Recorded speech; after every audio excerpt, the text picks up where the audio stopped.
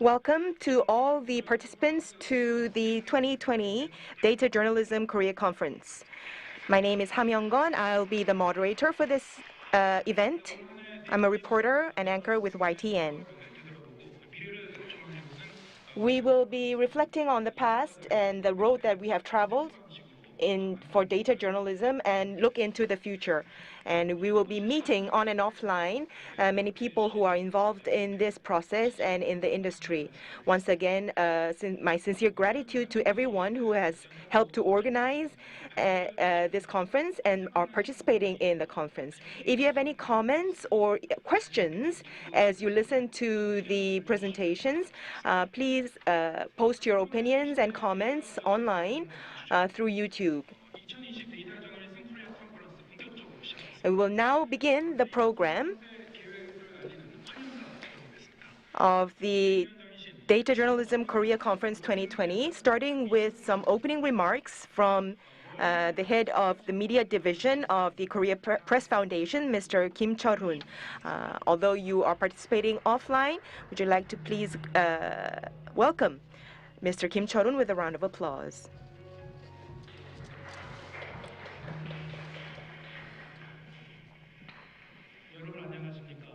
Good morning, everyone. My name is Kim Chulhoon. I'm the head of the media division of the Korea Press Foundation. I would like to sincerely welcome everyone who are participating both online and offline in the Data Journalism Korea Conference 2020. We are co-organizing this conference this year, again with the Korea Press Foundation, and this is the third conference this year, and it's all the more meaningful that we are opening the Korea Journalism Week with this press conference, pre-conference. And I would like to thank the co-representative Kwon Hye-jin of the Data Journalism Korea and also the Director Hwang Yong-seok of the Konkuk University Digital Communication Research Institute. Thank you very much to all the organizers. We have organized this conference to discover anew the value of data journalism in the era of COVID-19, and we will be sharing the wisdom and experience to innovate data journalism for the future. And to this end, we have invited well-known scholars as well as journalists. So I would like to especially thank Professor and Knight Chair in Visual Journalism at the School of Communication at the University of Miami, Professor Cairo, as well as Dr. Asaph Chun from the Research Institute, Statistics Research Institute. We are facing the pandemic of the COVID-19, and this has made all of us disconcerted and fearful, and that is because we are facing a road that we have never road of uncertainty that we have never traveled before. Data journalism in this era has played the role of picking out falsehood and searching for the truth and extracting meaningful information from data. And we're reflecting on the past and present in order to predict the future. And we believe that we can shed light on the path that our community should follow in the age of uncertainty through data journalism. And so data journalism's value will continue to grow in the future. And I hope that Korea's data journalism will be able to take the next leap forward and realize its potential to become the best and most innovative way forward for journalism. And I hope that this conference will be the starting point. Once again, a big thank you to everyone for participating despite the difficult times today. Thank you. Thank you, Mr. Kim Chulhoon. With that, we will invite the first keynote lecturer, Professor Alberto Cairo. He will join us through Zoom. Professor Cairo, good morning. Good morning or good evening for me, because it's evening here in Miami. Thank you so much for inviting me. It's a pleasure to be here tonight. It's a shame that I cannot be physically with you there. I would really like to visit Seoul again, or well, not South Korea in general, but I visited Seoul many years ago, and I really love visiting the city. I would like to have the opportunity at some point in the future to visit other cities in the country. My talk today is going to deal with how to visualize data, and I hope that you will find it illuminating. And those of you who have never tried to do data visualization, my goal in this talk is to encourage you to give it a try. Let's see if I succeed with that. 네, 오늘 발표하실 내용까지 간단하게 소개를 해주셨는데요. Yes, he gave us a brief introduction of the keynote lecture. But before we begin with the actual presentation, let me introduce to you who Professor Alberto Cairo is. Those of you in the area of data visualization or data analysis, I'm sure you're very familiar with Professor Alberto Cairo. He is a very renowned expert in data visualization. He has worked as an infographics expert in various distinguished institutions across the world. He is currently the Knight Chair Professor of Visual Journalism and the Faculty of Communication at the University of Miami. After Professor Cairo's presentation, we'll have a 10-minute Q&A session. So as you listen to his lecture, please jot your questions down in the chat box on the YouTube. The topic of presentation today is the art of insight, how to be a better reader of data visualization. Professor Cairo has briefly mentioned this already, but he's talked about getting smarter about visual information, how not to fall into pits and accurately understand the data that is presented through visualization. Let us look at everyone. this video. It's a pleasure and an honor to be here today and be able to present to you about my work in data visualization. As you probably know, my latest book is titled How Chats Lie, Getting Smarter About Visual Information, which is being launched in Korea really soon, or it has been launched already. And what I would like to do today is to give you an overview of what I talk about in the book, because I think that it may be useful for journalists. Actually, the title of the book is a little bit misleading in purpose, because it's obviously not a book about how to lie with charts, but about how to tell the truth with them. And more importantly, it is also a book about how we can become better readers of numbers and the charts that represent them, which I think that it is a skill that is critical to any journalist. And one of the main reasons why I wrote it is that visualization is everywhere nowadays, right? We see graphics of different kinds, charts, maps, graphs depicting data in many different realms, right? In business analytics, in the sciences, and they are also becoming more popular in news media. In the United States, for example, places such as the New York Times, the Washington Post, ProPublica, 538, Axios. In the UK, the Financial Times, and many other media organizations all over the world are adopting visualization as a means to communicate information to readers. And the good news is that visualization is not magic. It's something that anybody can learn how to make, how to design.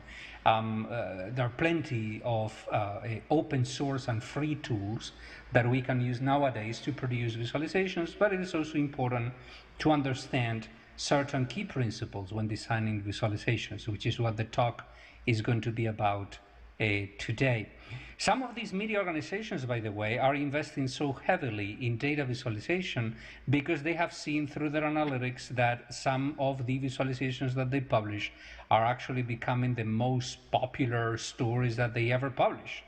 Just the other day, I saw a story from June in the Washington Post saying that out of the 7 most visited stories ever published by the Washington Post online, 6 out of these 7 are stories that were making by the graphics department at the, sorry, not the New York Times, the Washington Post, sorry. 6 out of the 7 most visited stories in the Washington Post were produced by the graphics department at the Washington Post.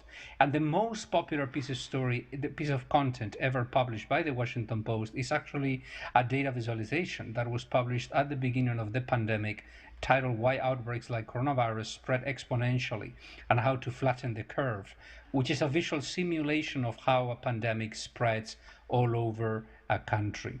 So visualization is wonderful, visualization is useful, visualization can be learned by anybody and should be learned by anybody, in my opinion. But at the same time, there are certain rules and principles that we need to remember. And we also need to abandon certain myths related to the world of visualization. For example, the ever-present, a picture is worth 1,000 words. One of the main reasons why I wrote How Chats Lie is to debunk this myth. It is not true that a picture is worth 1,000 words. It is only worth 1,000 words when a reader knows how to read that graphic, because visualizations are not really that intuitive. Visualizations sometimes need to be explained to people, right? We need to add text to those visualizations to explain what they mean, or to emphasize and highlight the main points that those visualizations are trying to make. Data never speaks for itself. We need to make it talk. And instead of just showing and not telling, we should show and tell, right? We should visualize, but we also should tell people what it is that we are seeing. I will show you examples of what I mean in just a few minutes.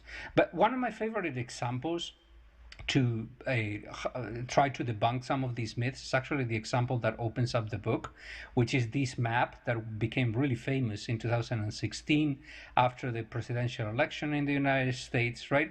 This is a photograph that was taken in the hallways of the White House after President Trump won the election in 2016. He asked some of his aides to print out a copy of this map, which, as you can see, represents the results of the 2016 election at the county level. So red are the areas that were won, the counties that were won by the Republican Party, and blue are the counties that were won by the Democratic candidate Hillary Clinton. President Trump loves this map absolutely, and there are even photographs taken in the Oval Office, because for a while President Trump had a stack of copies of this map, and he handed over copies of this map to whoever came to visit him in the Oval Office. He pointed out the red areas, saying, hey, take a look at this. You see the red? You see how much red there is in this map? Take a look at that. This is us. This is us. Meaning these are the Republicans. These are the Republicans. Now, why does Trump love this map so much? Well, I tend to believe that it is because it looks like an ocean of red with a few islands of blue, doesn't it, right? It seems that there's a huge and overwhelming advantage of Republicans over Democrats when you take a look at that country, right? It indirectly conveys the idea of a victory by a landslide, just because on that map, 80% of the territory is red and only 20% of the territory is blue. And Trump is obviously using this to argue that he won on a landslide, which is actually not true. Because if you know anything about the demographics of the United States, you know probably that the center of the country is actually quite empty. Very few people live in these areas, in the middle of the country, right? The population tends to concentrate on the big coastal regions and in certain metropolitan areas, which happen to be the areas that vote more Democratic, right? Democratic vote tends to concentrate in big urban areas, which are highly populated, but densely populated, but they are very small. But Republican vote tends to spread out all over the country through rural areas, which are sparsely populated, but at the same time enormous in size, which is a reality that is depicted in this other map by my friend cartographer Kenneth Field. Here, Ken, what he did was to locate more than 150 million dots, right? Each one of them representing a voter. Then he color-coded each one of those dots according to whether they voted Republican or Democratic, and then he geolocated each one of the dots close to where each one of the voters voted in the election. As you can see, the middle of the country is essentially empty, right? And there are big concentrations of Democratic vote in the big cities over the coast, and Republican vote tends to be more spread out, right? Now, let me tell you, though, that one of the conclusions that people extract from reading How Chats Lie is that I'm saying this map is wrong, or this map is a bad map. And it is not a bad map. It's a good map. It's only that it's a map that is being misused, right? Whenever we talk about visualization, and actually this is one of the key rules in becoming a good visualization designer, is that visualization is always purpose driven. whenever we design a graphic, we design that graphic with a purpose in mind. The purpose of this map is not to show the popular vote. Actually, this is not the right popular vote, obviously, because Trump didn't get 80% of the vote. The purpose of this map is not to show popular support. The purpose of this map is to show who won where, and that is what the map is useful for. It is not useful at all to talk about popular support, mainly because when we take a look at popular support, if you remember the results of the 2016 presidential election, actually Donald Trump lost the popular support, the popular vote. Hillary Clinton won the popular vote. Hillary Clinton actually got more votes than Donald Trump, but because of how the electoral system is structured in this country, Donald Trump still won the election in 2016 fairly and legally, but he got fewer votes, right? Not only that, I mean, if Trump wanted to discuss popular support, he should have done much more than, obviously, this map, which is not useful to discuss popular support, or even this bar graph, because here we are only showing the number of people who voted in the election.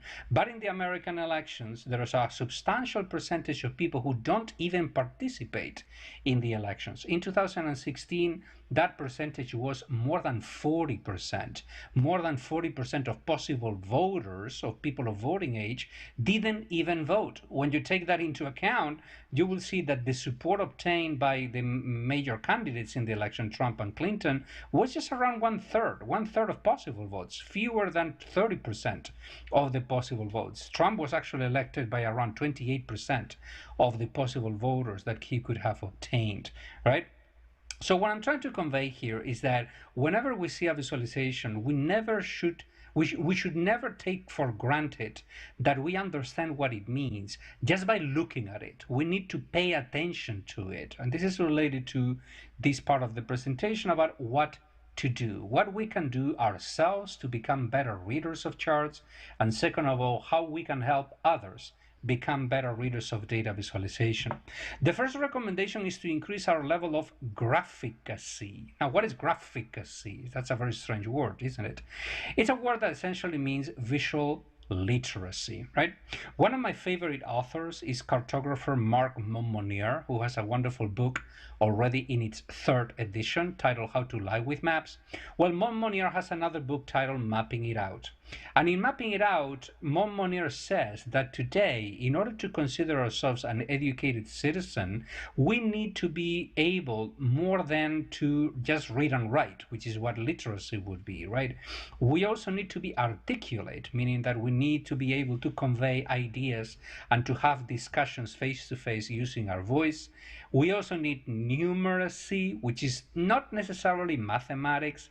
Numeracy is more the ability to think critically about numbers and with numbers, right? So it involves a little bit of statistical thinking and mathematical thinking, but also scientific thinking and logical thinking and philosophical thinking also. And then as an extension of that, graphicacy, which is the ability to think visually. This is something that could be taught in schools. Now, how can we do that? Well, whenever we work in journalism, one of the things that we can do to help our readers increase their level of graphicacy is not just to show them a graphic, but also sometimes put ourselves in front of the graphic, right, and add an explanation to the graphic. Not only the content of the graphic, but also how to read this graphic, right? This is something that CNN's Brian Stelter, who is one of the presenters at CNN, this is what he did at the beginning of the COVID pandemic when he showed the flatten the curve graphic. Brian put himself in front of the big TV screen, right? And he didn't just show the graphic, right? He put himself in front of the graphic and explained his viewers how to read that graphic. Now, this is equivalent of writing text in your visualizations, right? Whenever you design a visualization, you usually pair that visualization, that graphic, that map with some text that introduces the content of that graphic, right? Some sort of introduction or captions or footnotes, etc. In visualization, we call those textual or verbal elements the annotation layer. And the annotation layer is an essential part in visualization. We should really show and tell.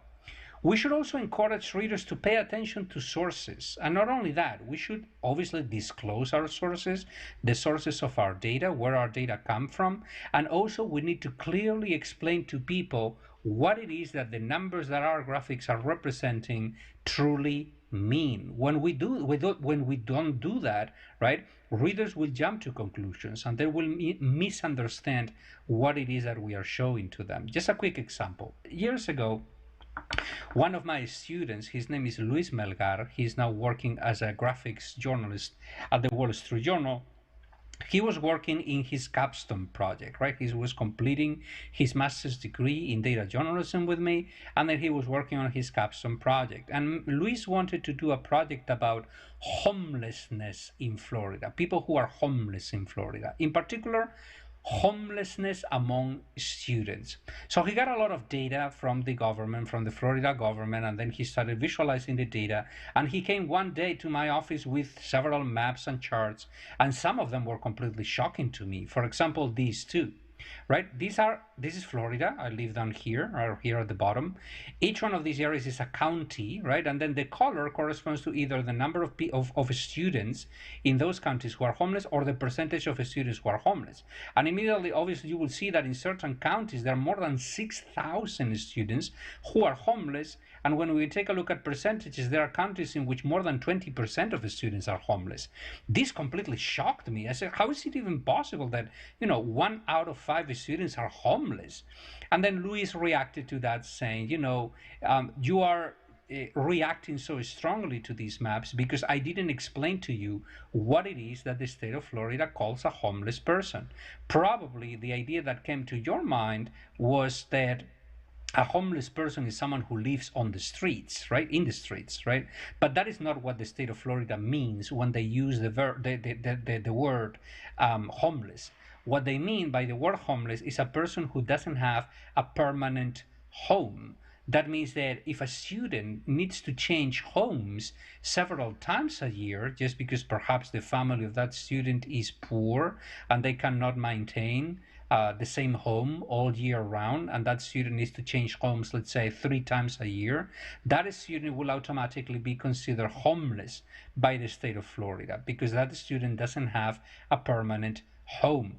Well, this is a great example to illustrate how important it is whenever we present data to readers to not only disclose the sources of our data, which in this case is the state of Florida, but also to clearly explain what it is that we mean by the metrics that we are measuring. What do we mean with by the word homeless? What do we mean by that, right? That needs to be disclosed in the story or in the visualization, because otherwise readers, as I did in this particular case, being shocked by these graphics, readers will jump to conclusions if we don't explain clearly to them what it is that they are seeing.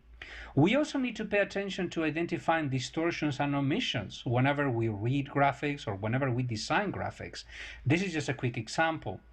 In 2013, RTVE, which is the national public television in Spain, right, my country of origin, they published this graphic of the number of unemployed people, right, in Spain between February and August. You may see that the number of unemployed people, right, came down from 5 million to 4.7 million people between February and August. And this TV station, this journalist making this graphic, put a positive spin to this story, saying, unemployment is improving and blah, blah, blah, etc. But is this true or not? Well, no, because this is a case of something that is extremely common, right? It's a case of cherry picking the data to push a particular agenda or a particular idea.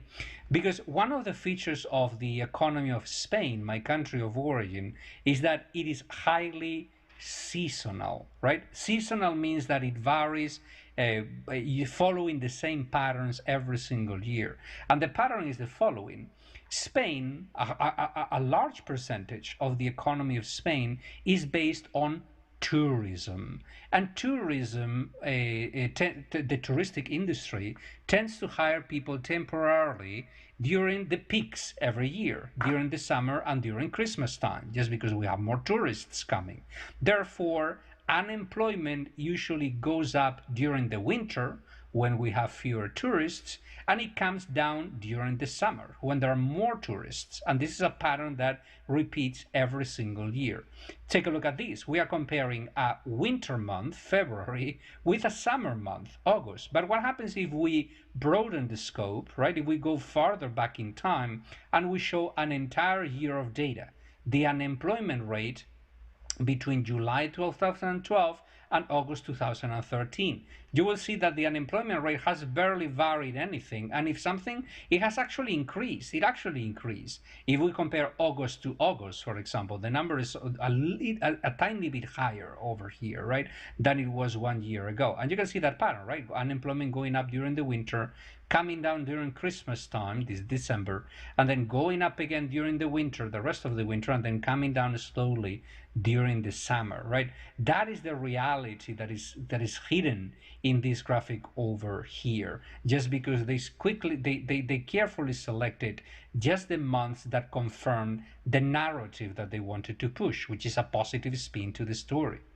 This is related to my next point, right? Which is that we should embrace depth ourselves as journalists, but we should also teach and train our readers to embrace depth as well. Now, one of the sayings that I like to repeat in my talks and also in my books, right, not only in How Chats Lie, but also in the previous one, The Truthful Art, and the prior before that, the Functional Art, both of them, by the way, also published in Korea, which is a huge honor for me. One of the sayings that I like to repeat in these books is that the goal of a visualization, right, or the goal of journalism in general, is not to simplify things. It is to clarify things. So let me try to explain the difference to you. Take a look at this chart. This is a chart that appears in How Chats Lie. It's the murder rate in 2000 in the United States per 100,000 people. The murder rate went up during the 80s. The 80s were a violent time in the United States. The murder rate came down during the 90s. Stay more or less the same, and then in the past 3 or 4 years the murder rate is increasing again in the United States. If we extend this line, which is something that I did for How Chats Lie, this line keeps increasing up to the present. Now, it is very easy for a regular reader to explain the content of this chart as the United States is becoming a more dangerous country, but that is not true. That is not true. Why is it not true? Because most places in the United States are pretty safe. If we could plot every single town or every single neighborhood on the vertical axis of this chart, most places will be down here. Most places have a very low murder rate, probably around the national rate or below it. What is the challenge? Well, that there are certain places in the United States, right, certain neighborhoods in certain cities that in the past few years have become so violent that they indeed have become much more dangerous. So dangerous that if we try to plot them on this chart, we couldn't do it because they will go through the roof. The murder rate is so high that it tends to distort the national rate. So this is a perfect example of what is a simplification and what is a clarification. This is a simplification because you are only showing me the national rate without showing me the important details in the data, or at least discussing those important details in the data, right? The few observations, the places that may be distorting the national rate. So this is what I mean by embracing depth. The impulse of any journalist is to show just these. And there is nothing wrong with this chart per se. The chart is right. It's the best data that we have. But if we present it without further explanation to readers who don't know about this data, don't know that much about this data, people will jump to conclusions. They will say, well, the United States is becoming more dangerous. We also need to show these. This is what clarifies the story to people. We need to always look deeper into the numbers that we deal with every single day. And then the last recommendation, teaching people not to read too much into a graphic. This is related to many things that I have said so far already, right? How I jumped to conclusions, for example, when I saw the maps of homelessness in Florida, right? We need to teach people to see in a graphic only what it is in the graphic and nothing else. Quick example, take a look at this chart. This is a chart that shows, this is called a scatter plot. A scatter plot is a chart that shows the association or correlation between two different variables. Here we have Each dot is a country, right? The horizontal axis, the position on the horizontal axis is cigarette consumption per capita. So the further to the right a dot is, the more cigarettes people tend to consume in that country. And then the position on the vertical axis is the life expectancy in years. That means that the higher the dot is on the y-axis, the higher the life expectancy. Well, I can assure you that many readers, right, if you only show this without further explanation, they will describe the content of this chart as the more we smoke, the longer we live, right? And that is extremely dangerous, right? Because who is this we? By we, probably they mean myself, right? The more I smoke, the longer I will live, which is actually not true, obviously, as we know, right? Smoking is not great for our health, right? So what is wrong here? Is it the data that is wrong? No, the data is completely right. The challenge is that what we are dealing here is an example of many fallacies and paradoxes that appear very, very often when we deal with data. The first one is the ever-present, and probably most of you have heard about it already, correlation is not causation. The fact that we're seeing a correlation between one variable and the other variable doesn't mean that this variable causes that variable, or that this variable causes this other variable, vice versa. They just mean that they are associated. We know that the higher the cigarette consumption, the higher the life expectancy, but that doesn't mean that they are causally connected. And it's also a great example of several other paradoxes that are far, far less known, particularly by journalists like myself and like yourselves. One of them called the ecological fallacy. What is the ecological fallacy? Like ecology, right? Ecological fallacy. The ecological fallacy consists of trying to make an inference, to learn something about one level of understanding, one level of showing you here. Each one of these dots is not a person. Each one of these dots is a country. It's a country, right? So that's a different level of aggregation. We are aggregating the data of tons of different people, right? And showing just those national averages. But a pattern that we see at one level of aggregation, in this case, a national level of aggregation, positive pattern, the more we smoke, the higher the cigarette consumption, the higher the life expectancy, that phenomena may not appear at lower levels of aggregation of the data at the individual level.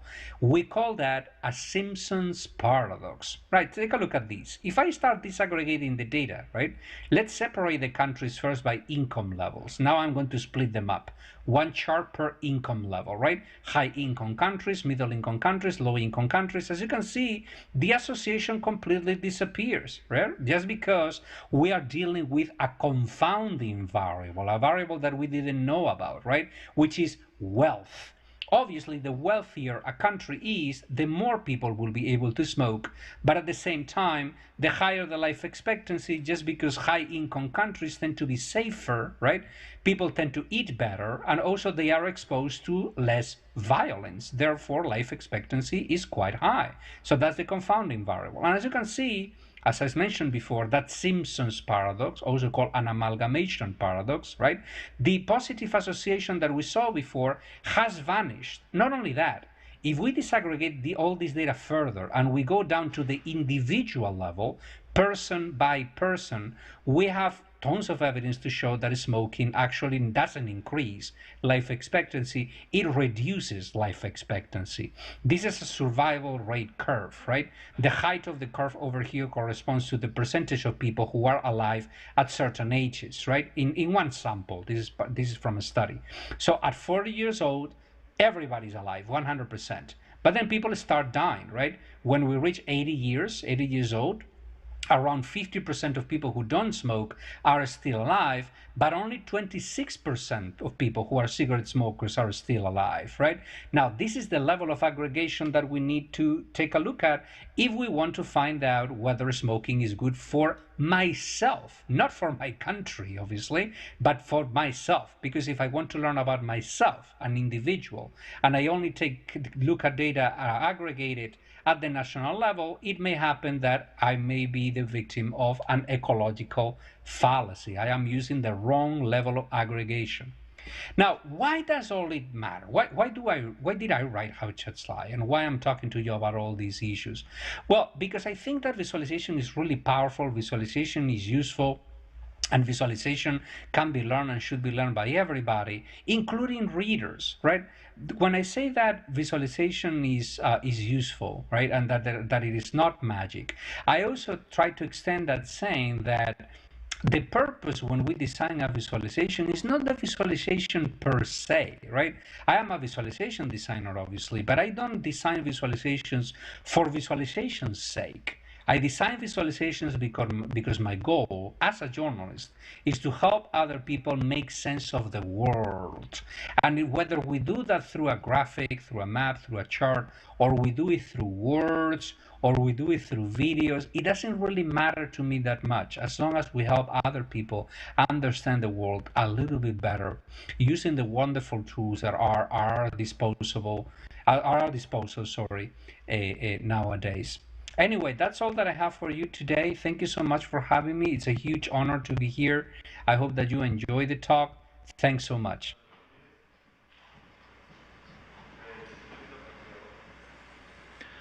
네, 알베르토 카이로 교수님. Yes, Professor Alberto Cairo, thank you for the keynote lecture. I think you can go on another hour or two on this topic. You covered a lot of topics very efficiently in limited time. Thank you for that. And when it comes to data visualization,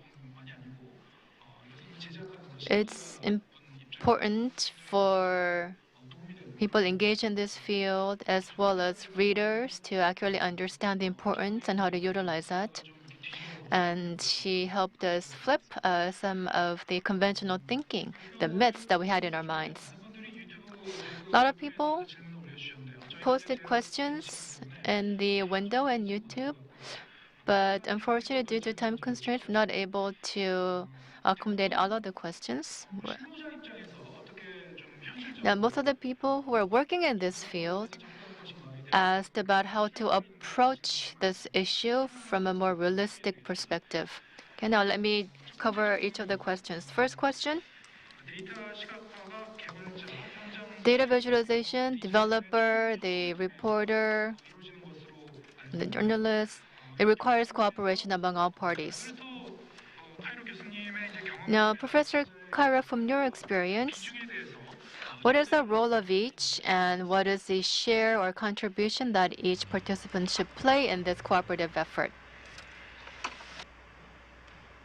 Yes, indeed. The design of visualizations nowadays is a product of teams. It's not necessarily the product of a single person working. Although that depends on the complexity of the project, right? I have done plenty of work on my own, right? If we are designing a simple bar graph or a data map, so that's something that I can do myself without the need of collaboration with other people. But when it comes to designing the types of more ambitious projects that we often see in big media, that's the product of collaboration among different people with different skill sets. The core skill sets, I think, are, first of all, journalistic skills. Obviously, we need to have people who know how to tell a story and first of all, how to find what really matters to the public, and then how to structure a story, how to structure a narrative in a way that it makes sense, how to write a title, how to write an intro. So that's a critical skill. On the other hand, we also have the role of designers, visual designers, both visual designers and UX designers, right? Designers who can take care of typography, color, composition, and so on and so forth, and UX designers who can take care of all the aspects related to the navigation of the graphic and the experience that the user may get when accessing the graphic. And then developers and data scientists, right? People who know a lot about how to handle data, and then about how to develop the interactive tools that may display that data also in an efficient manner. Now, these are not necessarily isolated goals. I'm not saying that one single graphic will require the participation of 5 or 6 different people. Some of these roles can be adopted and can be embraced by a single person, right? I have seen smaller teams of 2 or 3 people who produce very efficient data visualizations just because one single person can fulfill more than one of these roles. But it is true. I mean, some of the most successful projects that we see nowadays are the product of collaboration between different people, between people who have different profiles different backgrounds. It is impossible nowadays to be an expert on everything that is related to the design of data visualizations, right? We need to find our own niche of expertise, right? Our own area, the area that we can really get very good at, and then specialize in that.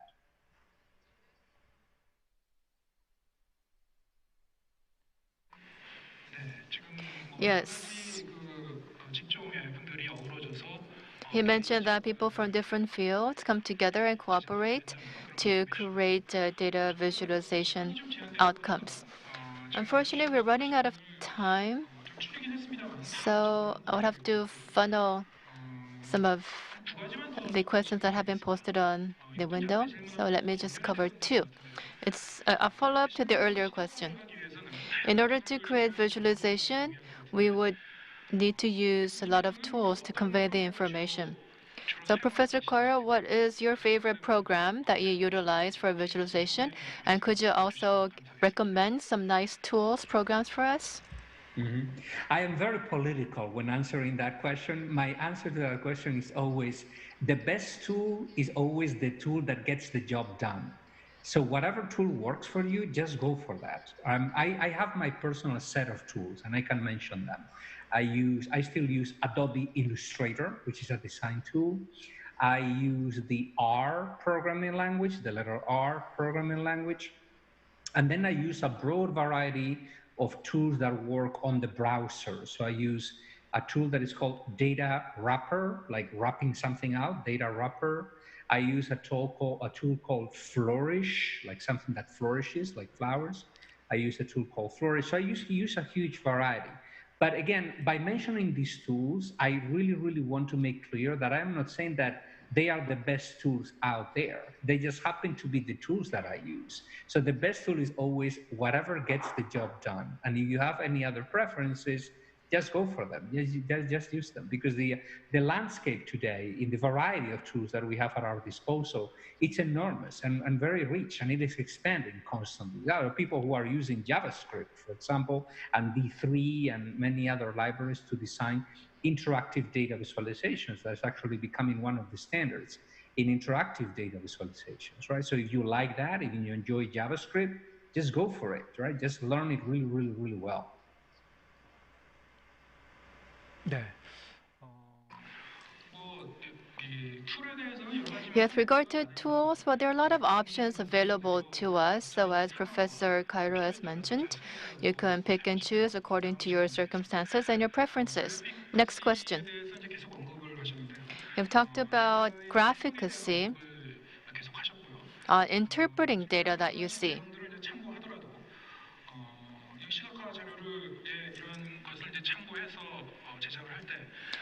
So when you create visualization data using raw data,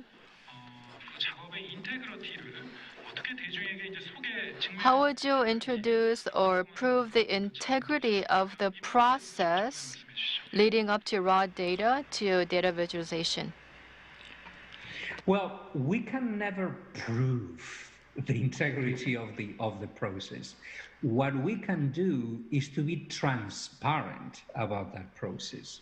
So one thing that I think that we journalists need to do more often is to disclose the methodology that we use to come up with our stories.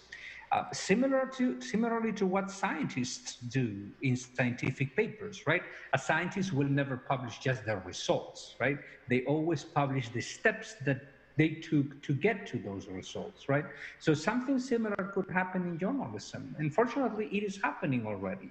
If you take a look at what is happening in what we consider the gold standard in data journalism, for instance, ProPublica.org, whenever ProPublica publishes a data-driven story that require the gathering and manipulation of data, they never just publish the story itself. They publish the story, but then they also pair that story with a methodology page in which people can double check and verify what was done to get into that story, where people can download the original data to double check so that exercise in transparency is absolutely essential to make journalism a little bit more replicable, like science ideally should be. I think that that's the way to go.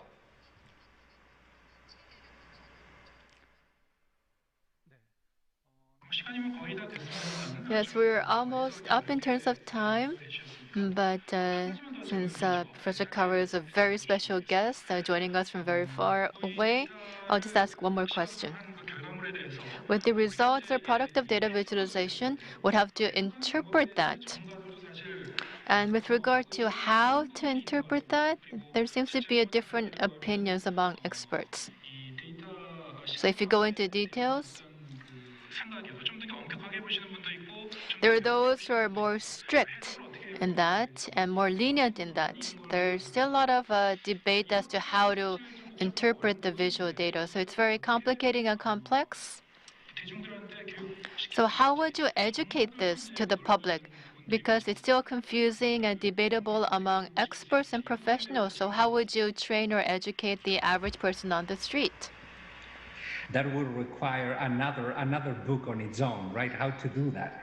But I am a great believer in the power of long-term strategies.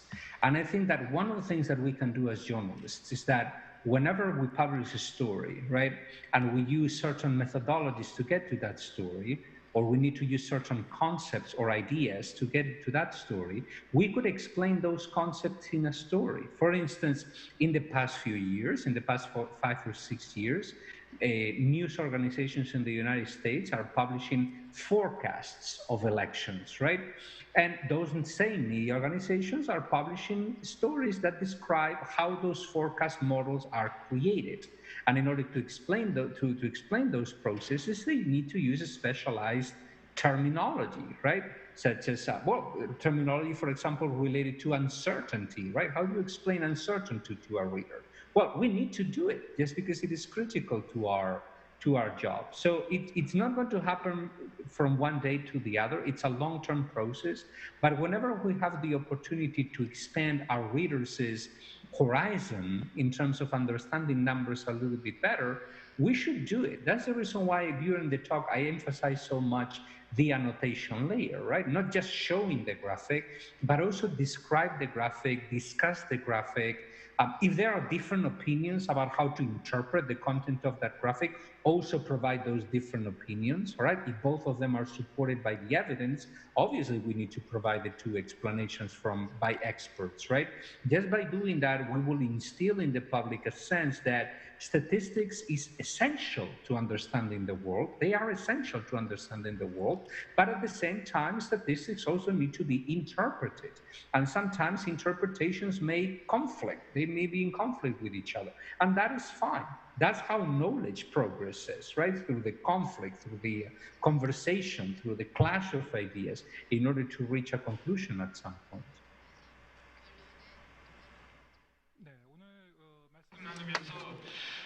Yes, in the course of this discussion, in understanding the creation and understanding of data visualization, it requires a lot of elements and components to understand.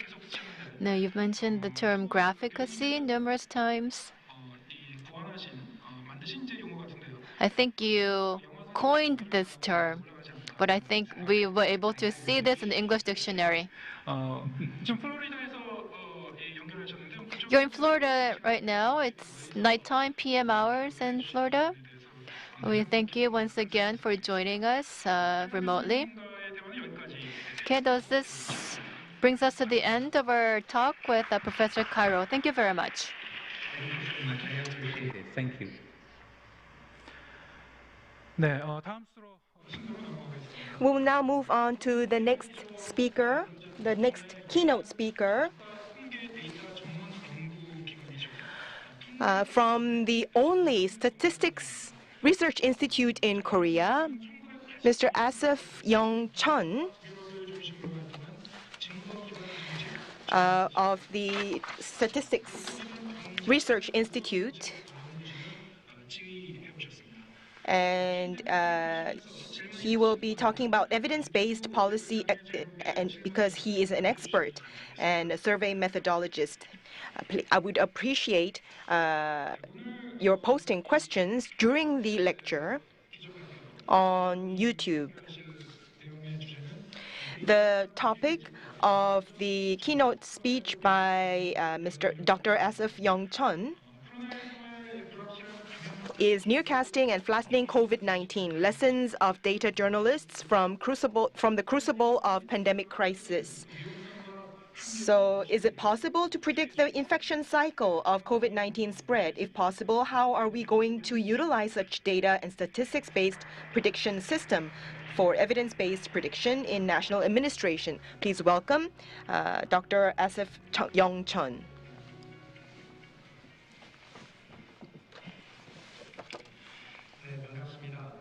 It's good to see all of you. I'd like to greet the viewers who are logged in through YouTube.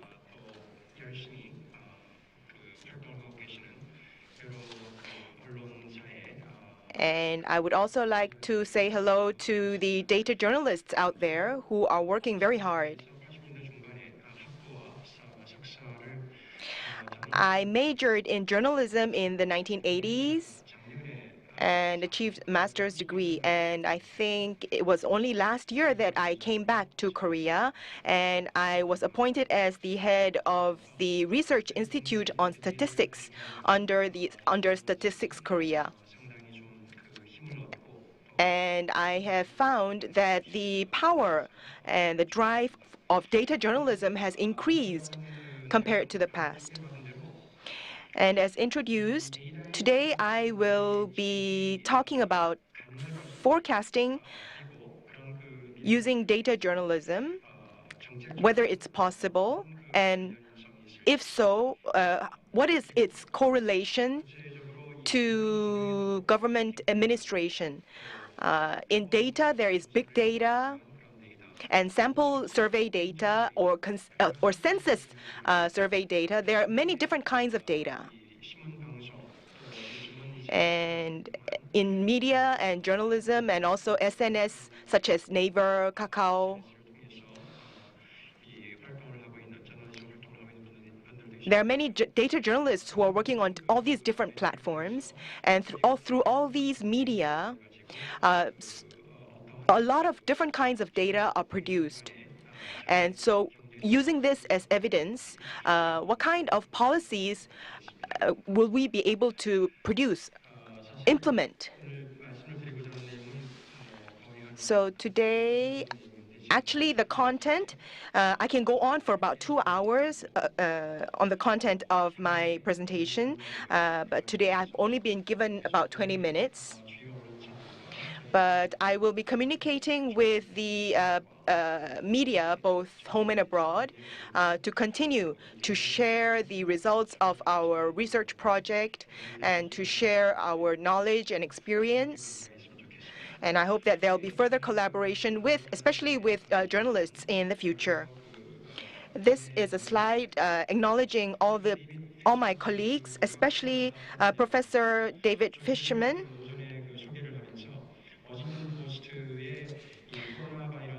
In Washington Post, there is a simulator for the coronavirus. And Professor Alberto Cairo mentioned this during his keynote speech. And Professor David Fishman from the University of Toronto has forecasted the trends of the spread of the coronavirus in March and April this year, and we have been collaborating with Professor Fishman's team through the Korea-Canada Joint Research Team on Predictive Modeling of Infectious Diseases. And besides this, besides the teams from the University of Toronto, we have been cooperating with many other university teams as well as researchers in Canada. I will be speaking about 5 different topics. The data-based society and data journalism, and the methodology for predictive modeling of infectious diseases, and how we can supplement predictive modeling using big data, and also the infection scares, how we can case studies of predictive modeling, and socio-economic impact of COVID-19 on vulnerable groups. And then finally, I will be talking about some lessons of and for data journalists. So, first of all, why should we be interested in data journalism or data-based administration, national administration? I think it was in 1997 in the UK. For about 10 years, they have been, the British have been focusing on data-based governance or data-based administration. And we started the same thing in 2004 in Korea during the Roh-moo-hyun administration. And so policy assessment, policy making and policy assessment was approached based on evidence, based on data. So we've been making that effort since 2004, so we were ahead of the United States.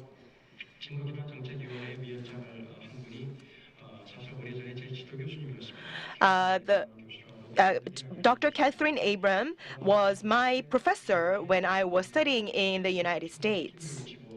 And she headed the evidence-based policy-making commission, U.S. Evidence-Based Policymaking Commission. And so we have renowned scholars working on evidence policy making in the United States, but we were ahead. Korea was ahead of the United States in approaching national administration based on evidence, based on data. And so that effort was launched quite early on in Korea. So we are advanced in that field. So what is data-based journalism? How should we define it? The Society for Data Journalism, when I heard the news that such a society exists, I was very happy. Because up until my master's degree, I was working on journalism. I had studied mass communication, so I was very interested in data journalism, and I was watching the growth of data journalism in Korea very closely. And if you look at the changes that data journalism has been going through around the world,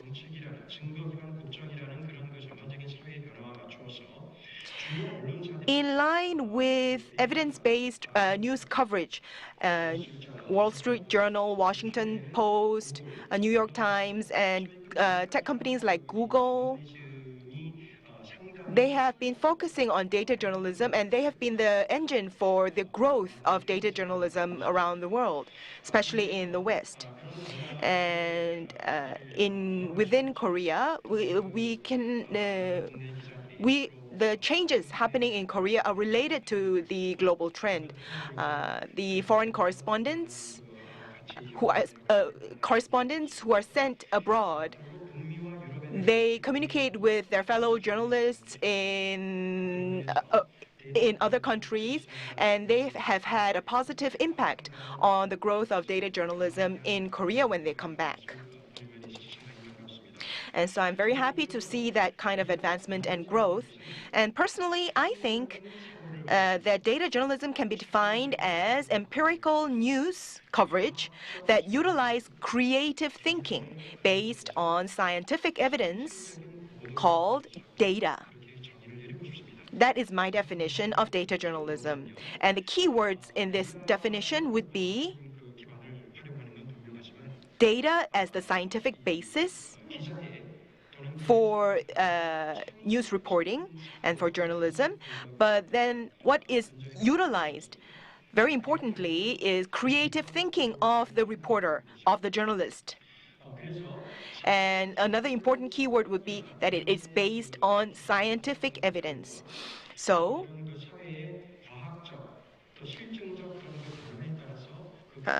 Thanks to the scientific evidence, there is the growth of scientific and empirical society, and so there is a huge gap between that and objective beliefs.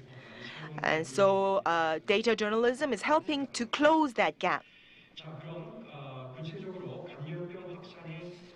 So let's focus on the case of trending the spread of infectious disease and methodology of predictive modeling.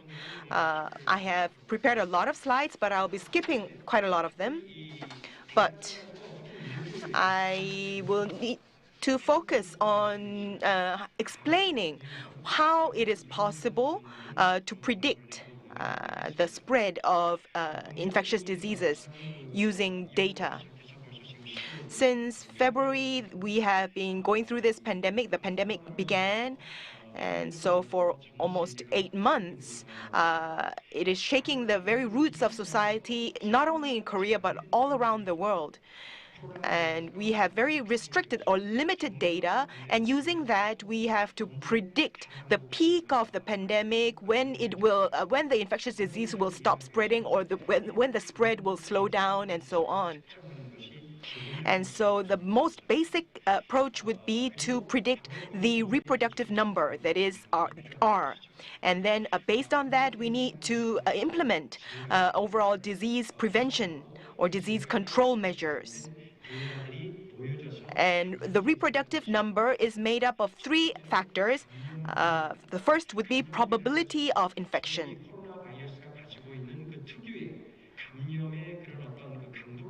This would be the strength of the coronavirus itself compared to, say, pneumonia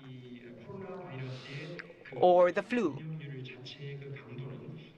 The strength of infectiousness is much higher than the flu or other common infectious diseases. So we have to predict, or P would be a very important factor, probability of infection. And the second factor is contact propensity. So both domestically and abroad, we are practicing social distancing very actively. This is to reduce this C, contact propensity. And the last factor would be the duration in which the infected population causes the disease to spread. So how long the infectiousness, the duration of the infectiousness of the patients, we need to reduce that duration. And this is another very important factor to control or lower R. So we have to diagnose and then test, and as well as contact tracing, and we also have to prevent the spread. And so and we have to treat the patient in isolation. So this is what you call the 3T: testing, tracing, and treating in isolation. And if you have these 3 factors, the R is a multiplication of P, C, and D. And the overall disease control or prevention is based on this 3T, and it's possible through 3T. That is, the government can step in to test, trace, and treat. And if we are able to gather the relevant data for P, C, and D, then we can come up with the R number and reproductive number, and we can implement disease prevention measures. So what kind of response do we need in this process, in this era of the new normal because of COVID-19? What kind of everyday life social distancing and disease prevention do we need? So David Fisman and I have been working with our teams, and we have already publicized or published our research results in April. In Korea, we have social distancing, And we need to strike a balance between the force of disease control and the tempo of economic activity. So we need to uh, take the measures, implement measures as far as possible to prevent the spread of the disease. But we cannot negatively impact the economy too much. So if the preventive measures, disease control measures, hurt economic activity too much, then that would defeat the purpose. So we need to strike that balance between the force of disease control and the tempo of economic activity, and through that, we will come up with what appears would be this kind of waves of the disease control and waves of economic activity that is allowed. And we have gone through 3 of these waves. So we have had these 3 small waves since the second one being the one from source from Itaewon, and the third one because of the National Liberation Day rallies. And then the first wave was because of Shincheonji. And we have proven during the second wave that this kind of balance is possible. The second serious outbreak in the metropolitan area was controlled in that way. So the first wave was in Daegu, and then there was the second wave,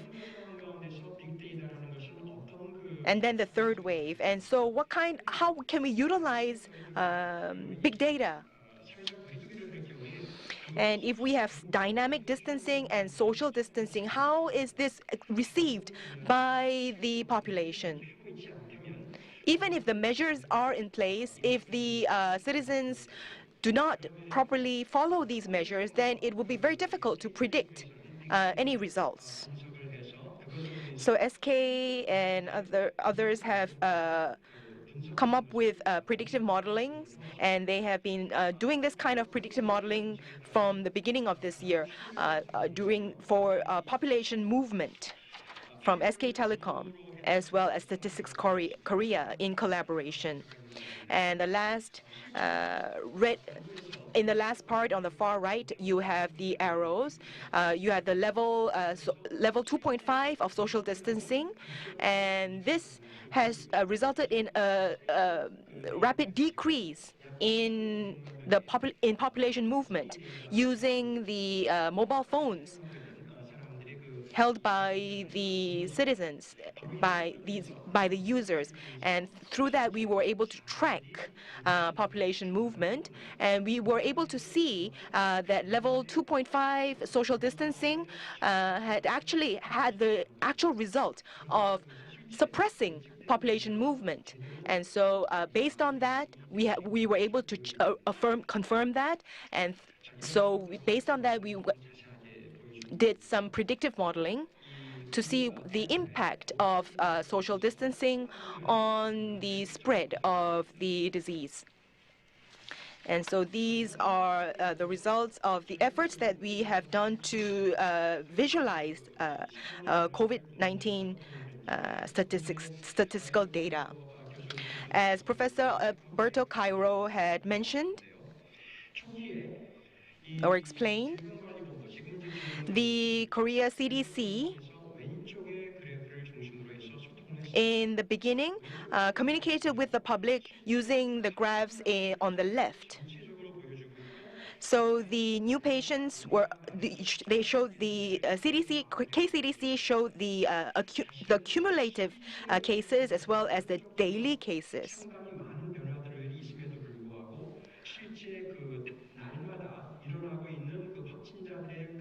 So the daily changes was not shown accurately in the previous graphs.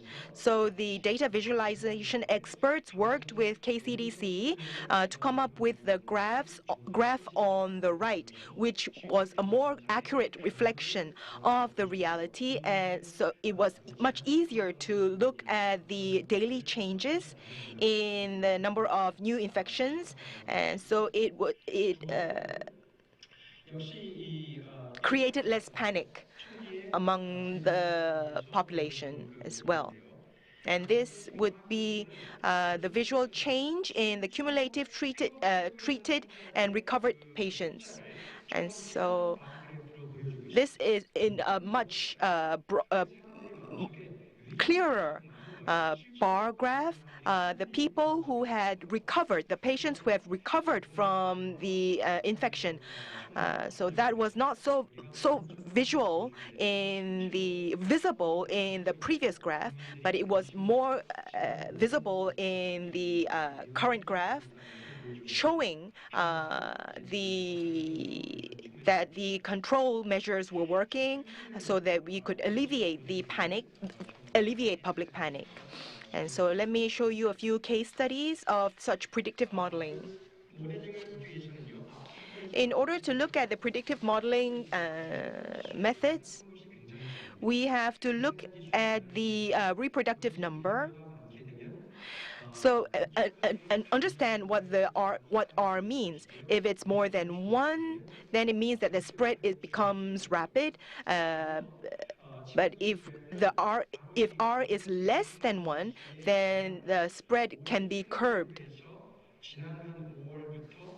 From May till the end of September, this is the real actual trend of the R number.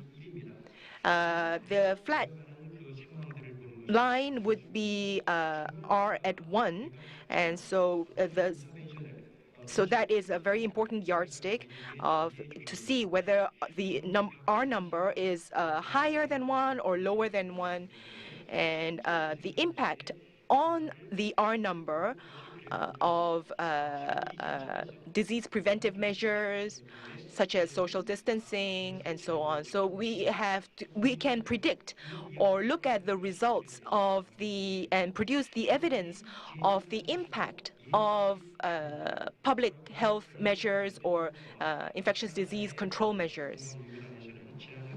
And this is possible.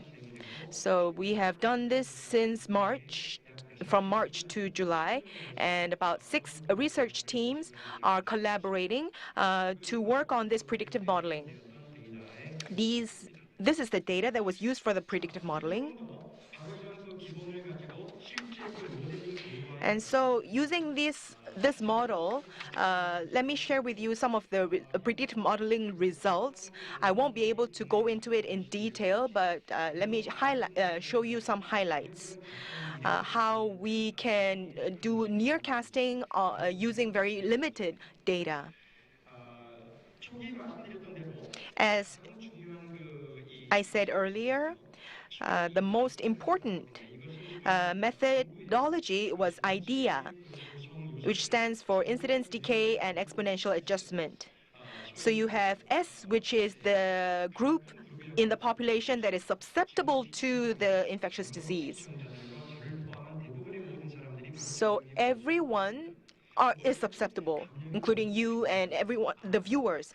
And then the second factor would be I, which is the people who are infected patients. And then R for removed, that is people who have recovered or died from the disease. And if you have these 3 groups, and you will be able to forecast the spread trends.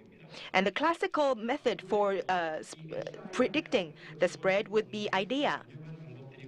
And then there were some models that are used in Korea that tweaked or adjusted the IDEA method.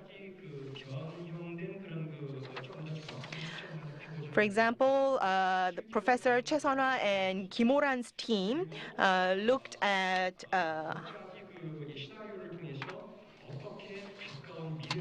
used the S, I, and R and added some other variables to predict the spread. SIR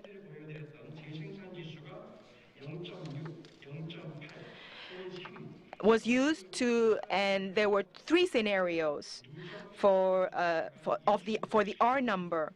R was is 0.6 and then 0.8 and 2.9. And what would be the result of the spread of the coronavirus in 2 weeks, in 6 weeks, and so on. 4 weeks, 2 weeks, and 4 weeks, on the based on the scenario where the R number is 0.6, 0.8, 2.9, and so on. I won't be able to go into the details of the predictive modeling results, but overall, if the contact propensity is lower than 1 and higher than 1 or much higher than 1, so if based on these three scenarios, what would be the results in terms of the spread? If the contact propensity is high, then it would be the red curve, and then if it's much lower, then it will be the yellow curve. So this is the results of the predictive modeling in 3 weeks' time, in 6 weeks' times, and so on. And this was quite realistic and was close to the actual reality.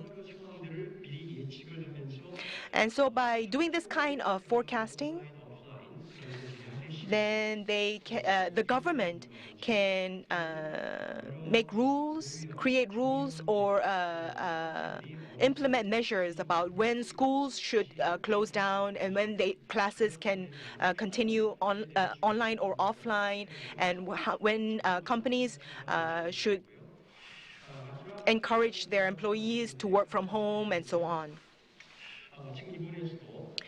And another case would be Professor Sonushik's team in the National Institute for Mathematical Sciences, where this team used stochastic metapopulation predictive modeling. If you adjust some of the variables, what kind of forecasting is possible? It was a much greater variety. So the input data, what kind of impact would the input data have on the results? So before Chuseok, the Korean Thanksgiving, if the number of infected patients in daily was 50, when it is 100, and when the R number is 0, 0.5, and 1, it was P was the decrease in the population movement, and with this population movement, if it's 100 people or 50 people or 0, then what would be the impact or the results in terms of the spread of the disease? So that was what they looked at. And then from Seoul National University, you had Dr. Park Tae-sung, Professor Park Tae-sung's research team working on the segmented Poisson model that focused more specifically on policies. In the UK and many other countries, there are many policy variables. Public health measures or policies such as social distancing. These are measures and policies, and there have been a lot of research on the impact or the effectiveness of such policies and measures. So policy measures about announcing the level of social distancing at level 1, level 1.5, 2, 2.5, and so on. What would be the impact of raising or lowering the level of social distancing? And the other variable would be what would be the impact of closing down schools and workplaces? And the other one would be the health index, where infected patients are tested, traced, and then treated. And if such healthcare systems are in place, then what kind of impact would that have on the number of new cases, that is, on the spread of the coronavirus? So these are the variables that Professor Park's team looked at. And although I'm running out of time, let me go into another important aspect, which is the socio-economic impact on vulnerable people or vulnerable groups because of the coronavirus. So we need to have evidence and scientific data in order to predict the impact that economic policies would have on vulnerable classes, vulnerable people, and impact on the economy. Well, although disease control and prevention measures are very important, and they do have they are effective, they also have negative impacts, because if people are in isolation, then they are more prone to depression, and this could lead to suicides, increased suicides. And actually, in reality, in fact, we saw that the suicide rate had increased.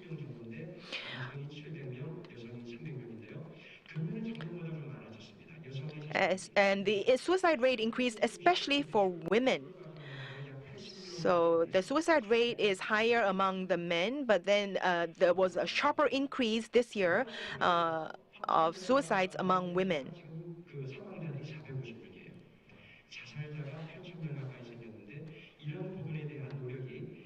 And so the people who committed suicide number about 8,000 in total.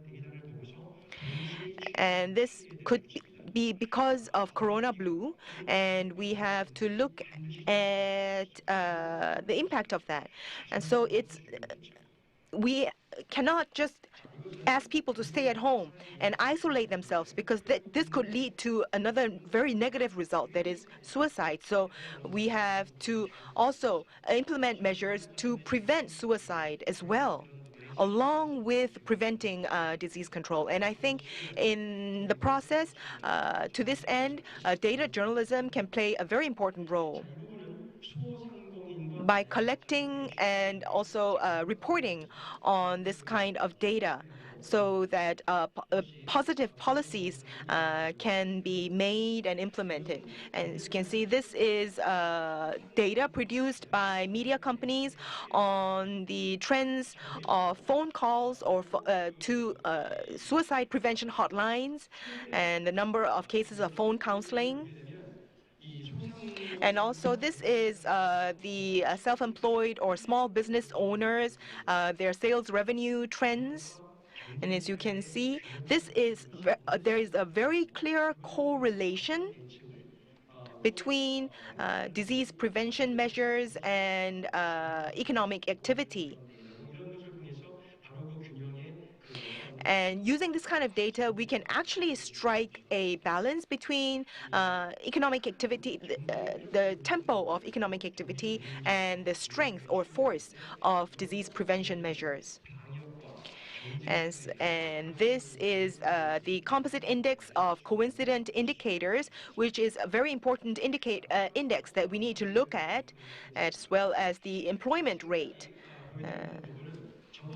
So now moving into the conclusion.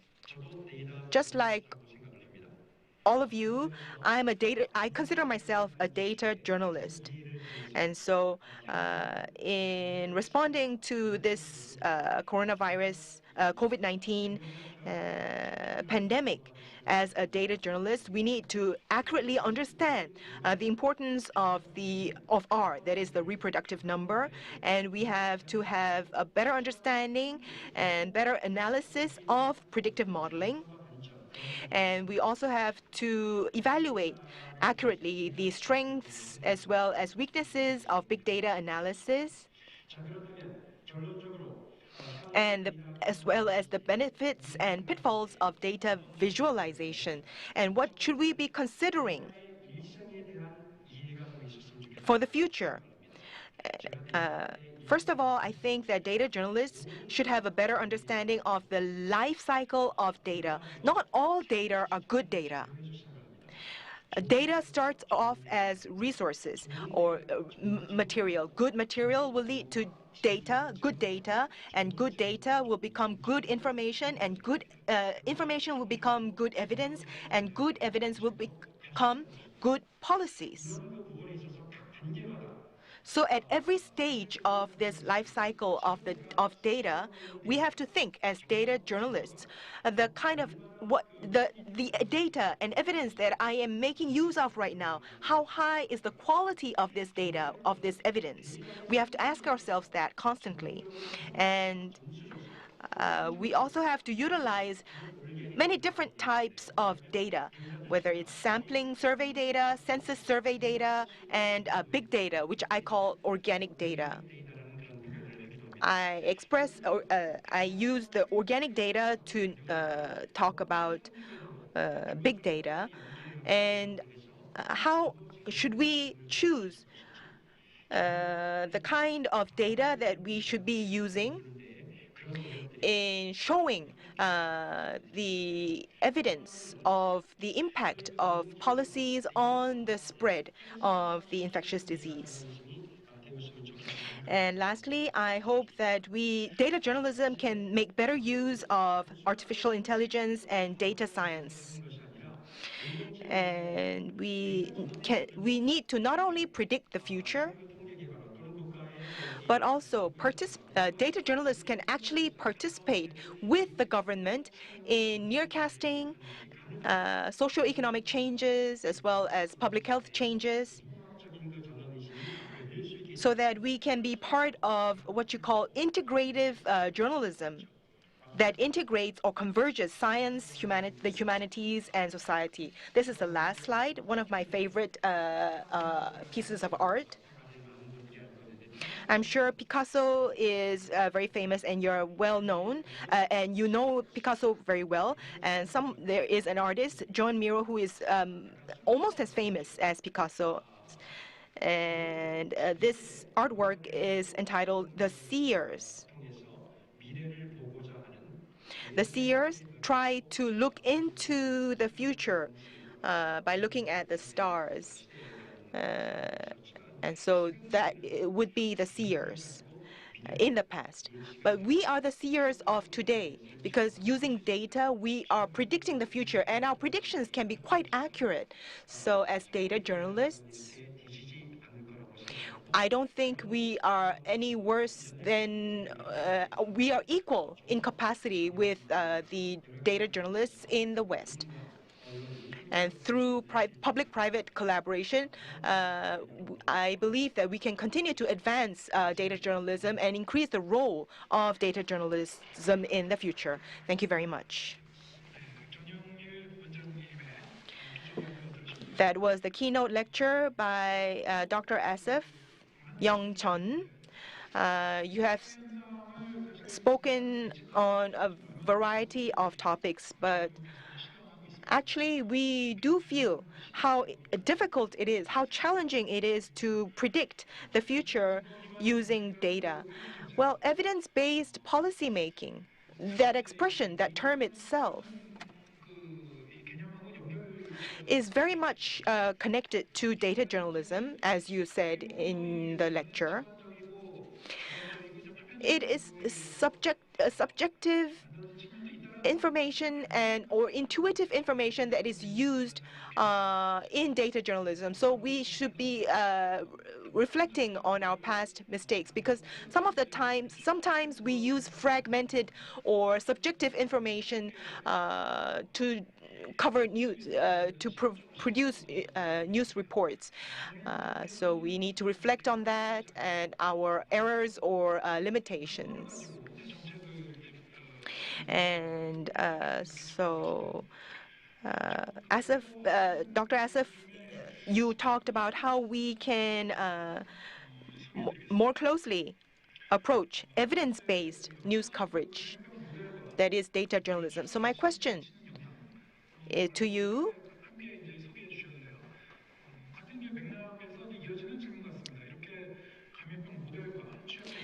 this kind of predictive modeling and the impact, predicting the impact of COVID-19 on the vulnerable classes, how can this, what should the data journalists keep in mind when we look at that? When we do this kind of predictive modeling as journalists, this could be a time-consuming process when we need to produce news almost real time, and we don't have a lot of time to produce a news report on changes. So how can we approach that? To predict the impact, the socio-economic impact of on vulnerable groups. And so how should data journalists approach this? How should the media and journalists approach that? That is not a very easy question to answer. When we do predictive modeling of infectious diseases, sometimes it takes about a minimum of 1 week. If it takes longer, it could be about 2 weeks. But in that time period, journalists, reporters can't afford to wait that long. And in that process, a lot of teams are moving at the same time, working at the same time. So it is quite possible for one team to work for about a couple of weeks on predictive modeling to come up with predictions or forecasts for up to 4 weeks down the road. So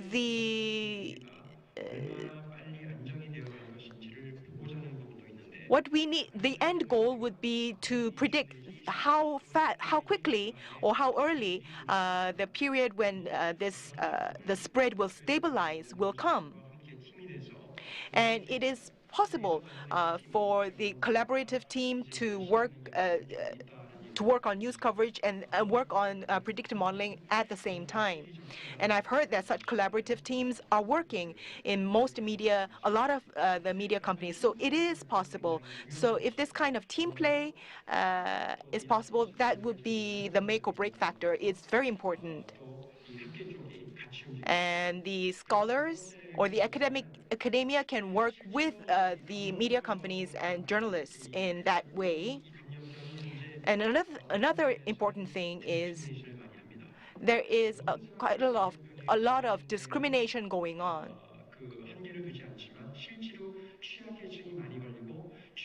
The vulnerable groups, they are more susceptible to infectious diseases, and small businesses are more susceptible, more vulnerable. The elderly, the poor, women. So these vulnerable groups, what kind of damages are they sustaining because of COVID-19? And how are they trying to overcome the damage? If we have accurate data and we are able to have accurate forecasts on this, then we will be able to implement policies in a much wiser way.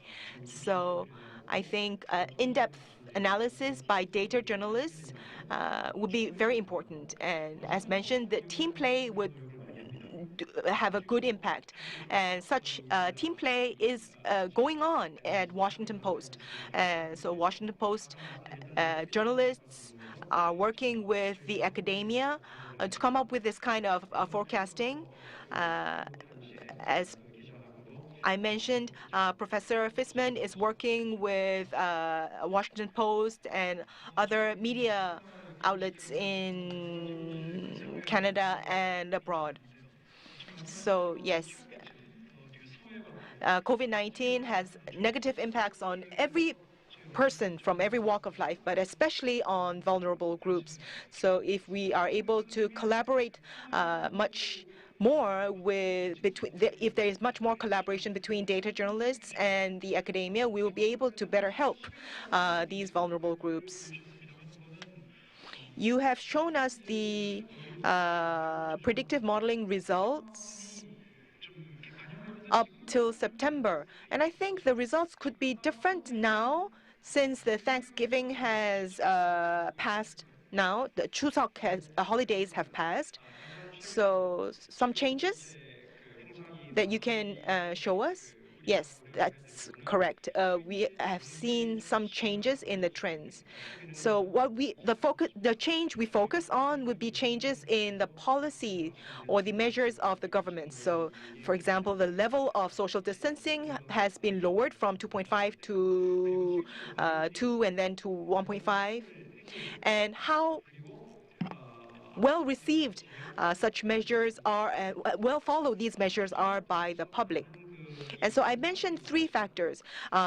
There was quite a lot of population movement during the Chuseok holidays, but then if the population were faithfully following preventive measures such as wearing face masks and washing their hands frequently, then that would have a great impact on the spread. That would reduce the spread of COVID-19. If that's the case, so then we will be able to keep the reproductive number to lower than 1, like 0.5. And stabilizing period could come earlier depending on the government policies as well as the behavior of the population. And then another very important factor would be the weather and the flu, which will keep more people indoors.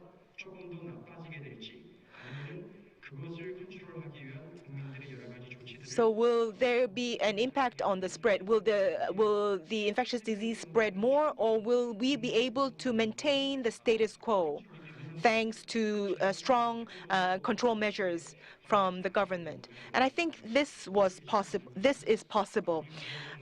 In September, there was about when the infection cases was 400. Back then, it was predicted, thanks to predictive modeling, that it would be very difficult to maintain the status quo or stabilize the spread of COVID-19, and that is why the social distancing level was increased, to 2.5. So this kind of predictive modeling efforts should be shared more with the government. So this was not covered by the media very much recently, so that was very enlightening. So I think we can have hope that we can do more accurate predictions, have more accurate forecasts thanks to predictive modeling. And based on such data and evidence and predictive modeling, we will be able to implement better policies. And I think they are being reflected in government policies. And through collaboration between the media and the government, we will be able to come up with better social policies and measures for a better society. I think we will have to conclude the keynote lecture by Dr. Asaph Chun here. Thank you very much.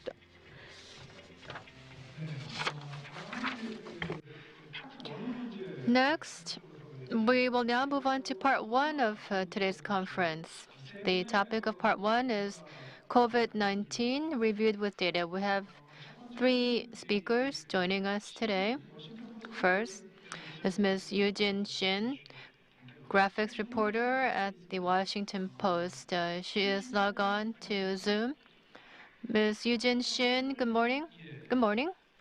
오늘 발표해 주실 내용 제목이 The topic of our presentation is coronavirus and visual journalism. 기조 발표를 해주신 분들이 공통적으로 이제 The earlier keynote lecturers 학교에 have 이 어떤 시각 정보를 이용한 코로나19 both mentioned 올해 많은 the 공을 끌었죠.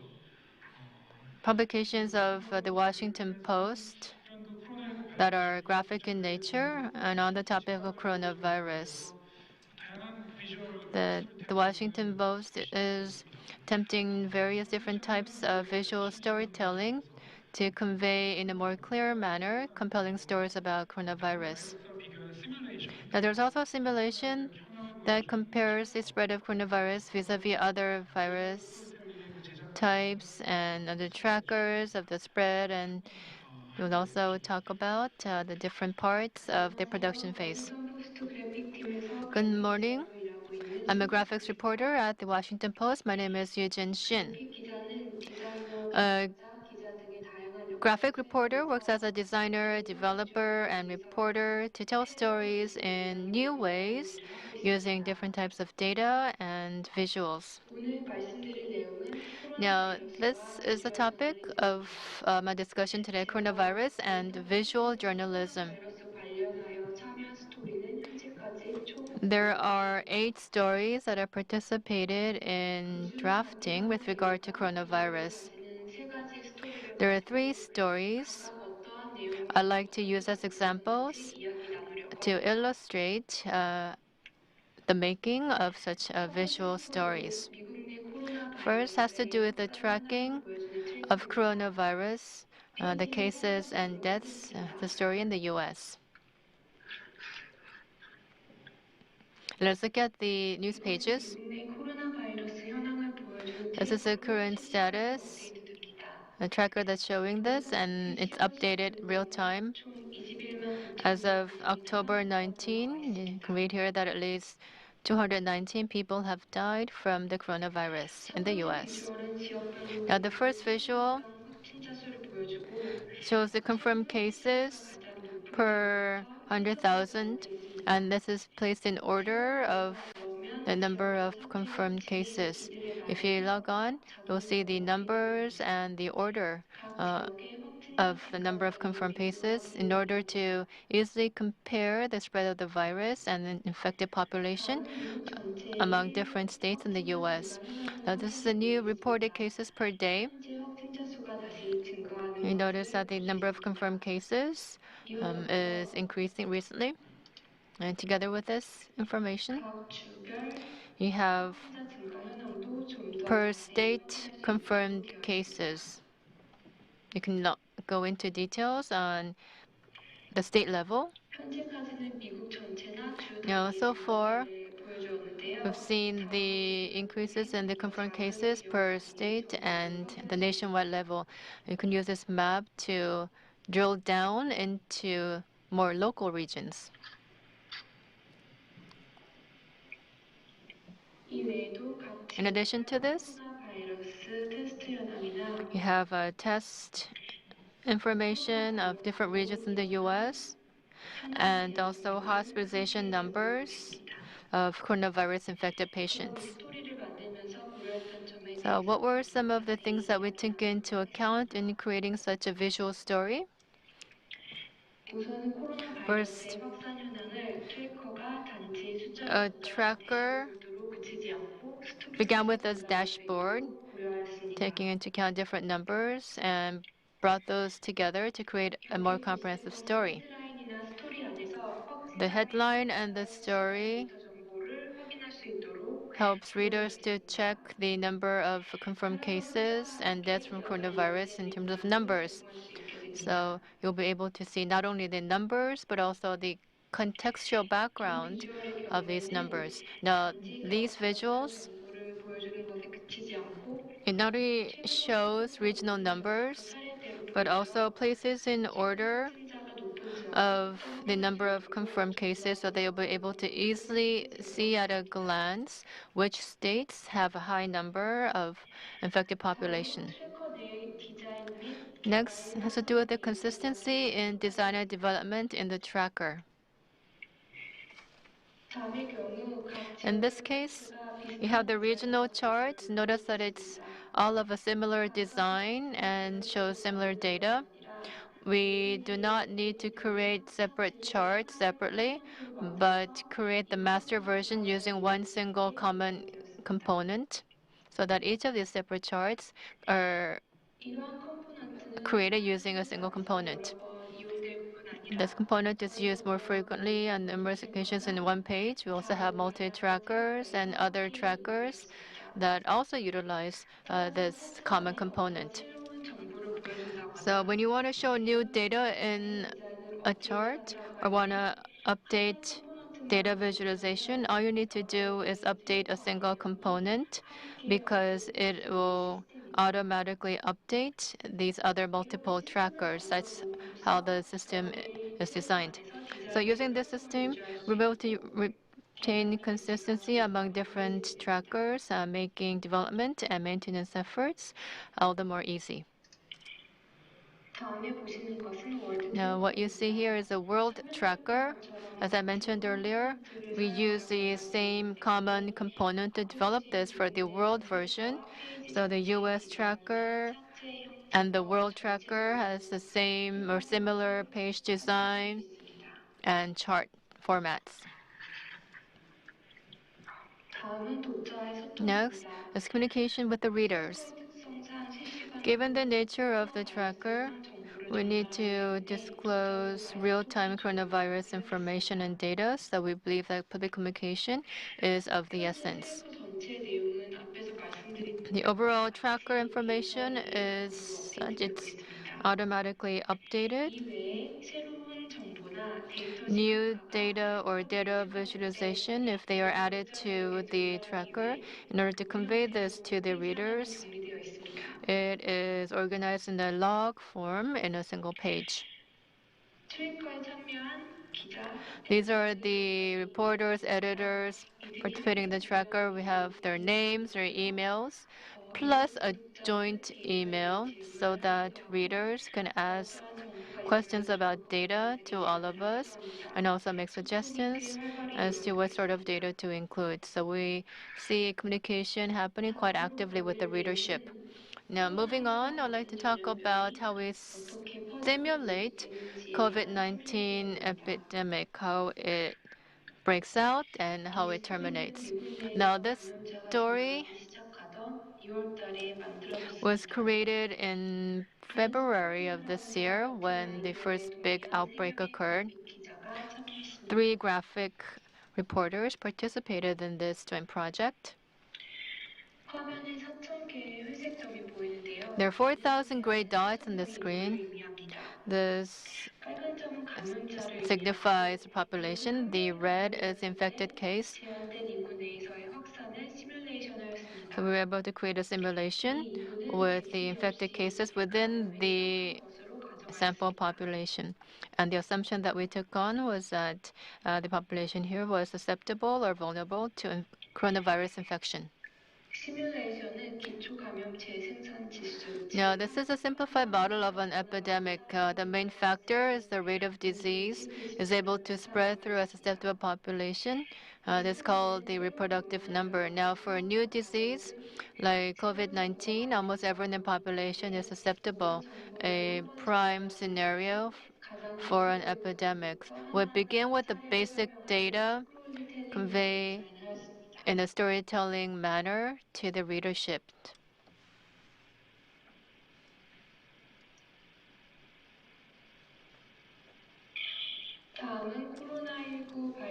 Next, there's the spread of COVID-19 and how confirmed cases recover or lead to death. The spread of the red dots shows the spread of the infection, and after the infection occurs, one will recover or die from the disease. 재감염이 이루어지지 않는다는 The 가정하에 assumption is that real infections don't occur. 보이는 회색 점이 점점 The gray, 줄어들고 the word 있습니다. susceptible population, the number decreases as you can see in the simulation. 이처럼 감염에 취약한 인구가 점차 The susceptible population slowly diminishes, 생산 지수가 감소하고 so the effective reproductive number goes down. If it's go down below 1, the epidemic will stop spreading.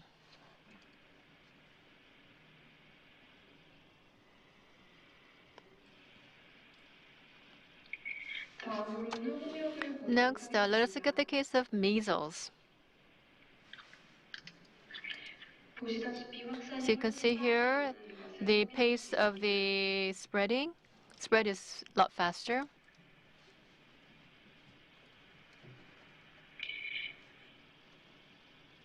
에볼라를 보면 And this is Ebola virus. 치사율이 굉장히 높은 걸 It spreads more slowly, but it's more deadly. 확산 및 종식의 시뮬레이션은 The simulation for the outbreak and termination of coronavirus was compared with measles and Ebola virus in a visual manner to easily understand how the process 이 외에도 transpires. 바이러스의 확산 속도를 늦출 수 있는 There 시나리오를 are other scenarios that we simulated to reduce the spread of the virus.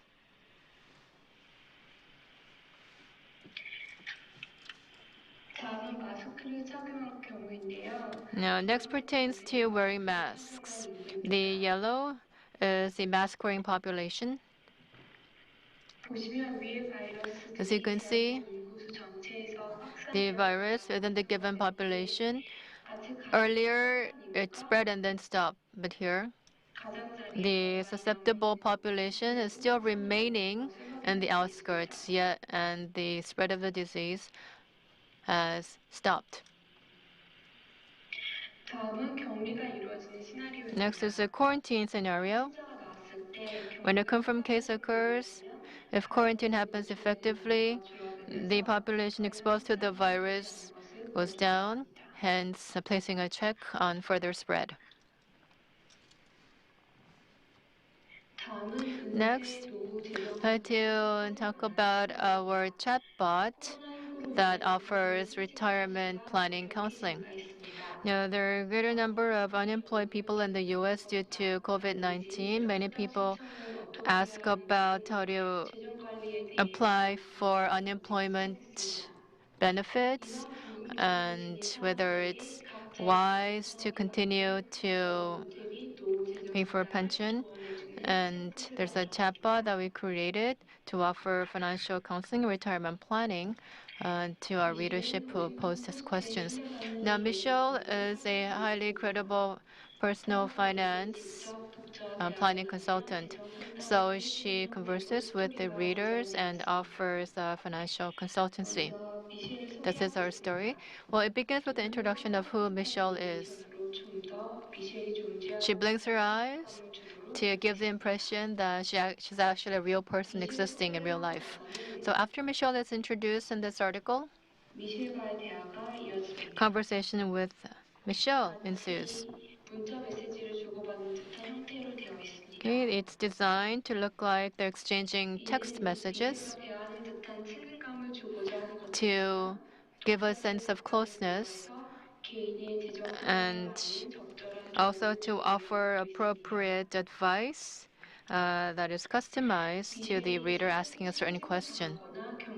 If you lost your job, have you suffered economically? That's a question that Michelle would ask, and let's answer yes to this question. Well, to this answer, Michelle says this. When you lose a job or your income is significantly reduced, you may have to put retirement planning on pause, among other advice.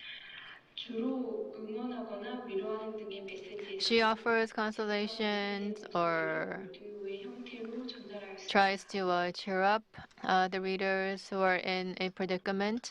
And there's also an audio that 준비에 대한 직접적인 relays her actual voice. If you don't require further financial planning for retirement, then the discussion is concluded. And there are other FAQs that readers tend to post. 그리고 미셸의 인사와 함께 And then 스토리가 Michelle 완성됩니다. concludes the story with a farewell statement. 다시 처음 질문으로 돌아가 보도록 Okay, let us 하겠습니다. go back to the first question again.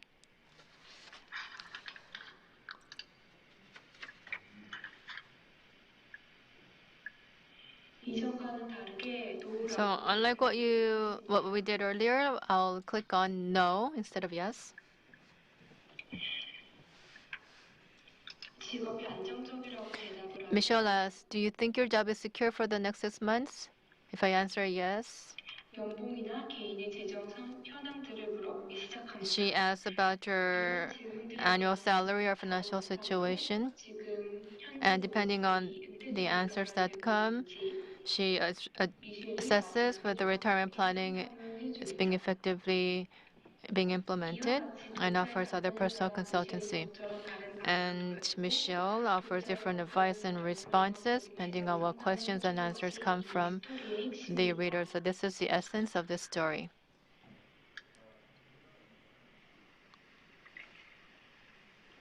이렇듯 복잡한 챗봇의 로직을 So 정리하기 this is the complicated logic of the chatbot. 우선 이 그림과 같이 As you can 순서 구성을 see in this 사용하겠습니다. figure, the 미셸이 실제로 은퇴 재정 상담을 development 할 began with 때 the 물어본 flowchart. 질문들로 기본 틀을 잡고 The basic framework 점차 consists of 구체적인 questions that 플로우를 Michelle 구성하겠습니다. asks.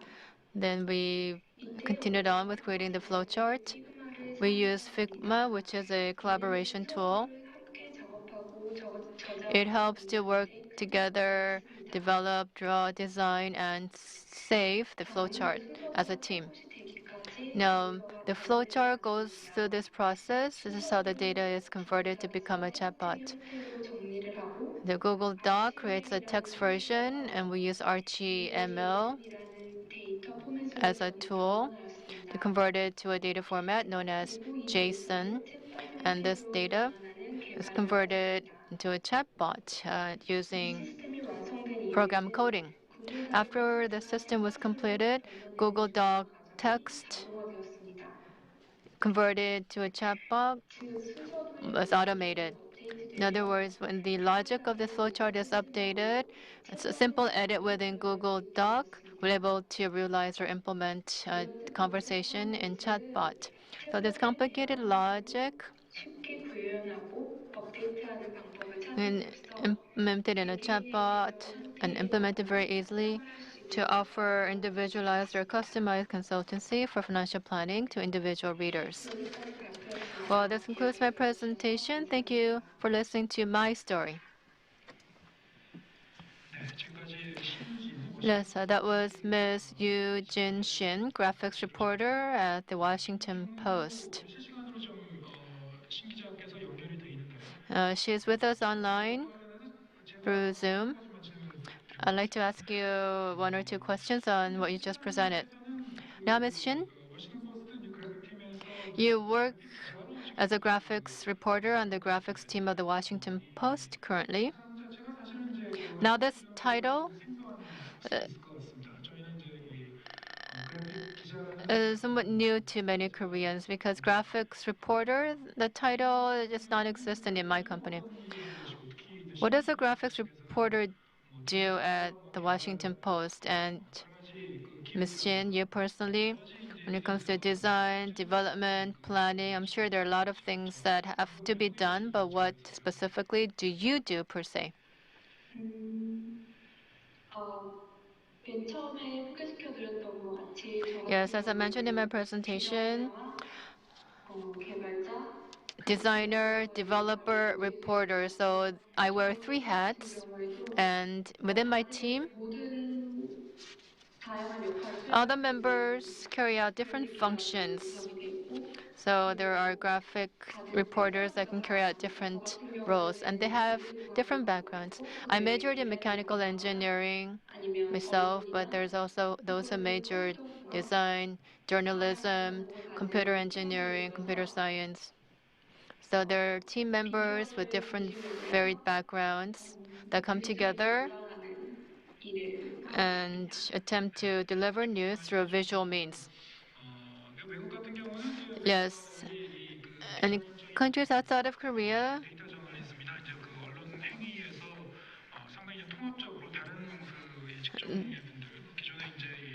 They work on design with regard to data journalism in a very integrated manner, very organically. Co-work system and discipline is made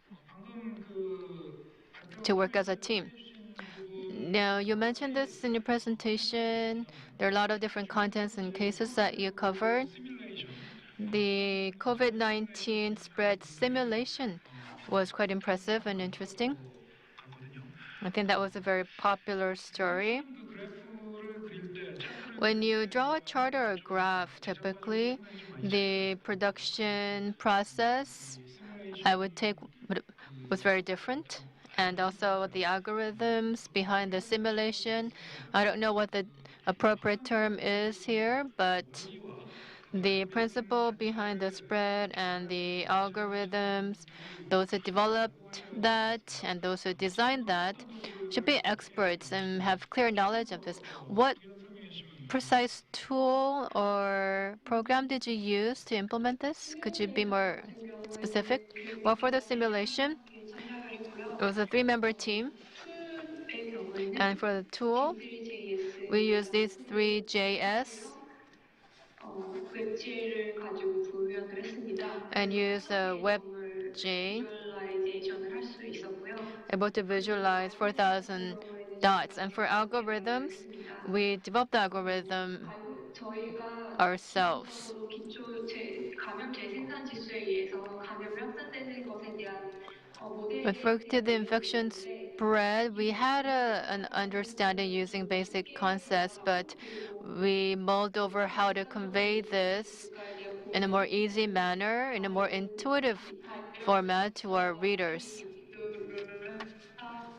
That is why we compared COVID-19 with other virus epidemics, such as fatality rates, other models, and other 캐나다 대학의 캐나다의 데이비드 크리스만 consultancy 상의를 해서 모델 was given to us by a Canadian professor, 적절하게 Professor Frischman, to verify through discussions on whether our model and algorithms were appropriate for this scenario.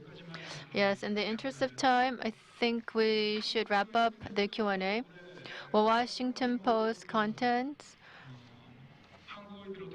a lot of that was quite popular worldwide.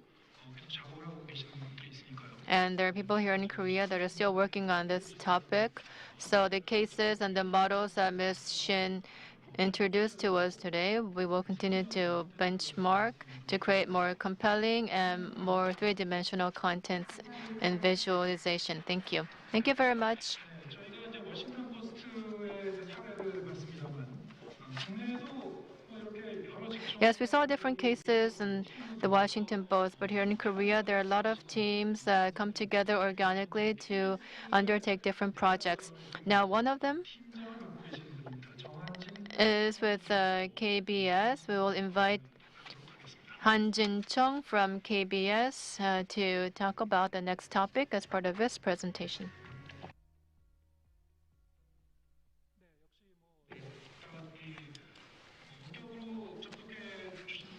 There are people who are attending the conference online, or what you call a remote participation. So, I would like to ask everyone to welcome Mr. Hanjin Jeong. Many media companies are providing data as well as news stories on COVID-19, and they are working very hard to collect data. What are the lessons learned? What are the areas where we need room for improvement when it comes to producing COVID-19 spread maps and networks? So that will be the topic of the presentation. Yes, thank you very much. My name is Hanjin Jeong from KBS. I enjoyed that presentation just now from a reporter from Washington Post. And the process of Washington Post journalists visualizing the data was quite impressive, and we learned a lot from that. Reporter Youjin Shin. I think it was back in March, although there is a 13-hour difference between Washington and Seoul. On the topic of media response to COVID-19, that was, we attended a symposium together to exchange opinions and experience, and I'm quite curious about what kind of impact such as data journalism has in the country. The team that I belong to in KBS is the data journalism team. What kind of work have we been doing, and what kind of results have we, and outcomes have we produced? That will be the topic of my presentation today. So, this was the stories that we saw on TV at the beginning of the pandemic. There was a news report on Wuhan pneumonia patients, an outbreak of what you call Wuhan pneumonia, what was called Wuhan pneumonia back then. And that triggered a lot of curiosity. So we looked at the data, relevant data. So that was in October and November of 2019, where there were some word or rumors that such outbreaks had already happened in China. And that reminded me of something that happened 5 years ago, that is the MERS outbreak in Korea, when the whole public, the Korean public, was panicking because of this very important infectious virus. Back then, 39 people died. So 186 people were infected by the MERS virus, and the fatality rate was quite high. 39 of them actually died. And back then, in 2015, the information or data regarding the spread of MERS was not disclosed by the government, and so that aggravated the public panic and also lack of faith in the government, and there was a spread of false news or fake news. And so a rapid response is very important in order to alleviate public panic and also to respond effectively to any pandemics and outbreaks. So that was the lesson that we learned. And so according to that, we started working very quickly at the data journalism team in KBS. So we dug out all the facts and data that had been that were produced, that were generated during the MERS outbreak, and we used that. And we analyzed the data, and then we also produced or created a analysis framework. And not only that, after MERS, we had the bird flu outbreak and the pig flu outbreak and so on. So all these were pandemics that we had actually experienced. And so we were hoping personally that all this data that we prepared will not be reported as actual facts, but then unfortunately it was. And the pandemic continued to spread. But we started responding and working from the very beginning. And the direction of the news stories and news coverage was based on the principle of our news coverage being fast and accurate, and that the data that we produce had to be reliable. That was the second principle. And it had to be reliable and accurate COVID-19 information, and it has to be easy to understand by laymen, and it has to be intuitively understood. And so this, based on such data, news stories would be produced, and this was utilized not only online, to produce online news stories, but also used in terrestrial broadcasted news, that is TV news, and also used in the news website disaster section. So data journalism focuses mainly on online news articles, so I will focus on that first. When it comes to collecting data, what was most important would be accuracy. So what we depended on was the morning and afternoon news briefings by KCDC, and we looked at all the data based on the press releases that were posted on the KCDC website. And every day we will amass all this data in Excel format twice a day, in the morning and in the afternoon, and then this would be reflected in our database. That would be the second phase, step 2. So just as a variety of news stories would spread, centering around the specific components, we focused on data, and in order so that we can provide materials for news reports, and we focused on rapid response. The first infected patient came out on the 20th of May 2015 when it came to MERS.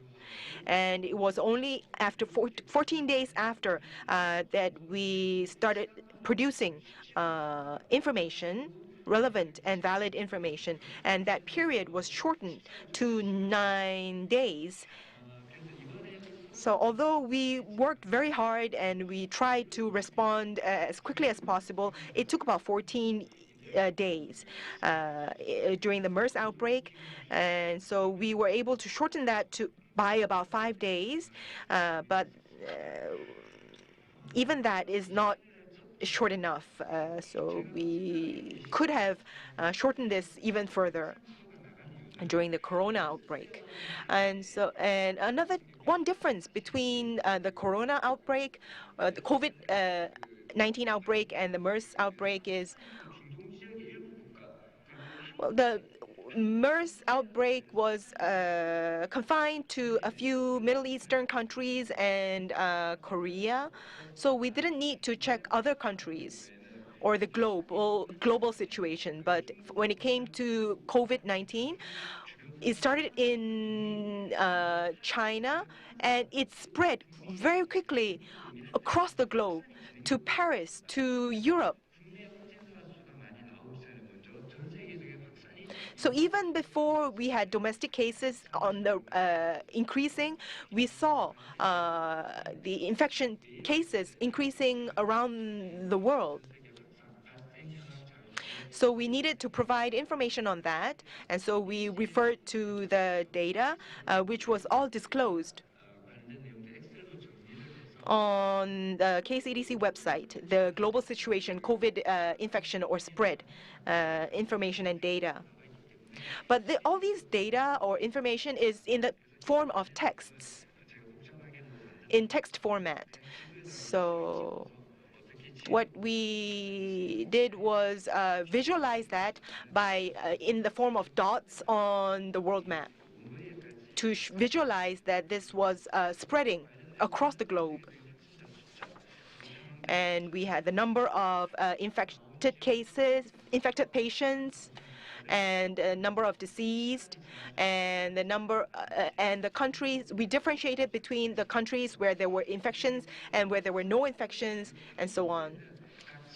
And in the region, by region, whether it's Africa or Europe or the North American continent, we would divide up the globe into the different continents to look at the different situation in the different regions. And this was the way we categorized this. And the data was provided by the authorities, the relevant authorities in the country. It was made public. And then zooming in, we would zoom into each of the countries and look at the trends, the spread trends in specific countries, and the increase in the number of new infections in each country. And this is the kind of information that we provided to the public. And contact tracing system was being put in place, and the government was preparing to put that in place. So the spread routes was another data set that we were preparing to make public.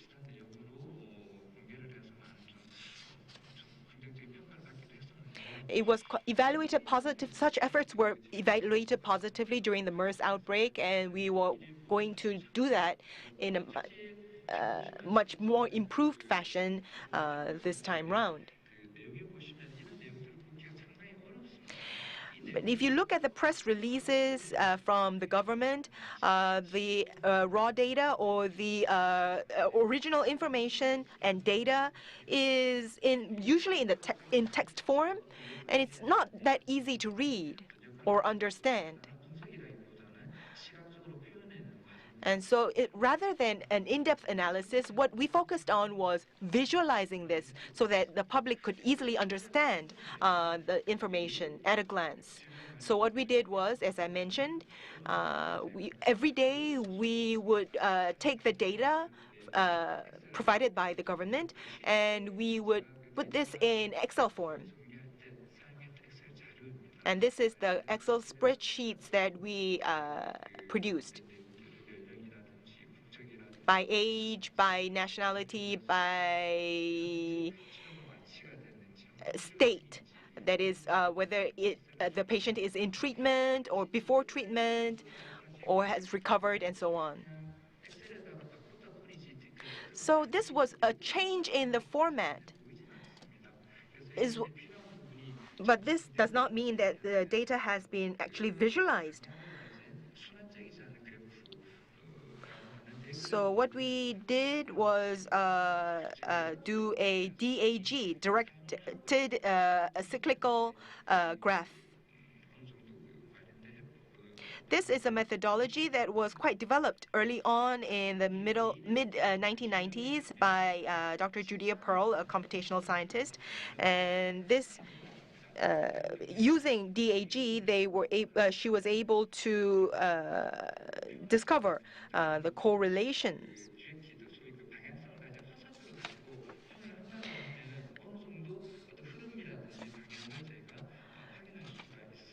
Between the infection and the infection routes. So these ABC, all these are the nodes, and the arrows would be the routes through which the infections took place. This is the network of the COVID-19 infection.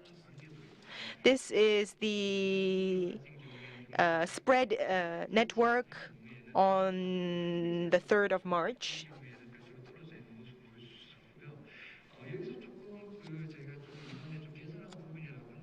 One thing that we tried to factor in was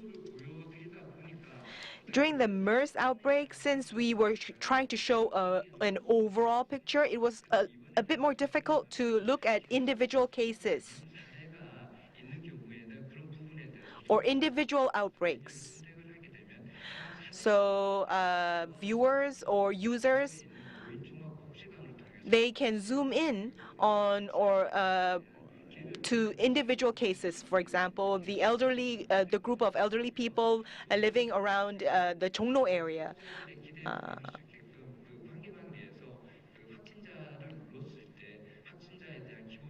and the information on individual infected patients. And if the information on the route of movement or the route of the infection is available, then we will make it available. So the movement of the infected patients was visualized on the map. I will talk about that in greater detail later. This is the information that we provided on each of the individual infected patients. This was in high demand by our readers and subscribers. And this was, we used as reference the information released daily from the authorities. We cannot identify the person or name that person, but then we know the person, the patient's age and the address and the route of movement and so on. And we can, the public can view the information, such information on each individual patient. And this is the kind of service that we provided.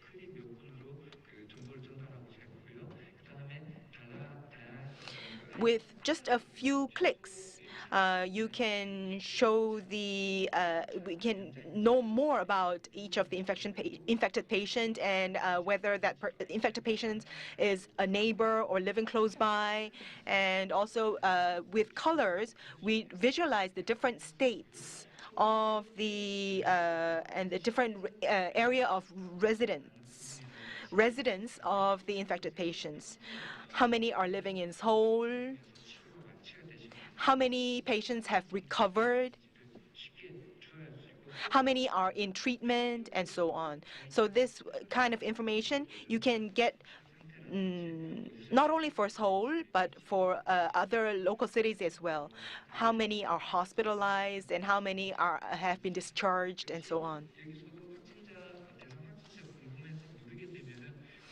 And if you click on the infected patients, if the movement routes have been shortage of public masks. Back then, the shortage was not that severe. There were not people. It was not like there were people who were walking around on the streets without face masks. It's just that people were panicking, so there was a run on masks. They rushed to drugstores to purchase masks. They were lining up to buy face masks, and the queue was cut off. The line was cut off right in front of some people, and so people were complaining. So this was the kind of discomfort and anxiety that people were slowly feeling because of the mask shortage. And so the mask shortage was covered.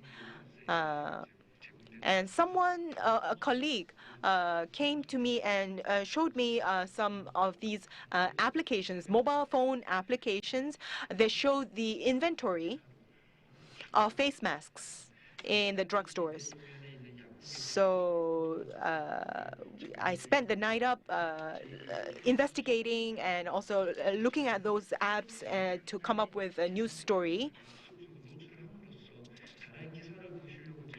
And as you know, as you're familiar, this is the kind of application where public mask information on public mask sales was provided in this way, and the API was provided or disclosed by the government in collaboration with developers, application developers. So these are not in service anymore, since we're not, the public is not rationing, the government is not rationing face masks anymore. But then we can see when the application was in service, you could see at a glance whether the drugstores still had inventories or stock or face masks in stock. And by color, you could see whether the inventory was sufficient or low, and so on.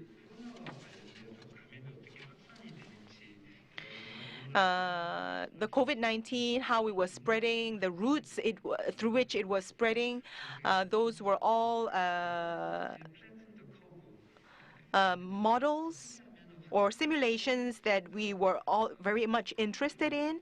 And I think the one that gathered the most public interest, a lot of the public interest, was the Washington Post's Flatten the Curve story, the news story,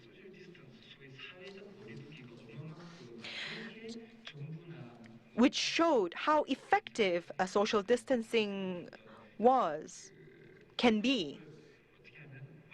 How social distancing can actually effectively flatten the curve.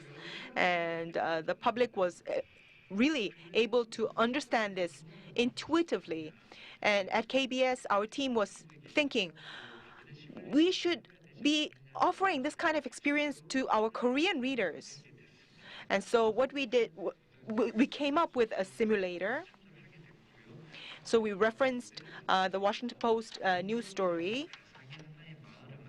And so what the model that we came up with was a virtual village with 100 villagers.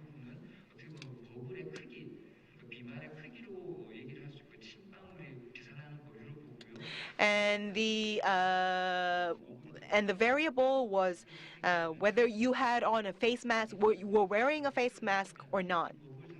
And so, in the size of the bubble, showed whether the face, whether you were wearing a face mask to prevent body fluids from spreading.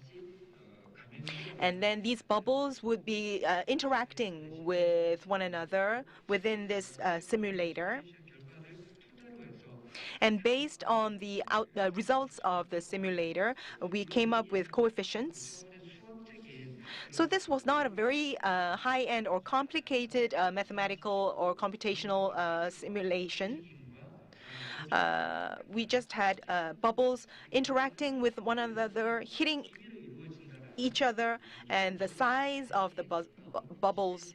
And so these were some very simple factors for the simulator.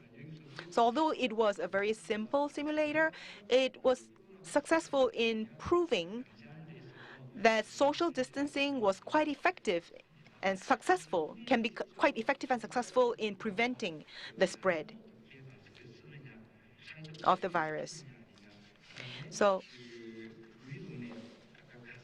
in participating in the simulation, you have to fill up the questionnaire and answer yes or no to whether you are wearing a face mask and whether you are participating in social distancing, and how many people within this virtual village that I'm living in wear face masks, how many people are practicing social distancing, and so on, and the fatality rate in the village.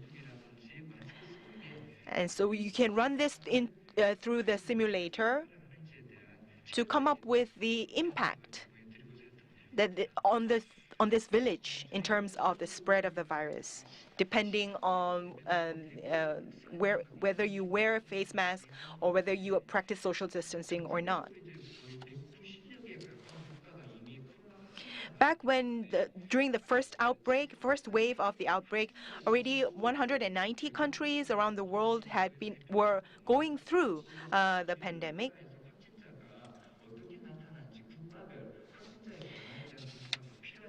And back then, what we thought was more necessary would be the situation in every country. So information and data on what was happening in each of the countries. But then back then, the timing was there were elections pending.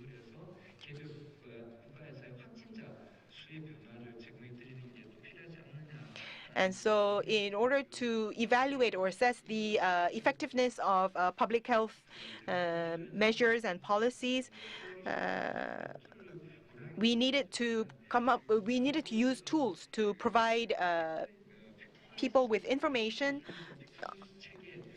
And as Professor Cairo mentioned, there were tools such as Flourish that were in use. And I had in mind Gapminder, which was best for our most suitable for our purpose.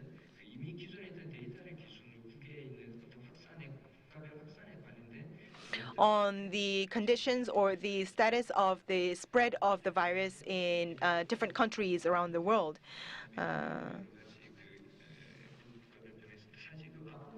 So these were the data. This was the data that we came up with, the trends that we came up with using Gapminder. About 10,000 people were infected in just one day in China. And we were quite taken aback by such information. But we thought that this was just fake news, or this was the data had been manipulated, but that wasn't the case. We could see the huge increase, a very sharp increase in new infections, even in the United States, as the pandemic went on. So these are the efforts and the work we did for online news articles. And now moving on to the TV news or broadcasting news. Since we were focusing on online news, one thing that we missed out on, or one thing that we could have done better, was provide these services to people without much digital access. So we had to we felt the need to become more active in providing more access to such information, to the digitally marginalized, so to speak. So we collaborated with broadcasters.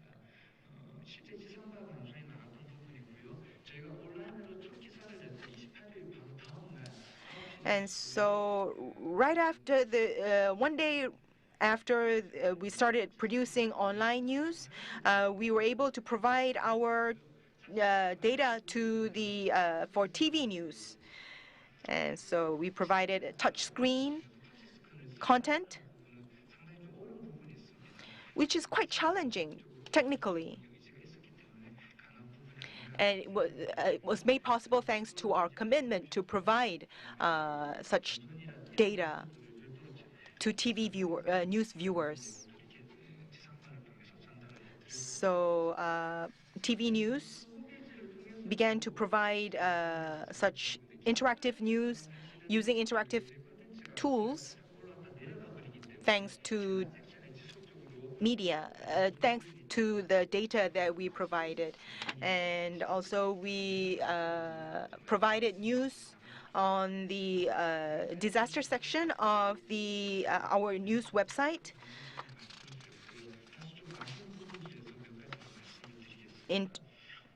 For public mask inventory, the movement routes of the infected patients, and the spread maps, and so on. Some of the things that we could have done better, that was what I want to talk about.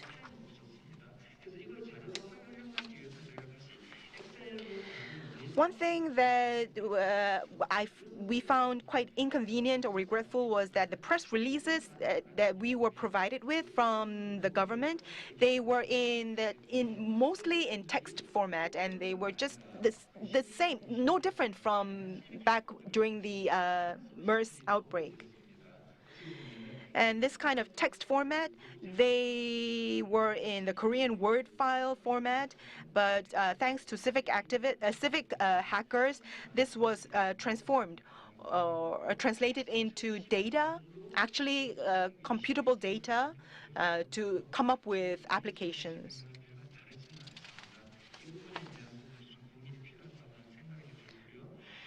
And so this is something that we should be working harder on.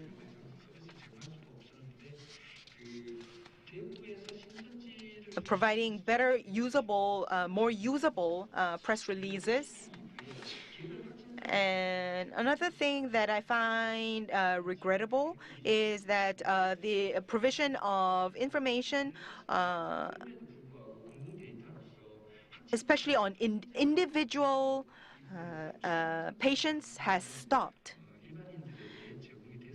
It stopped from 20th of February onwards, and so this kind of service is no longer available. Viewing or searching for individual patients and the route of infection and so on. But I think this kind of information is still needed by the public, so we try to provide that, continue to provide that service. And also local governments tried to continue with that, even though the service was not provided centrally. But there were a lot of challenges in collecting this data from the local government and authorities, and then amassing this data, because the forms of the data that was provided was all very different from city to city, from government to government. And another thing that became an issue was the issue of privacy invasion. And so a lot of people voiced concern that this provision of information on infected patients might be a violation of privacy, but these concerns fortunately did not really materialize.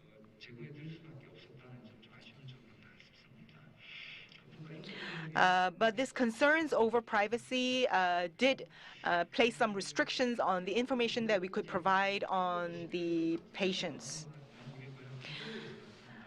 About 9 months have passed since the first infected case on the 20th of January, and so every day before when I report for work, I will be checking the number of new infections and looking at the statistics, checking the statistics. So this has become part of our daily lives. This is the daily new infections by each city.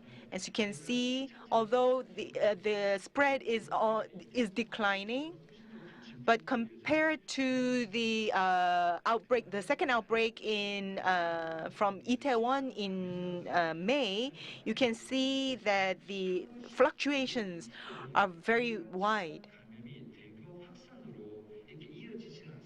But these outbreaks are not leading to pandemics. So even if there is quite a large number of cases of new infections, this does not become accelerate into an outbreak or a severe outbreak.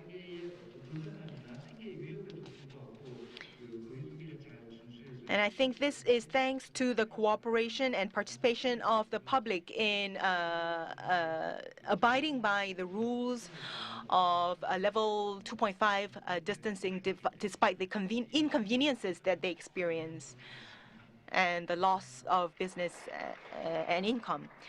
So with that, I would like to conclude my presentation. Thank you very much. Yes, you have introduced a lot of diverse cases of data journalism.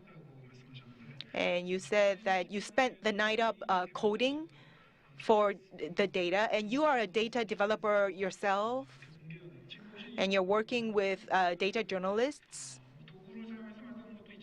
and you're using tools sometimes, but most of the time you personally develop the codes for this kind of data. I am aware that you have been working on this kind of tasks for about 7 years now in KBS. So there's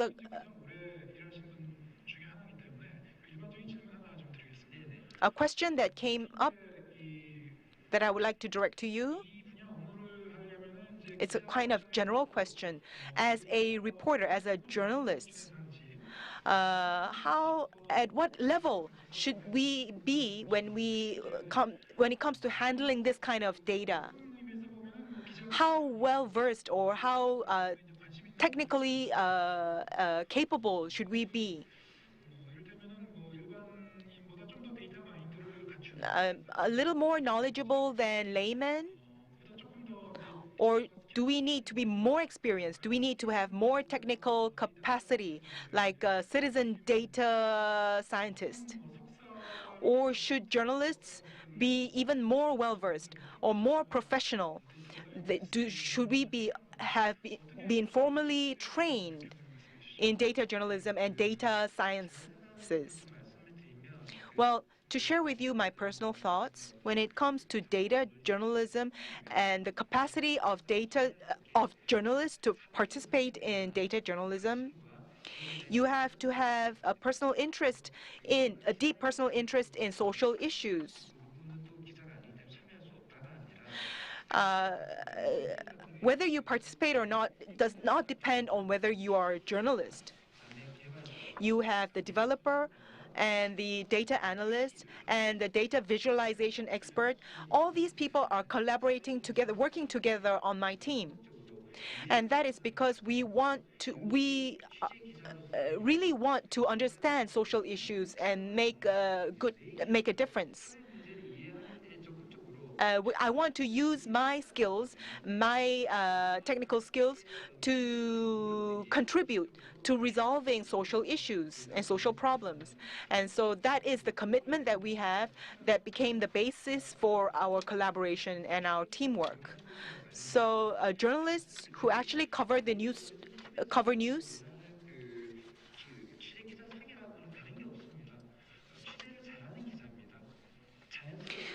they're no different from the requests or what we expect from journalists that we collaborate with.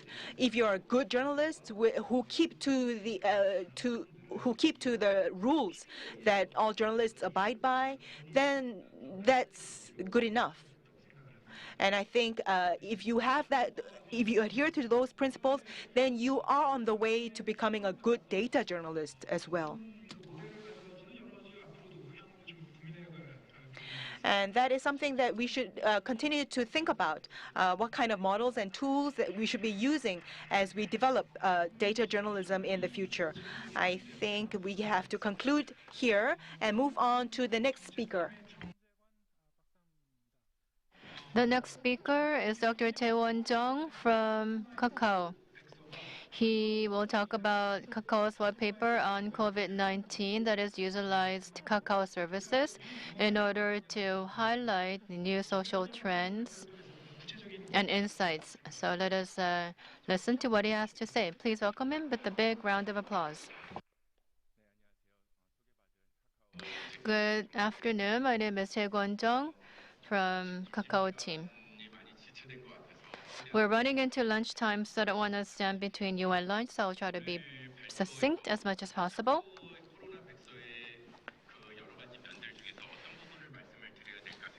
Now, I was grappling with what to focus on when I decided to talk about the Kakao white paper. So starting from planning and the process to date, the most frequent question and feedback was this. People ask, why does Kakao do this? You were part of the policy team, not the data team. Why would the policy team do this? So maybe if I cover this question, you'll be able to acquire a better understanding of Kakao's white paper altogether. Now, before I cut to the chase, let me share with you some good news first.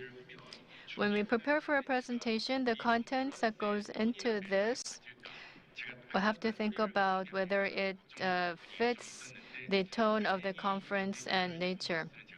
So I was somewhat concerned, but this data conference, I was participant in this conference in the first and second rounds, so it feels like I'm back home rather than a stranger to this conference. Now, one concern or anxiety I did have, however, had to do with how to explain our data from journalism, from planning to the point that we have achieved to this point. We did not take into account the technology or why we're doing this. So I could tell a story, but not all of the other stuff. So I'm not sure if I'm in the right house to be talking on this topic, but many people jointly pointed out that this entire process was indeed manual, tedious labor. So I share with the journalists who say that their job in data analysis and data visualization or news involves tedious manual labor. So maybe we do share common grounds, and I do feel at home now. Now, as many people ask, why did Kakao create a Kakao white paper on COVID-19? I joined the company just a few months ago in May. And from Kakao asked me to do this and this and this. Most of them had to do with coming up with policy agenda. A third was Kakao's growth. Second, an agenda for the community growth. And the first was joint growth between Kakao and the community. So it was a very difficult and challenging request that was given to me by my company. So how am I to meet this request? I lack creativity. So we have a lot of data, articles, press reports, data out there, and in funneling through that, I noticed that there's social media, internet, texts, multiple sources that talked about COVID-19 and its outbreak, how it's being transmitted, and talked about a lot of the data that I came across had to do with the impact on society. The social community was impacted in this way and is changing in this manner. There were some articles that explained in a quantitative manner using data, but most of the articles had to do with episodal perspectives describing the social changes brought on from COVID-19. So I asked myself, was there a real change? And second, if there was change, how much change?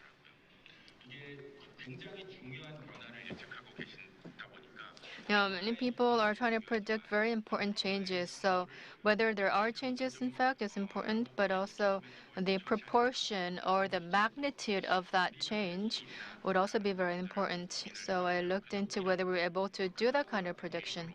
So Kakao utilized Kakao service data to make a more quantitative analysis of evaluating the proportion or the magnitude of a change. And in phase two, I asked myself whether this was a necessary job.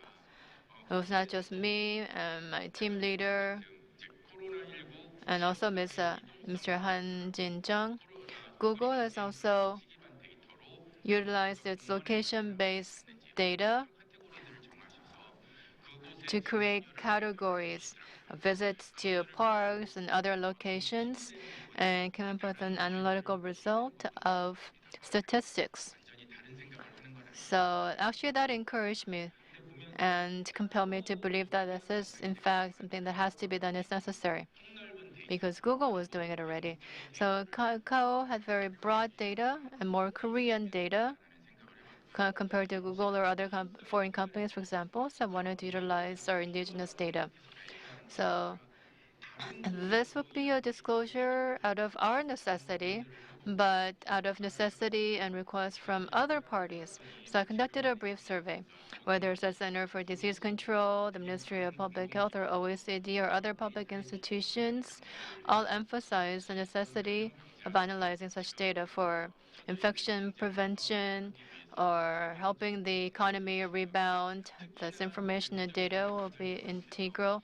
And also for detailed decision making, the social statistics that are gathered anonymously can offer very compelling supporting evidence. So it is indeed highly necessary. So given this feedback, I became more convinced and more confident in my belief that this is an actually necessary task. Then, okay, this is a necessary task. Then does Kakao, of all companies, have to do this?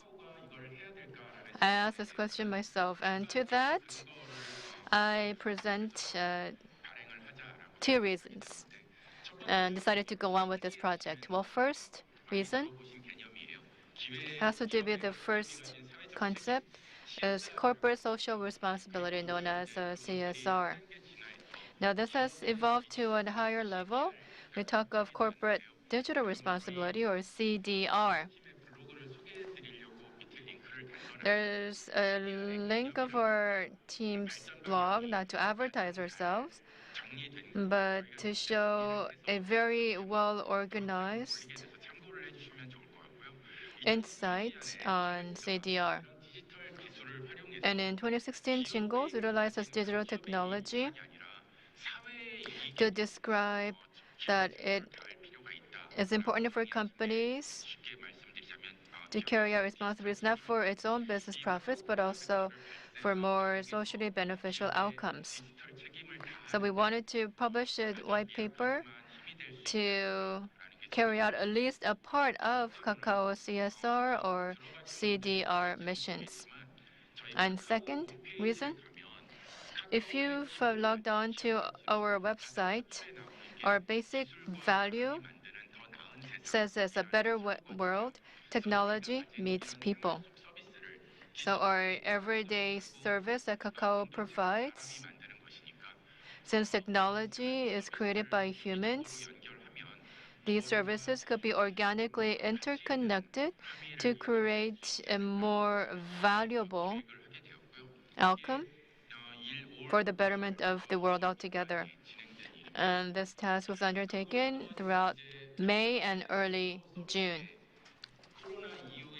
So for each of the Kakao services, we asked the data that would imply some potential changes since the COVID-19. There were scores and oceans of data, so we were at a loss as to how to approach this from the outset. If the information isn't conveyed in a very clear manner, then this job would be rendered futile. So rather than ask for data, the policy team decided to make predictions of the potential changes and create a plan, and then come up with assumptions as to what types of data would be needed. So with that thought in mind, we began with the planning phase. Okay, so we looked into internet articles to get hints, reports. We consistently amalgamated and classified data from the reports and articles. So this process took place in May and June. And as we were collecting the data, we saw that a list was naturally being created. So using this list, we used the items to explain using Kakao service data. That cannot be explained, we remove them. For those that can be explained, we try to refine that data. And as that process transpired, it naturally found itself into a list form. So when you create a table of contents or list of a report, people tend to say that the work is half done already. So I acquire newfound hope that I'm halfway there to my goal. And for each of the items on the list or the table of contents, I began to think about what sort of data to request for which particular service realm with that list and carried on the conversation. Now, this is a large tool. This is the purposes in our white paper. The data is part of the services. The topic of this slide is collaboration and a cry out loud emoji. Because collaboration, we understand that it's important, but very detailed and meticulous planning in the collaboration process is of utmost importance. That is why I added this emoji. You have the plan, you have the data, it's very refined, and I felt that I was communicating very well with the service team. However, I should have worked with the people who are working with the actual data, but I worked with the planning team, so there was some distortion in the process. And I was thinking in a rough manner. Because the data, if it's too detailed, it will be difficult for me to put all of that together in order. So I asked the team to give this on a weekly basis.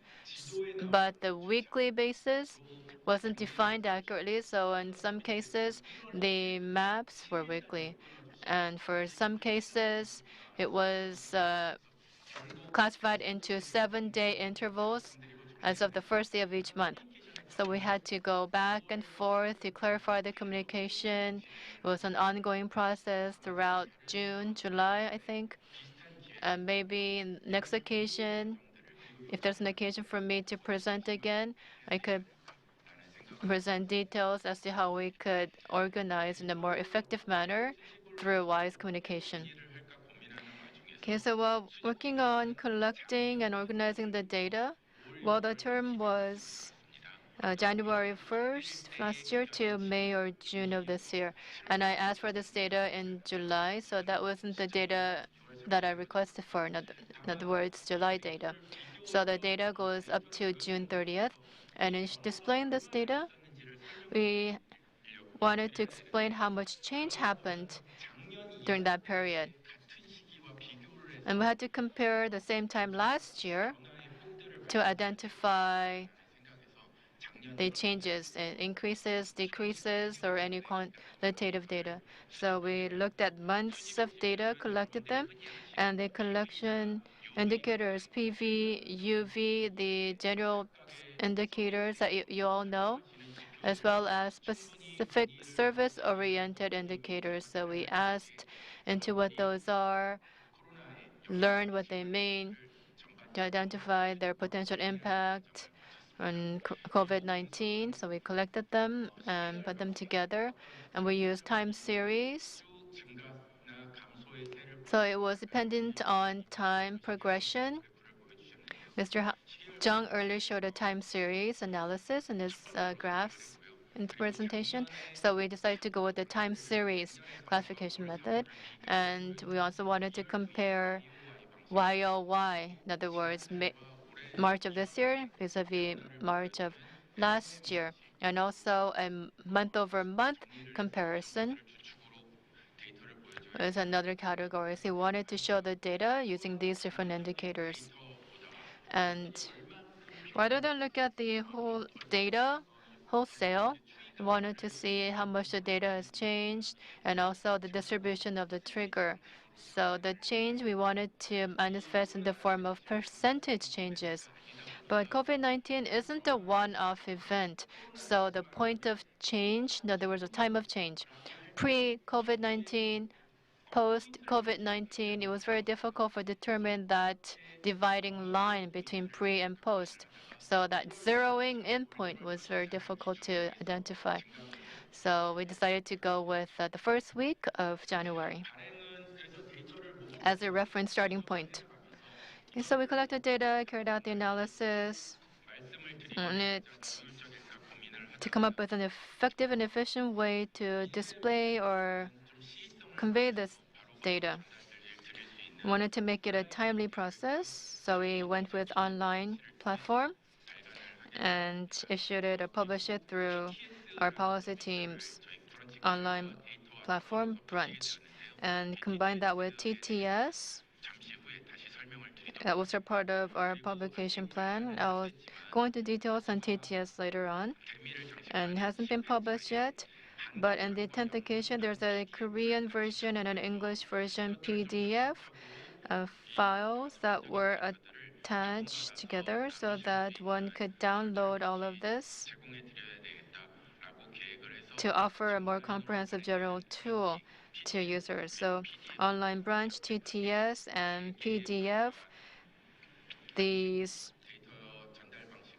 three-pillar strategy was part of our data conveyance strategy. So to date, we're at level 4 through our policy industry research blog. The white paper is being published on a weekly basis, so in 1-week intervals. Now, I'll give you a glance into what is covered in the white paper later on. But after brunch, we launched a TTS, another service that we added, as I just mentioned.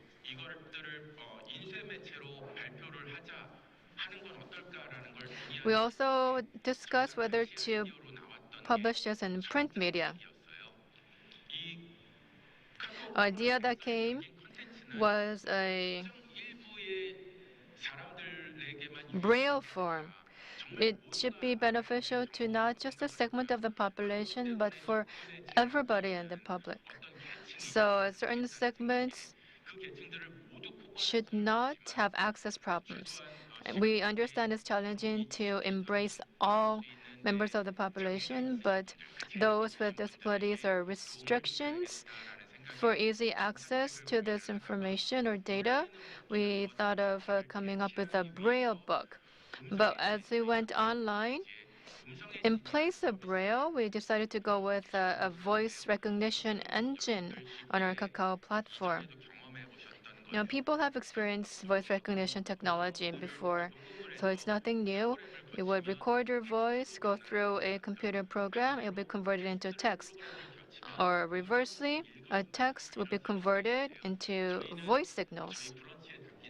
So the text on our brunch platform will be converted into voice upon recognition and create an MP3 file. So this service is already available, so we use that so that people could not only read the white paper, but also listen to the white paper. Now we prepared the TTS to target those who had access restrictions. But when we uploaded this MP3 file on our branch platform, we noticed that it became very popular among actually a broader segment because there are those who did not have really access problems but was too lazy to read, and actually it was better for them to just listen and to somebody reading out this text for them. And again, I mentioned time series data within Brent. The data collection happened in 2019, January. When we're trying to create a graph, time series with the data from January of 2019 and receive review and feedback from other people. When COVID-19 was actually in progression, it was skewed to the right hand. So the change in that realm was not very clearly visible. So we collected the data and created a graph. It was a very difficult, tough task. But because of that feedback, we removed that 2019 data and to make the graph more visible. And you recall the super confirmed patient number 31 and also another turning point, the Itaewon cluster infection. Okay, so these important milestones, so to speak, or turning points were also identified in this graph so that people looking at this graph were able to see what sort of events or turning points happened when and where. And for your information, after our white paper was issued, a lot of the media organizations showed great interest and reported about Kakao's white paper. And among the articles on Kakao's white paper, one of the most frequently cited one was this graph. It has to do with the method of expression and has to do with the increase or proliferation of COVID-19 virus over this period. And the YOY comparison to see what change happened this time compared to last year. Well, it was a YOY graph that we created. We looked at Kakao's send a gift function to identify how the situation changed from last March up until March of this year, and how the graph changed in form. For the send a gift graph wasn't displayed in a time series format because the send a gift function specifically is actually time sensitive or period sensitive because in certain months people send a lot of gifts, and in certain months people send less gifts. So I believe that it would be more beneficial to show the same period of last year. So a YOY graph was created for send a gift service data. And I also looked at a monthly change, how much change took place in February, how much change took place in March. And there are other forms of data visualization work that we've done, but it's largely these three that are the major ones. And the area that we focused on in all of these three types was this. No matter who would read this, that person would be able to intuitively understand the change and also they understand the meaning underlying this change. They wanted to make the visualization as simply understandable as much as possible. So I think I'm running out of time, so I'll go on rather quickly. Let me just give you examples of the three types brunch that I just mentioned. Okay, well, in phase one, we looked at what changes happened since COVID-19. We used keywords and it was an introduction. That was part one of our white paper.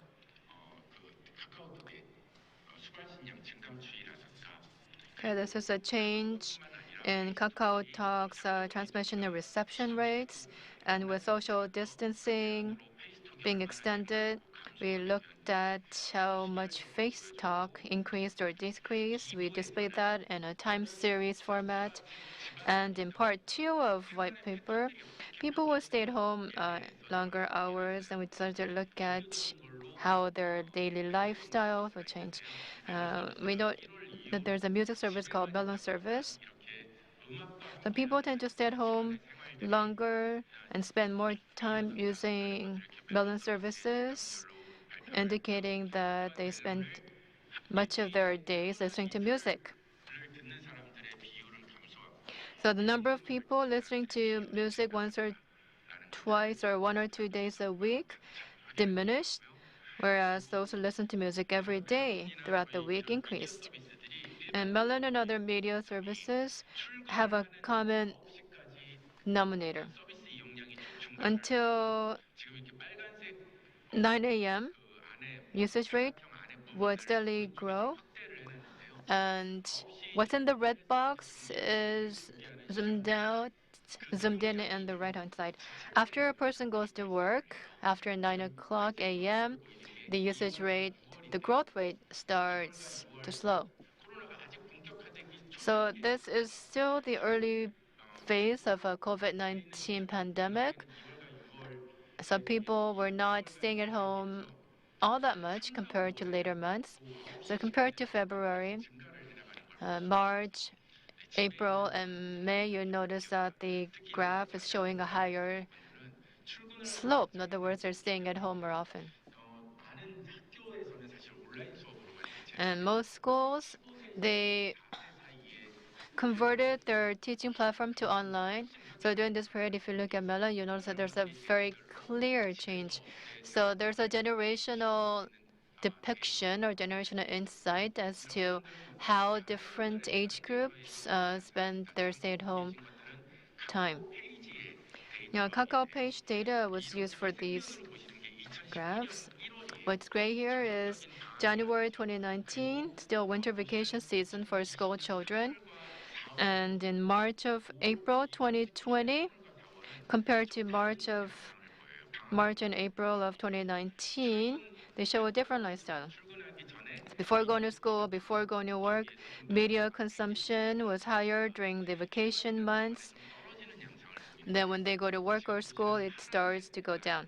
But this blue graph line is March and April of this year. So compared to the gray line of 2019, you'll notice that you see that typical trend shown during vacation times. Our social media sites, including Brent and others, you'll notice that digital prosumers are increasingly active, so there's more usage rate going up. And we looked at sender gift data to try to uncover what these people did at home. A lot of the gifts that were previously sent in the form of movie tickets or whatnot, or concert tickets went down, while interior decoration items actually went up. So if you look at what gifts were sent during this period, we can pretty much get an insight into what these people did at home. So a lot of that had to do with home interior products, DIY. Horticultural products saw the greatest growth rate during this period. And horticultural home interior goods grew by over 200% in the month of March alone. So they want to decorate their homes more often. Interest in home interior and decoration grew during this period as they stayed at home in longer hours. And because of these prolonged at-home hours, they wanted to entertain themselves. So home training products, board games, puzzles you see on this graph. There's also game-related or entertainment products that grew phenomenally. Some even grew by over 500, 700%. And probably heard this quite often. One of the buzzwords during the COVID-19 period was home training. There's a Kakao VX smart home training tool. And we looked at the data to discover that usage consistently grew over the months. There were some interesting findings from this. For example, home interior, home decorating started to grow at a rapid pace in April and May compared to the early stages. And those who started to stay at home longer hours, and those who are not able to stay at home with comfort, who are stir crazy, purchase as entertainment products from the outset. And I think this could be a new normal in our society going forward. That is what these graphs would offer as insight. And in number 4, we use data and map data to identify increase or decreases in traffic. We looked at the percentage change of that. This is our Kakao Tea taxi data.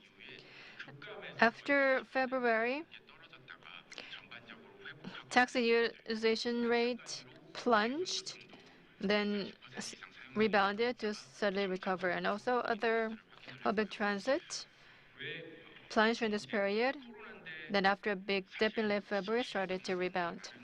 But many people say that the roads are even more congested since COVID-19. So we looked at the Kakao navigation data. So in the early part of COVID-19, people did not use our app all that often, but come excursion time in May or April, we noticed that people went outside or traveled using public transportation or taxis even more often compared to previous years. And many people predict that people travel alone, so single-person vehicles. I predict that as well. What you see on the right is bicycle usage. It shot up. And what you see on the left, however, is traveling on foot. It diminished and is yet to recover, and we're trying to figure out what the reason behind that is. Okay, so until last week, we've issued part 4 of white paper, and in part 5, we want to use app and mobile data to a greater extent to identify which places were more frequently visited or less frequently visited. We want to categorize that, and if part 5 is issued this coming Friday, you'll be able to look into the details. I wanted to give you a heads up as to what we included in part 6 and part 10, but I don't want to become a spoiler, so please brace yourself to get greater insight using our abundant data in future editions of Kakao's white paper. Now I'm preparing the presentation introducing this topic to you. I mentioned earlier that it is indeed tedious manual labor. It's endless rut of collecting and analyzing data. Yet I realize that there's still a lot of challenges still that have to be overcome. First of all, we still want to make this data, understand them in a more intuitive manner, to show this data, to convey that not to convey the fact that it's not the magnitude of the change that's important, but rather the significance or the meaning or implication of that change would be more important. And other institutions, other organizations could make use of our data. And likewise, we internally could use this data for our internal development and our community development. We want to make a contribution to give you highlights or insights into what changes are taking place and what the new normal is turning out to look like. So Kakao being part of this task for the joint prosperity of Kakao and our community, we are continuing to address this challenge as part of our mission. So this is the progress update of Kakao white paper. And by the end of this year, we believe that we will be able to release the final part, part 10 of our white paper. Thank you very much for your attention. Yes, that was a presentation from Dr. Jaekwan Jeong. Now, Kakao mobility reports are issued annually, but this project, I think, is much more extensive of a greater magnitude.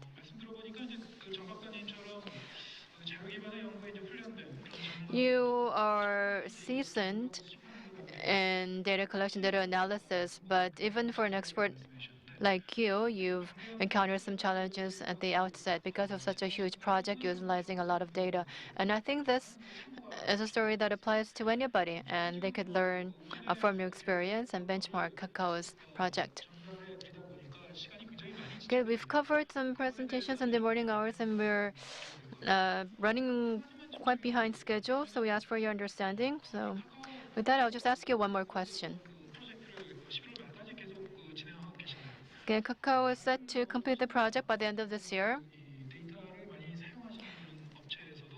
Data organizations that use data from other telecom organizations could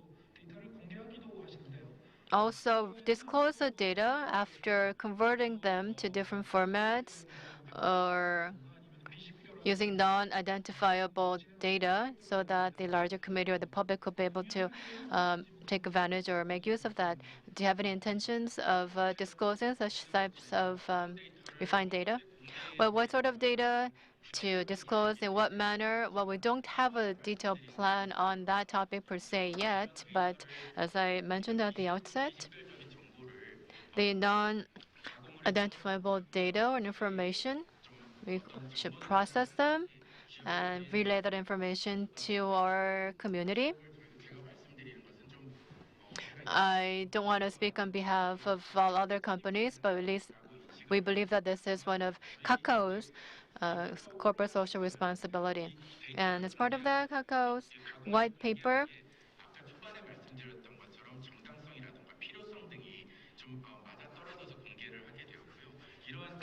was aligned in terms of the necessity to process the data and share with the larger community. So we want to carry on this mission in the future as well. There's personal information and privacy-related matters that have to be reviewed in implementing this, I would assume. And Dr. Jeong mentioned this in his presentation earlier briefly, but here in Korea, there hasn't been a sensitive issue that has been brought up, but the method or process of disclosing such data could be a very popular topic or interesting topic for future data journalism conferences. Now, Dr. Jeong works at a company that has huge amounts of data, and it's part of their corporate social responsibility to diagnose social phenomenon, to be able to investigate the changes and transformations that transpire in our society. I think it was a wonderful occasion to gain greater insight on the topic. Thank you for your presentation, Dr. Jeong. Okay, once again, we ask for your understanding. Apologies for the delay in the programming.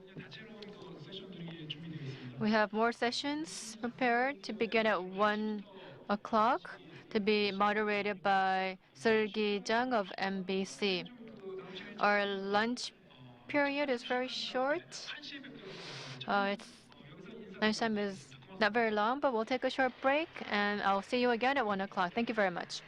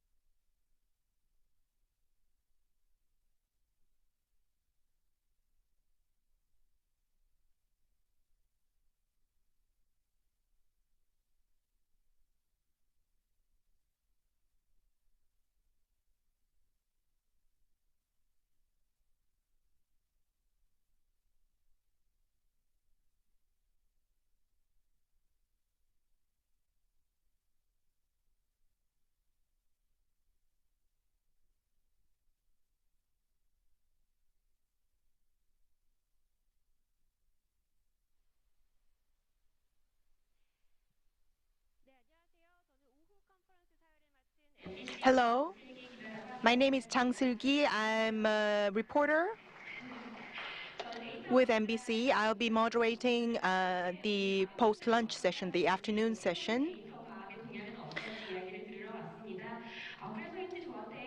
And along with many participants, I have come to this session hoping to glean a lot more information and lessons from data journalism. And there are some famous names on the lineup of speakers who will be giving us a lot of information on various technologies that are being developed for data journalism. If you have any questions or comments, please post them on YouTube, and we will try to deliver those questions, direct those questions to the speakers after their presentation. And so moving on to the first speaker in the afternoon session, from Global Fishing Watch, the senior data scientist, Mr. Park Jae-yoon. We have linked him on Zoom. Hello. Where are you logged on from? I'm in Paris. I'm living in Paris right now, so it's early in the morning here in Paris. Thank you very much for taking the time to join us online. So you are detecting via satellite the information or data on the illegal fishing and fishing activities, and you're trying to analyze this data. How long have you been doing this kind of work? How old is this organization, Global Fishing Watch? 17년, 18년 데이터를 중심으로 해서 이제 논문을 발표를 했고요. We published a research paper based on data that we collected in 2017, 18, and we are continuing to monitor the same area and collect the same kind of data. So we use data, big data, and satellite imaging data. And we try to analyze all this data to monitor fishing activities around the world. And we try to enhance the transparency of the fisheries industry around the world.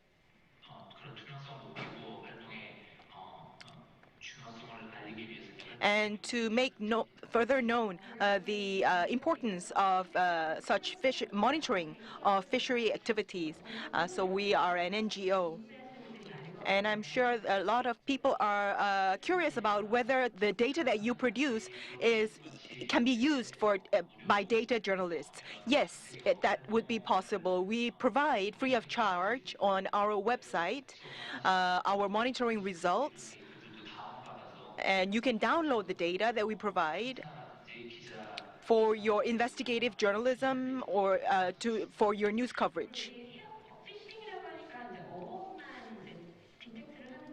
So you are detecting and monitoring data for related to fishing only, or fishing vessels as well?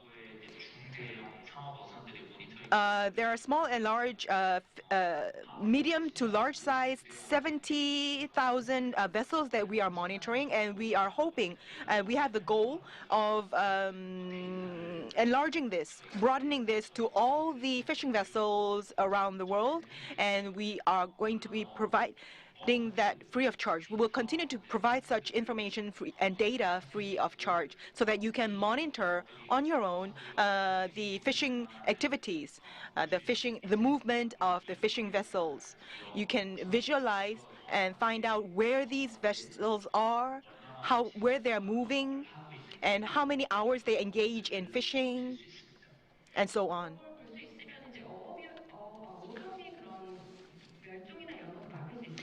So with that kind of data, we can prevent the extinction of fishing resources, right?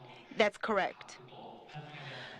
Through this collaboration, we can exchange all this information multilaterally, and by providing this information to relevant authorities, civic groups, NGOs can utilize this to monitor fishing activities so that it becomes more sustainable. Fishing activities become more sustainable and more environmentally friendly. So that's the main client so to speak, that we are providing our services to. So you are collaborating with government authorities, with NGOs, with civil society, and so on, right? That's correct. We are collaborating with all kinds of stakeholders, especially close collaboration with governments. And the information that we provide is provided and disclosed to all. It is made public for anyone,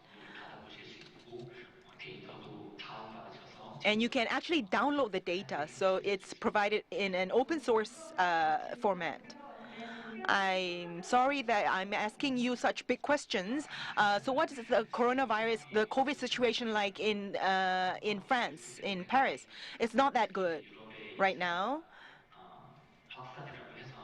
The second wave of pandemic in Europe is, we're in the midst of that second wave. And also, it's different from country to country. We are going through another dark tunnel, I think. And you are working a lot with university students.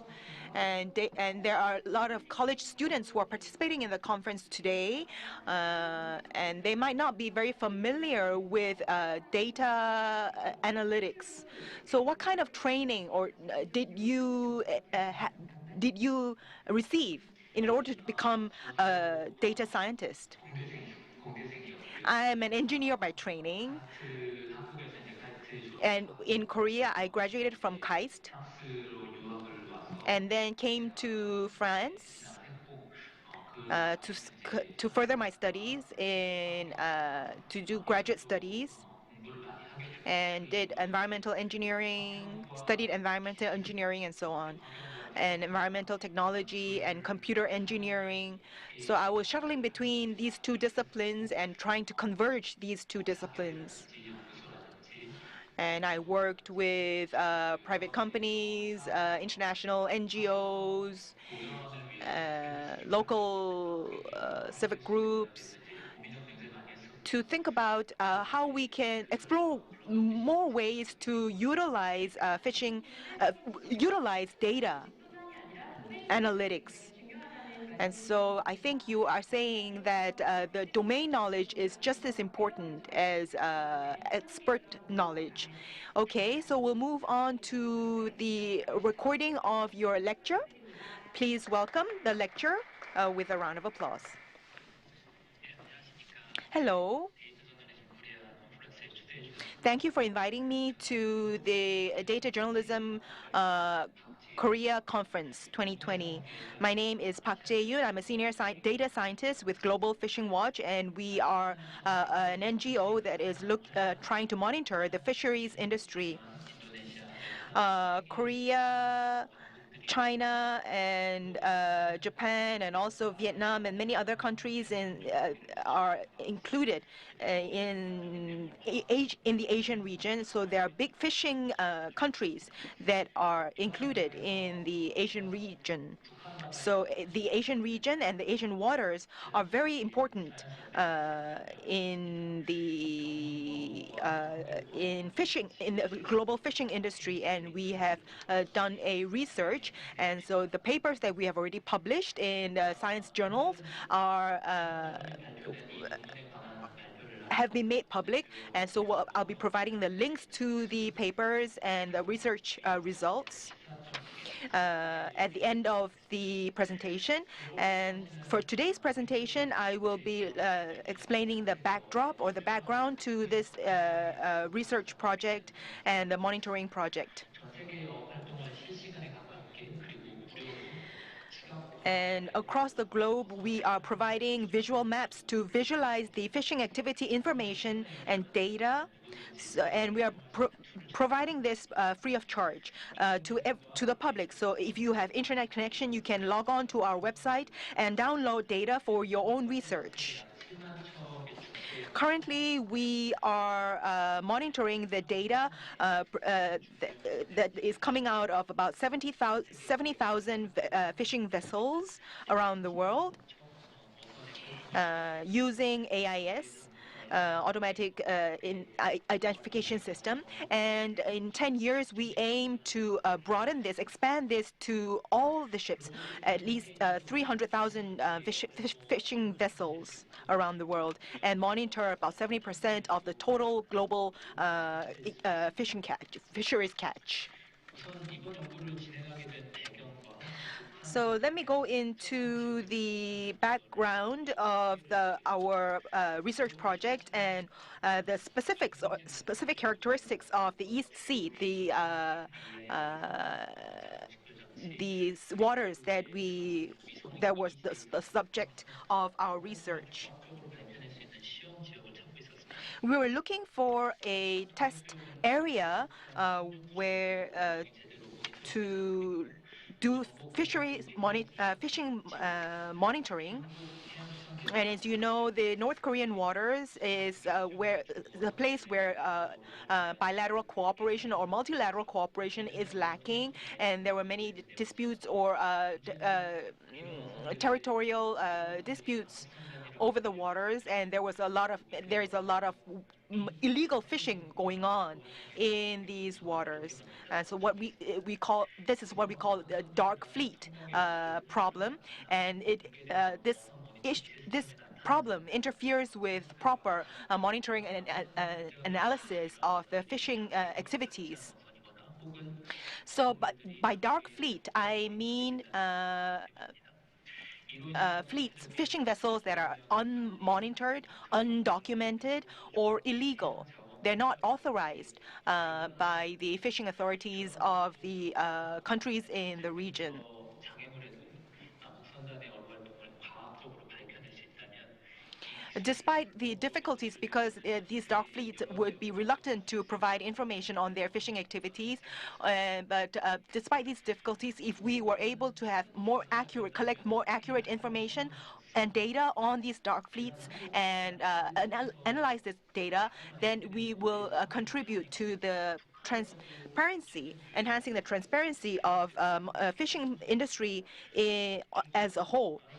So this is the situation that we focused on, the case that we focused on, the catch of flying squid. 아닙니다. 예를 들어 미국의 오징어 수입은 2018년도 8만 톤까지 증가했으며 And as you know, squid is one of the most popular types of seafood, not only in Korea and Japan, but also North Korea. And China is a big exporter of squid, and even the United States actually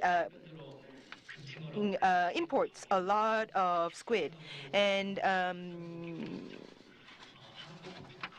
but the squid catch continued to decrease, and there was a shortage of squid, and so the squid prices skyrocketed.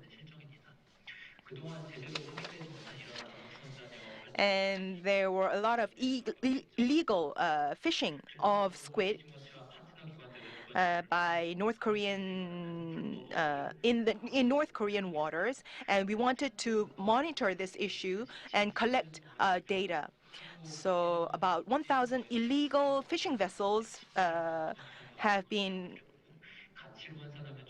catching about 160,000 tons of squid, which is about 500 billion won worth. And that was all in North Korean waters. And you can ask the question, why is this kind of fishing considered illegal? According to the UN Security Council unanimously passed the resolution in 2017 to impose sanctions on North Korea. So violating these sanctions is a violation or breach of international laws.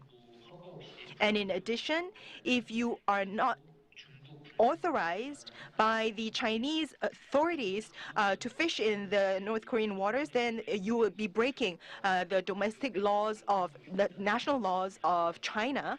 And also, if Chinese fishing vessels are illegally fishing in North Korean waters, the Chinese government has officially announced that they would be punished. So this kind of activity is against Chinese national law and against international laws governed by the UN. So these are undeniably illegal activities.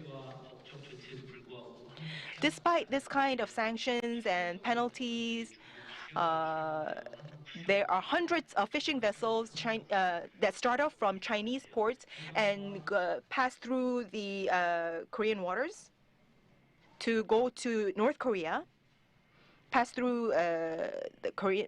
the Korean Peninsula to go to North Korean waters to start fishing there, to fish there and then come back.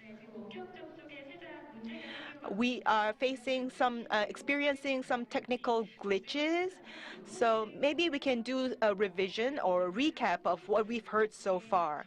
There was a definition of the dark fleet and the collecting data on the dark fleets and analyzing this data.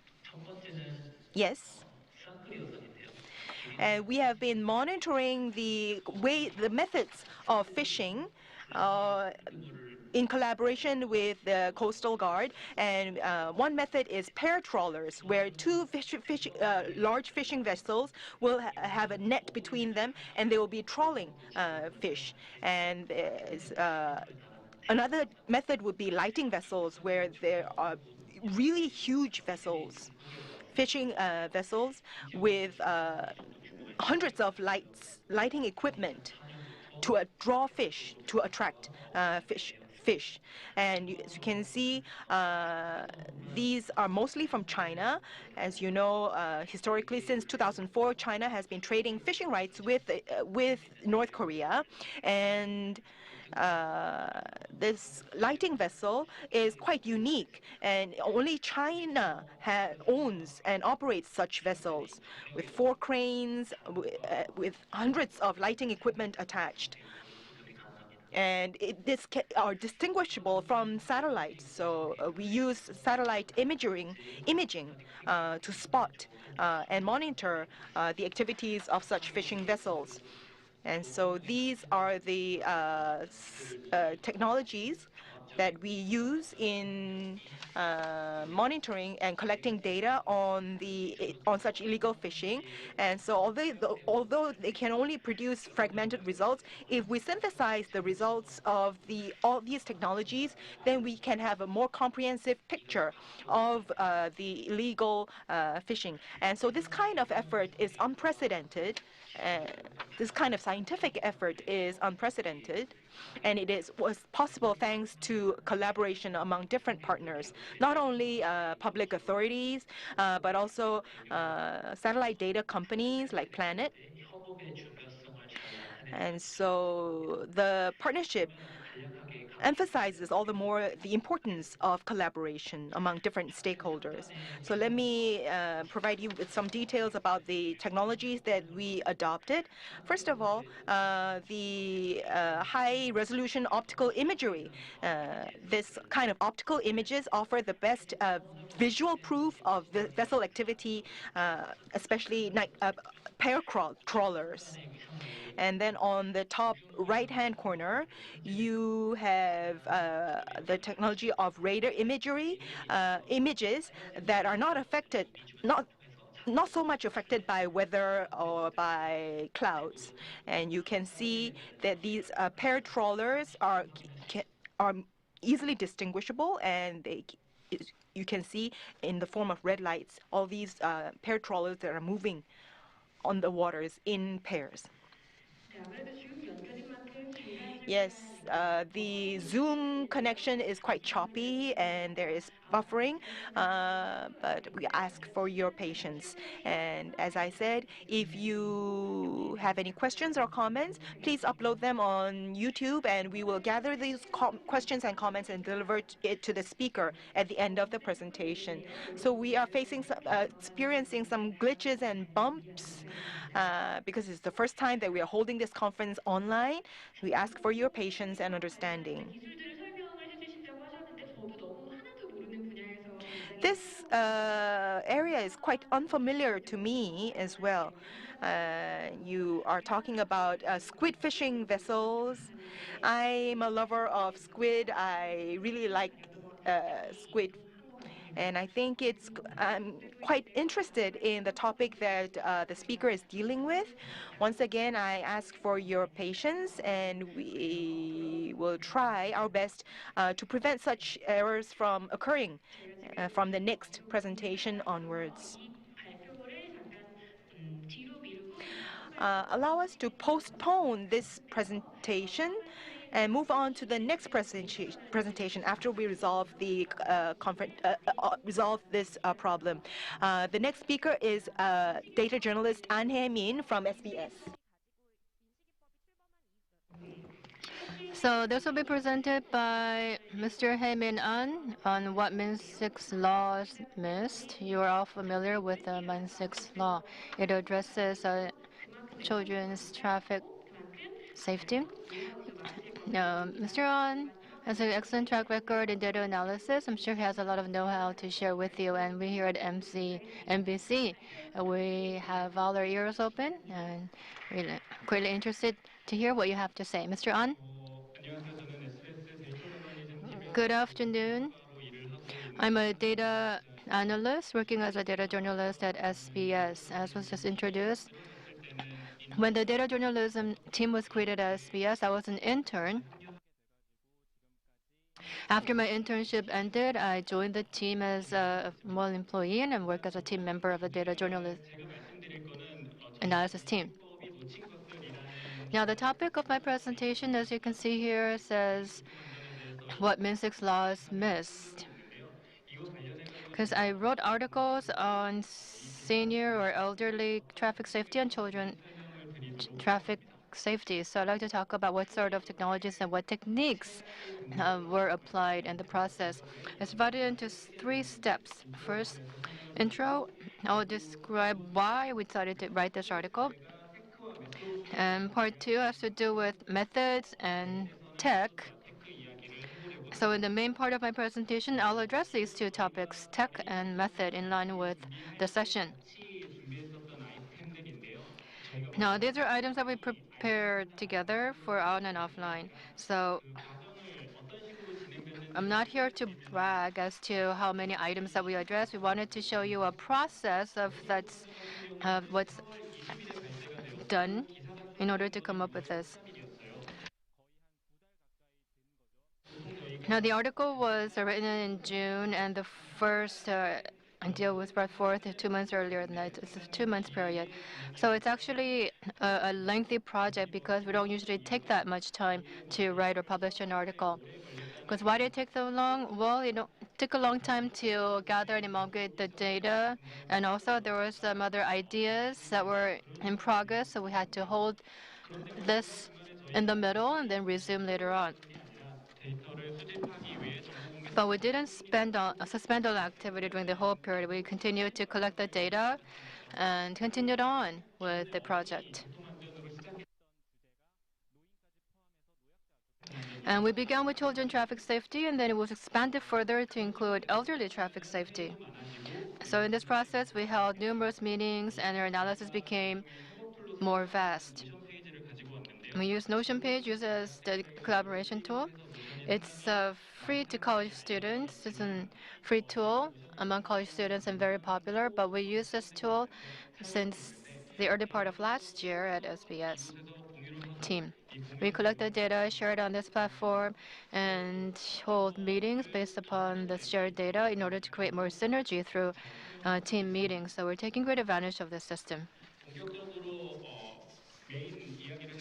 Okay, now to cut to the chase, the main part, how we collected the data, what methodology we applied, how we analyze the data.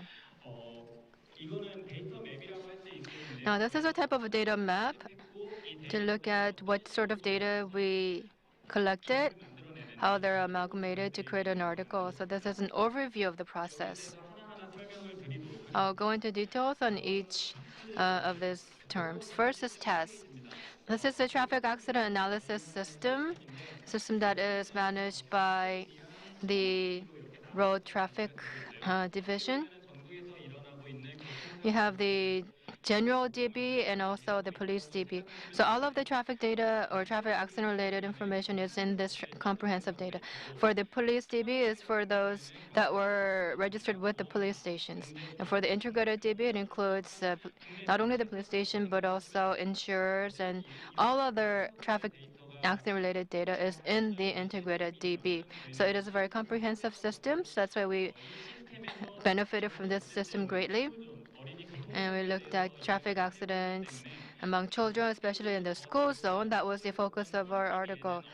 But unfortunately, this extensive database, the integrated database, did not have sufficient children's school zone data, so we were semi-forced to resort to the police DB. So we will get this kind of data. We would inquire into such data into the DB and be able to download.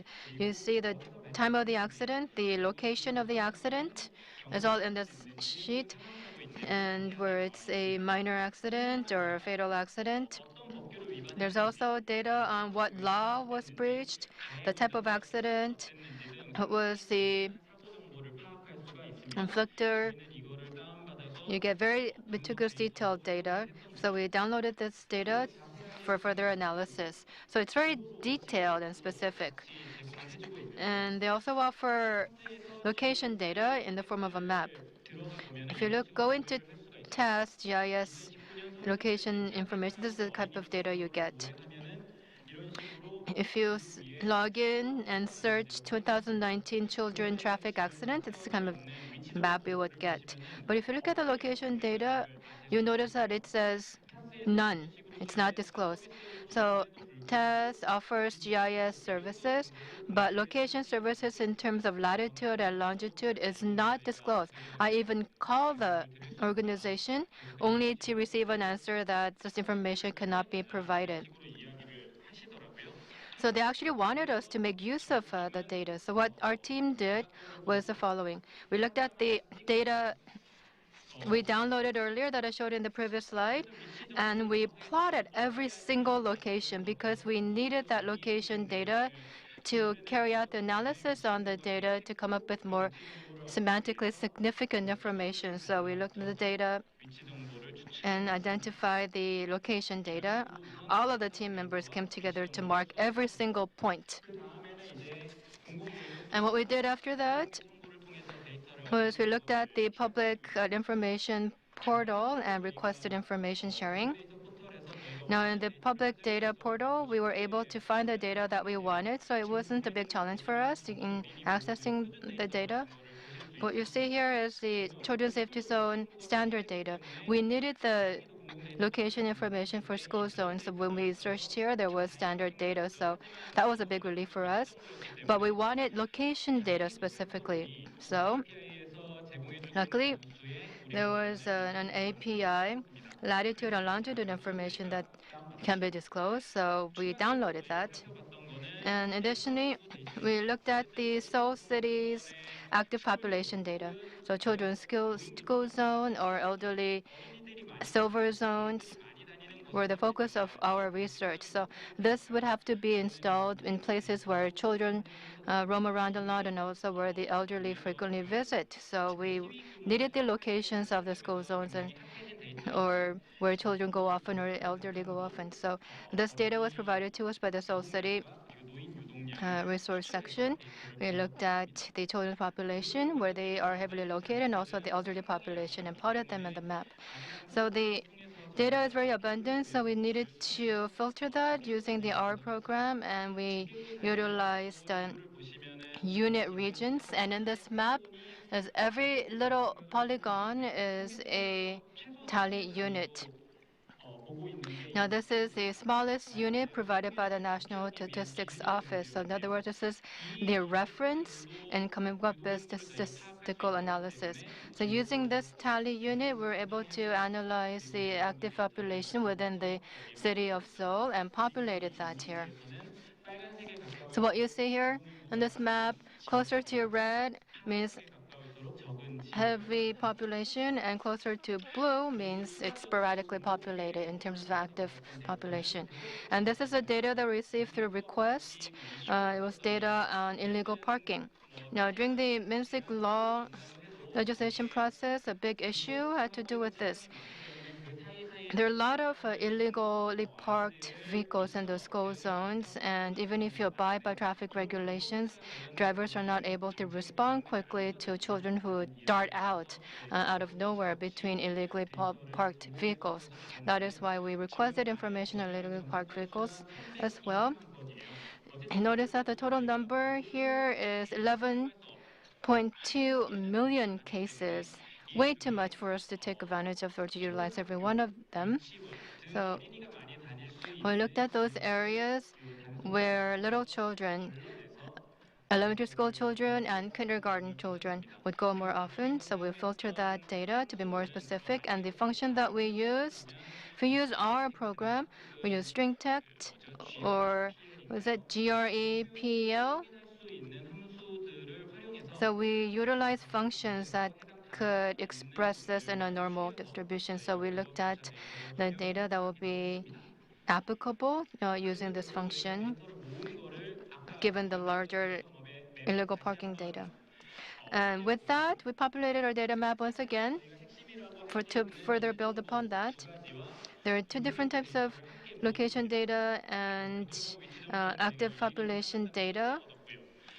And for location information, we plotted them ourselves. For school zone, we got that from Seoul City, and also Seoul City's active population data, we got that from Seoul City. So using these three pillars as a data sources and data foundation, we carried out the project. So what did we do? We compiled these three. Children's active population data, children's traffic accident location data, and children's safety zone location data. So we converge all of these together. Now this is a GIS, a location-based system. There is an open source free program called QGIS. Of course, there are more expensive programs like ArcGIS that offer more functions and creating more data insights. But QGIS was also sufficient for us in order to undertake our task. So we put them on top of this map and identify tally units with no school zones. Okay, so we marked different tally units on the map and then checked whether school zone existed or not. And we filtered out those non-existent school zones and then looked into whether children traffic accidents occurred. And that's the result that we got. Traffic accidents that happened once, 416 locations. Traffic accidents that happened twice, there were 17 altogether. You'll notice that there's a blind spot that doesn't cover the entire territory of Seoul. But there are some shortcomings to this approach and methodology. Because school zone location data is a longitude and latitude dot data. So a school zone, as the term says, is a zone. It incorporates a circle with a radius of 300 meters. So that larger area is a school zone, but we had to utilize dots or spots. So there was some sort of inconsistency or discrepancy between the two. So to address that criticism, we created buffers. This can be done through QGIS. If you Google it, you'll get more information on that. So within a 100-meter radius or 300-meter radius, we created a buffer, and those tally spots that were not part of these buffers are the real areas with no school zones. There's Shinjeongdong number 6 and Shinjeongdong number 7 that did not have school zones. And likely, we applied the same methodology and system to elderly production areas and location information. We got business sector data from Seoul, or not Seoul City, but actually the Ministry of Interior and Safety. This is the licensing data for different businesses on 191 types of business areas. For example, using this data, you could get information on where the clinics are located, where the pharmacy is located, for example. So we got that and populated that on a GIS program. So elderly traffic accidents occur where most frequently, in which business sector? We filtered out to hospitals, clinics, opticians, and we added open air markets and public parking lots. We decided to come up with this idea on identifying the zones depending on the business sectors. Because it's a very tedious process, we plotted every single spot on the map, and having discussed this with interns and other team members, you get an intuitive feeling that it happens very frequently closer to Oriental clinics. So this naturally required very tedious and arduous plotting process, because the tougher the process is, it will bring more meaningful insight to identifying the result that we were aiming for. So we filtered it, and as we had expected, number one was the open air markets. We also looked at the share of traffic accidents among elderly, and what traffic accidents occur within a 100-meter radius. Now, open air markets were the highest at 42.4%, clinics 36.1%, Oriental clinics 36.7%, and opticians 34.9%. So a total of 286 spots were identified. 836 spots were identified as blind spots within silver zones. So we are a news broadcast organization. So we wanted to analyze the data and incorporate that into a real life story. And there's a lot of information there. We wanted to utilize CG technology as much as possible. And for web articles, we wanted diverse and in-depth data analysis results as much as possible. And another project that our team did, so there's a newsletter that we issue dealing with children and elderly traffic accident. We incorporated this to send to our readership. Now the CG catches here were created through RPM without any illustration editing. These are graphics created from RPM only. If you use ours quite often, or if you're interested in data journalism, you probably heard this. BBC disclosed its BBC Visual and Data Journalism Cookbook for our graphics. It identifies the codes that show how BBC created the visuals, and we at our team created our distinctly unique visualization graphs using their framework. And we receive comments and feedbacks to update some of the different areas here. So it was very useful in dividing up the labor and also reducing the time it would take to do the job. Okay, now this is a presentation that was prepared by our SBS Data Journalism team. Well, this session has to do with tech and method, but I believe that the most important thing is a collaboration. I would like to end on that note, because data journalism, of course, involves an excellent individual, but most of the work involves great teamwork, because each individual has different roles, and we have to understand what different functions and different areas are all about. And you need the technology as part of the team play for real data journalism to take action. And the people you see here are people who contributed to this creation of the article. There are many others that are not listed here, but we shared our ideas together and engaged in extensive discussions to create the article. So before I close, I'd like to extend special thanks to these people to wrap up my presentation. Thank you. Yes, thank you very much. Well, that's an excellent presentation. It's very interesting. And your slides are also very, very interesting and very neatly arranged. I have a personal question. If you look at the Mamjak team of SBS, CG and the direction is very elaborate.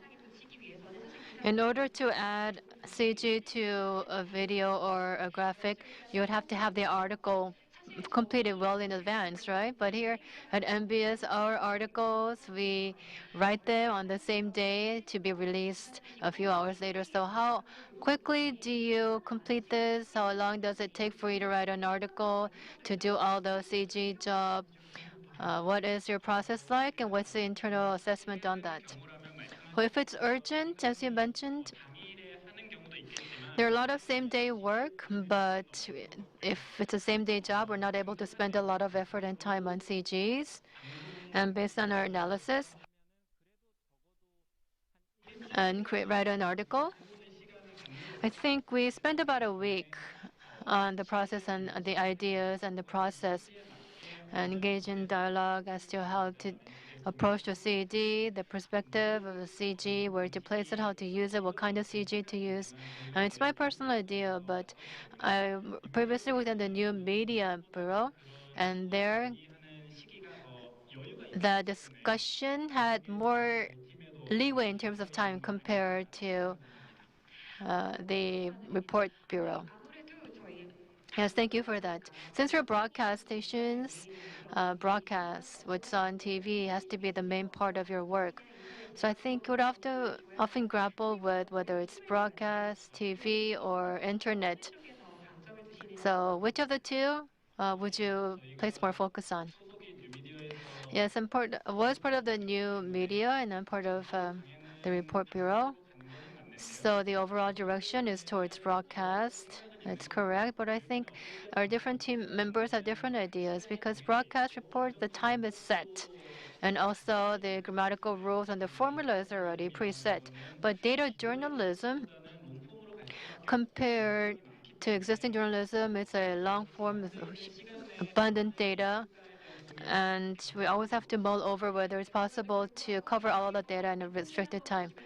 Yes, if you look at the Mystics report, you'll notice that it's a very impressive piece of work. I think your team made great contributions in turning progress to data journalism. With that, I'd like to thank Mr. Ehiminan for his excellent presentation.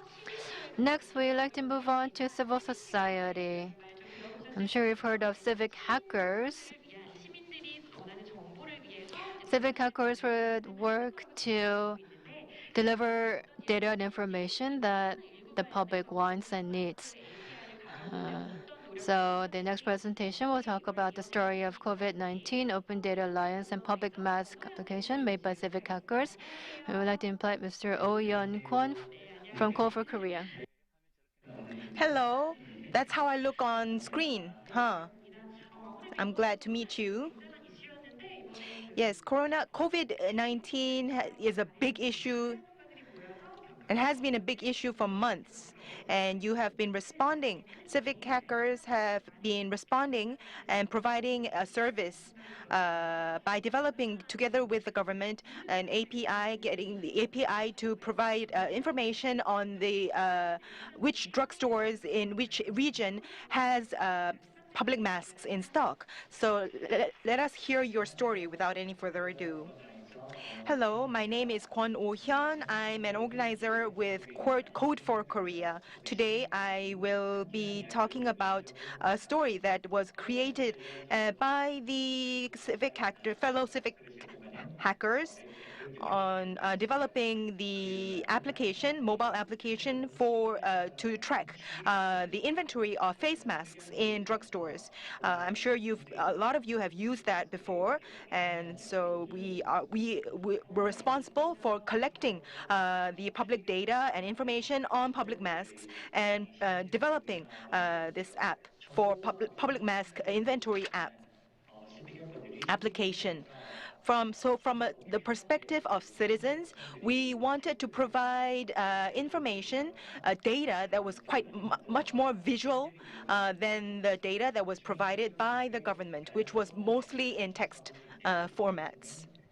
So we provided this COVID-19 information map service. It was a map service that was provided by citizen hackers or civic hackers, and it was used actually by the disaster and safety headquarters, the central disaster safety headquarters, as their situation dashboard, and now it is used by the local government of Jeju. And a lot of the applications that are in use are developed and created by not by companies or by the government, but by individual civic hackers or civic developers, citizen developers. And another example of the service that civic hackers provided the public would be applications to track the inventory of face masks. This helped to stabilize the situation of a shortage of face masks. And thanks to the sold-out rates of face masks increased from 67.9% to 86.4% in just 1 week. So this increase in the sold-out rate means that the public has been effectively assisted in tracking and finding the drugstores that still had face masks in stock to buy those, to purchase those face masks. So these apps contributed to stabilizing the face mask supply situation. And so media agencies, public agencies, and citizen developers all came together, and they have provided, and also media agencies, they have developed many different kinds of applications regarding face masks inventories. And the civic hackers came together, and in the short period of 2 to 3 weeks, we developed a joint response to and developed this face mask inventory application. So we started our effort on the 24th of February, and we were able to launch the developed application in about 2 weeks by the 11th of March, all at the same time. And so developing getting the API and developing the application and then opening the data were all possible within this short time period. And looking back on the beginning stages, the government was relatively quite quick in opening relevant data and information, disclosing information. And the government focused on visualization of this public data. So the data was made public and it was visualized. But the problem is that it was difficult to reuse this data.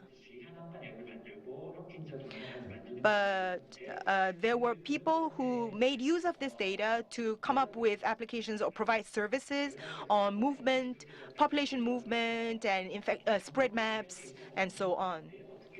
And so we contacted such very capable developers and asked, how were you able to get all this data?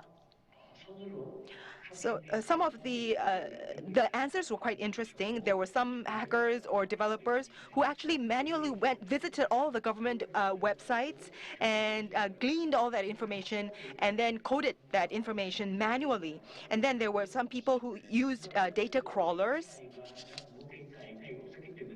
So in the beginning, the open API was not available, so each individual civic hacker or developer were working individually or separately to develop their own applications.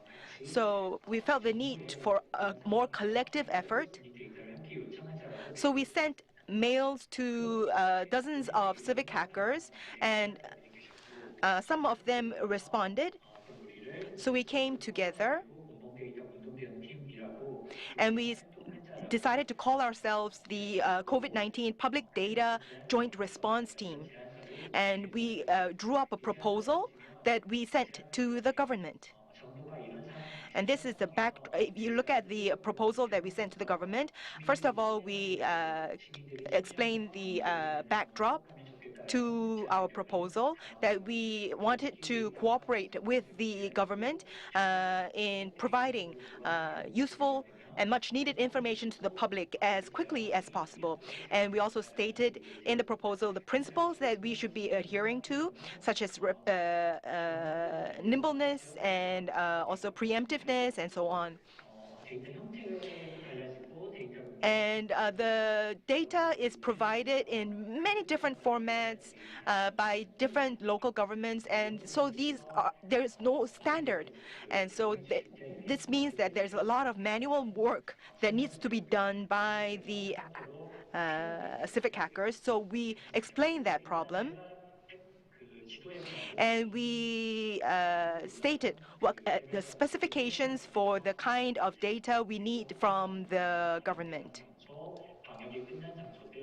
and the kind of data that we wanted, such as the places, the venues that were disinfected, and the routes of movement, and so on. And the location of these disinfected venues, where the measures were being implemented, disease prevention measures were being implemented, and so on. And we had the feeling that there would be a shortage of face masks, public masks. So we said that in preparation for that, we asked for to open up the API to us.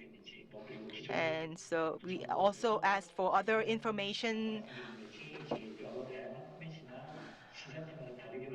and data, many different kinds of data. And we also emphasized that we need the data to be much more standardized.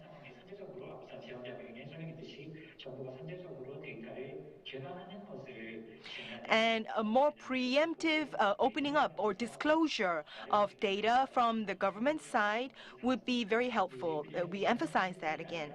And we not only just wrote up this proposal, but we also specified the properties of the data that we needed from the government.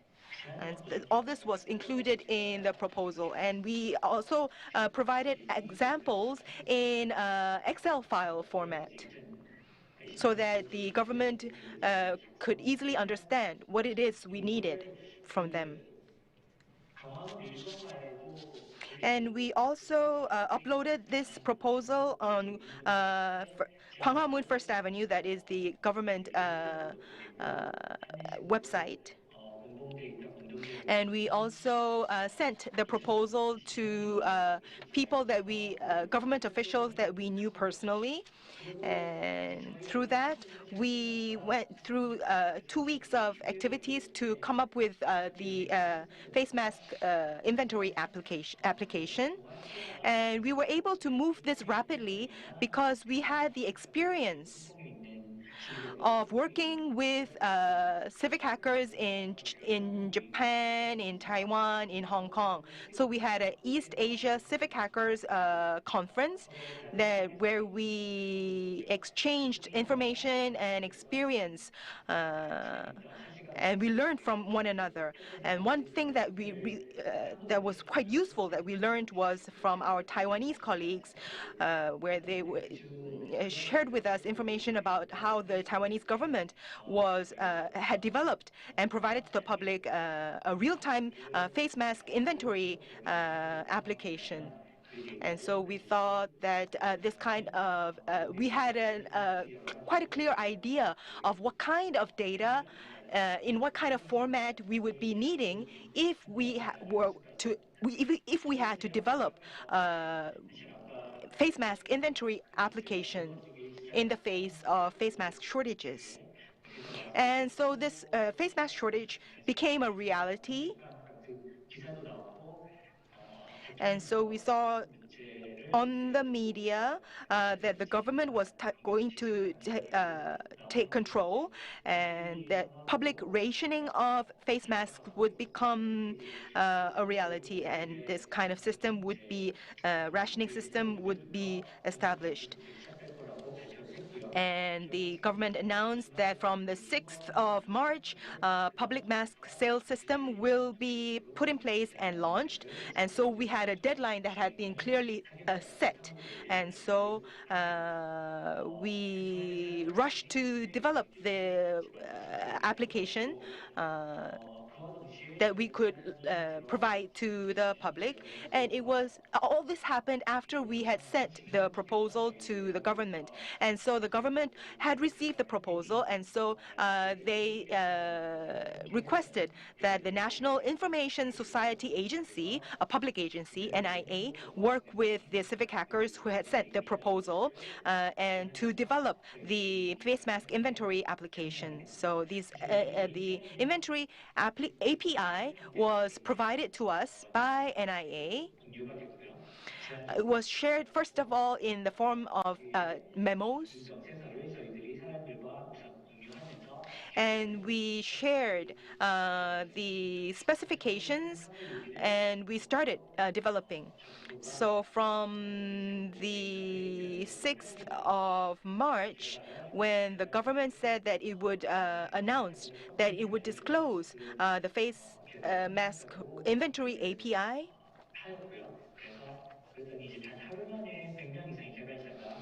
we sent out an open invitation for developers, citizen developers, to participate in developing the applications, and about 100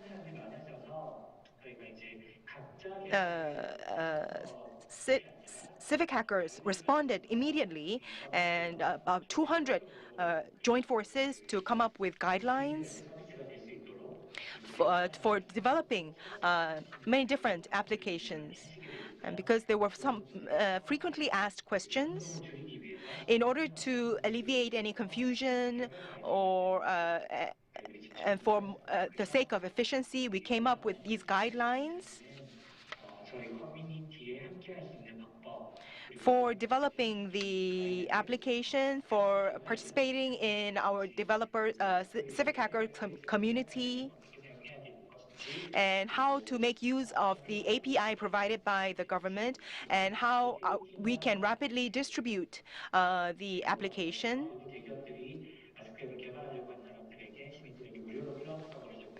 And some of the high tech companies were, like Naver, were providing free of charge cloud servers for us civic hackers. So we provided guidelines on how we could utilize such cloud servers. So the public agencies that were collaborating with us, as well as tech companies and the civic hackers ourselves, from Friday 6th of March to Sunday 8th of March. So over the weekend, more than 200 people came together, and we were using chat applications to collaborate with one another and doing conducting tests to develop all our applications. And so that is the way we spent that weekend, that fateful weekend. And I think it was Tuesday or Wednesday when the government officially announced that the face mask inventory applications will be released on the 11th of March. So we were on standby, and we released it as announced by the government on the 11th of March. All the applications, face mask applications, inventory applications that we had developed. And this is some of the data. In just one day, on the launching date, 11th of March, there were 90 million calls on that day, and a maximum of 7 million calls in 1 hour. The data servers were provided by big tech companies, but the countless face mask inventory applications themselves were developed and provided to the public by the civic hackers. And these applications were in high demand, and despite the huge traffic, because of the big tech companies' cooperation and provision of data cloud services, the services were provided in a quite stable manner. So although it was the first day, the applications were all serviced quite stably. And this is one example of the application that was developed by the civic hackers. And some of the questions that a common question that we civic hackers were asked was, why didn't you work with advertisers? Why don't you have online advertising on your applications? We said that we were funding all these development out of our own pockets because we didn't want advertising to interfere with or distort the original purpose of developing these applications. So this was how we worked over a very short period of time, just over a few days, to come up with all these face mask inventory apps to provide to the public. So to summarize that, the timeline, we sent out our proposal to the government on the 25th of February, and the government on the 5th of March actually, as part of the response to our proposal, announced that there would be public mask sales. A rationing system would be starting, and so one day after that announcement, we started the collaborative project, with the government providing us with the API, and we started developing our applications at the same time. We were all strangers to one another when we first began, and so we didn't know each other, but we still came together online to develop our applications over the weekend, one weekend. And it was the first time for the government and civic hackers and developers to come together to collaborate on one project. It was quite successful. And anyone could participate.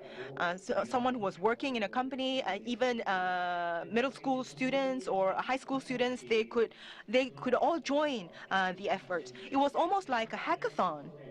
So it was a shared experience where government people, civil servants, and citizens, and young people, tech companies, they were all collaborating for one single common goal. And it was a very positive experience, especially for us civic hackers.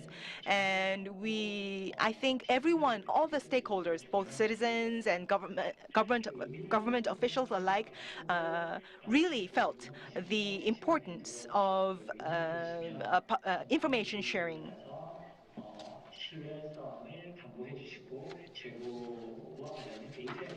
So the citizen and civic hackers, they will be providing, the drugstores will be providing real-time data on the face masks in stock, and this will be delivered to the government, and the government will be providing to the citizens and to the public data that on the face mask inventory and the API for that, and this data would be reliable, and the private companies will be providing API and cloud services and such stable infrastructure, and the civic hackers would respond very quickly and contribute to the rapid spread of the relevant applications. And all these participants played their own roles very well. So it was a very important and invaluable experience that we had together.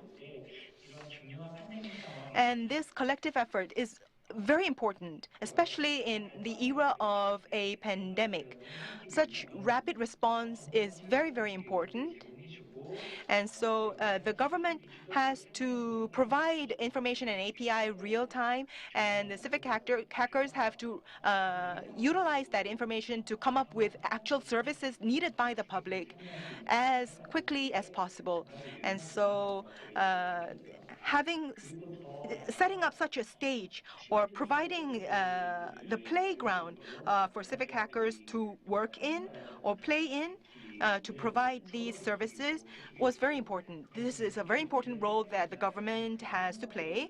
And as we succeeded in this project, as our sense of self-efficacy continues to grow, as we meet these challenges and succeed in overcoming the challenges, then this would lead to even more efforts and more commitment to solve other social issues as well and overcome even more challenges together. So if we can really experience how real collaboration and real public-private cooperation, and then we can create environment of mutual confidence among the stakeholders. And this kind of confidence, mutual confidence, and sense of efficacy will be even more needed in this era of the new normal. And we wanted to take this one step further. And so the COVID-19 Public Data Joint Response Team wanted to go on to help resolve other social issues and challenges using our technical capacities. And so to this end, we created this organization called Code for Korea. And so we want to address important social problems. And this effort will be led by active civic hackers and developers. And we hope that our contribution to resolving social issues will grow in the future. So please take a look at our website. And also, this is our Slack. So I hope that you will continue to show us your interest and support. Yes, thank you very much. Thank you to Code for Korea, an organization by civic hackers. Yes, hello. It's good to see you again online. Civic hackers might be an unfamiliar term. And actually disclosing information to the public about where there are face masks in stock, which drugstores still have face masks in stock. Well, the government should be providing that service, but citizen hackers were doing that job for no pay. So why did they do that? What was the what was the driver? And so can you describe that in more detail, civic hackers? Well, civic hackers, they started becoming active and became more well known around the time when public data was provided to the public, disclosed to the public more actively and more expansively by the government. So Korea is a forerunner in that regard, where you can process data, and there are a lot of citizen developers or data scientists who actually can take the data provided by the government and visualize the data in a different way. And we call this civic hacking, because it was almost like hacking public websites of government. And if the government or the public agency is not providing the data in the format that we want, then we will create that format ourselves.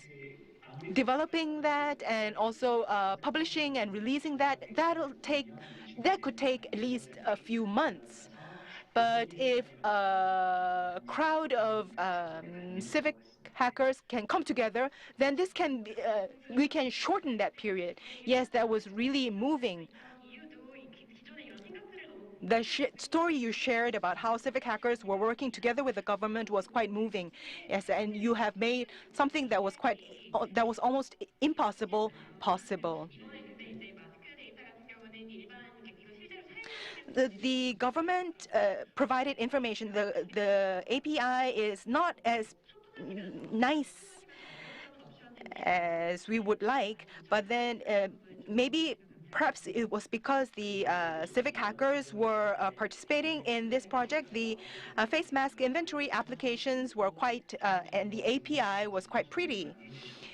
The NIA, the Information Society Agency, worked really hard, and also we also worked hard, and we provided specifications about the kind of information or data that we wanted.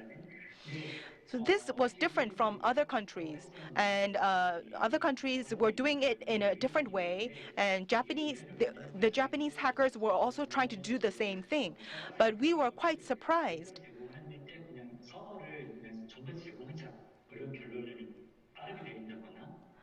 Because of the quick decisions that the government was making at the NIA.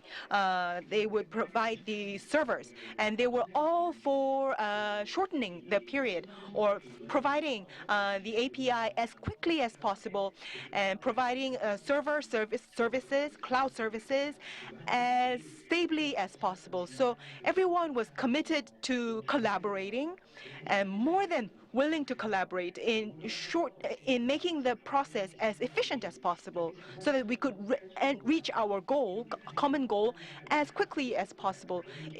And I felt that people had already had in mind what would make this effort succeed, and they were all ready to make it succeed. And so when they all came together, all these ideas were being realized very, very quickly.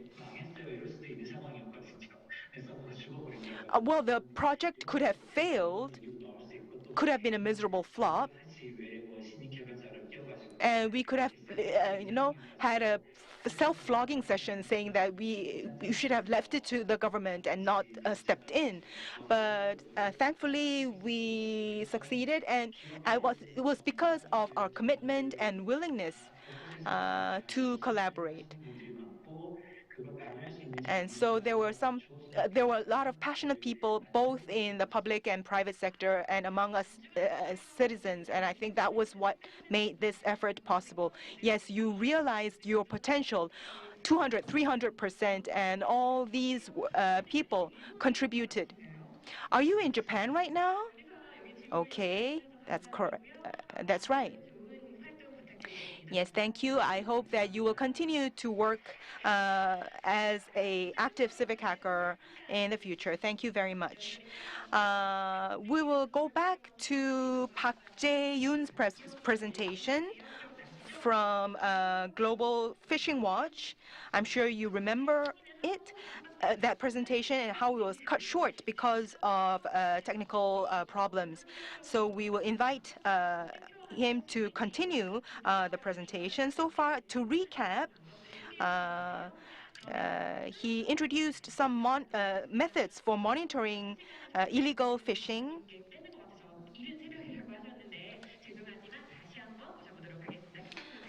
So we apologize for taking up too much of your time. So let's go back to that presentation. Yes, so you have the pair crawlers that you can spot, trawlers that you can spot on radar images, and you have nighttime imaging.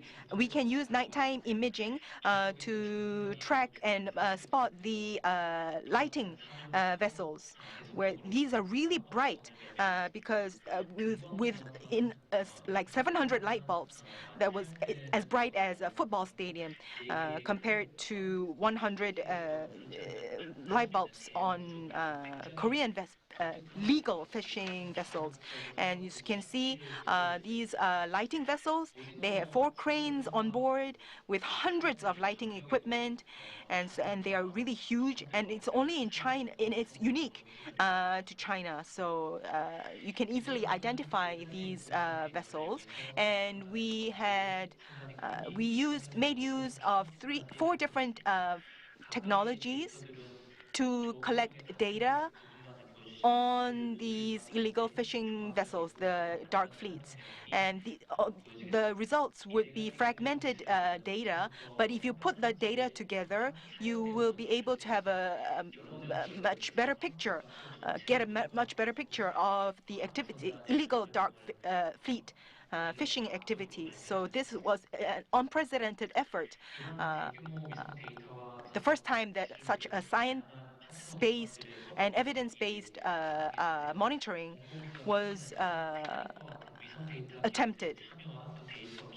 And so not only public agencies, but also private companies, satellite data companies such as Planet came together for this large-scale project. And this project highlighted all the more the importance of collaboration among different stakeholders for monitoring fishing activity.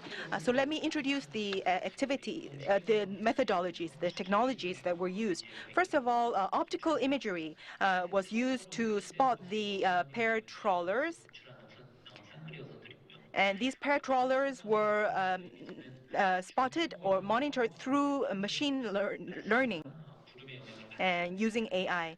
And then secondly, we made use of radar images that are not so affected by weather conditions or clouds. And you can see the pair trawlers moving in pairs, and they are in the form of these red lights. And for lighting vessels, you can use nighttime imaging, since they use a lot of light bulbs on. They have a lot of light bulbs on board, about 700 lights on board a lighting vessel, as bright as a football stadium, compared to 100 light bulbs used by a squid catching angling boat used in Korea. And then the fourth method would be the AIS method. Although these vessels, although they are engaging in illegal fishing activity, they would be reluctant to send out any signals. They sometimes send out signals, and through that we could track the movement of these illegal fishing vessels, starting off from a Chinese port, going to fish in the, North Korean waters, and then going back to the Chinese port. And so we were able to extract new information, new data from these from the fishing vessels, to extract meaningful data. And so we have amassed this kind of data from about 70,000 fishing vessels, and the catch from this total catch of these illegal fishing vessels amounted to about 160,000 tons, and was worth about 500 billion won from 2017 to 2018. Although, admittedly, we were not able to find out whether all these fishing vessels were authorized or not, whether they were authorized or not. And then we also were monitoring small fishing vessels from North Korea. About 3,000 of these North Korean small vessels were fishing in Russian waters. They were crowded out by large commercial fishing vessels, and so they were going to Russian waters to fish. They were too small to compete with large-scale commercial vessels, since they were 10 to 20 meters long compared to 60-meter commercial vessels. So as you can see from this video, this is how dangerous these activities can be. 로시아 수역에서 조업 중인 So this is directly related to human rights risks. This is a North Korean fishing boat, which is 작은 소형 곡선들이고 less than 20 meters. 5개에서 7개 And the fishing lights that they use is about less than 20, about 5 to maybe 15. 비교를 위해서 And to put the size of this fishing vessel, a small fishing vessel, in perspective, let me show you a video of a huge lighting vessel. 소형 북한 어선들과의 크기 차이를 So as you 비교를 can see the difference, in the size of the lighting vessel and the small fishing boats from North Korea.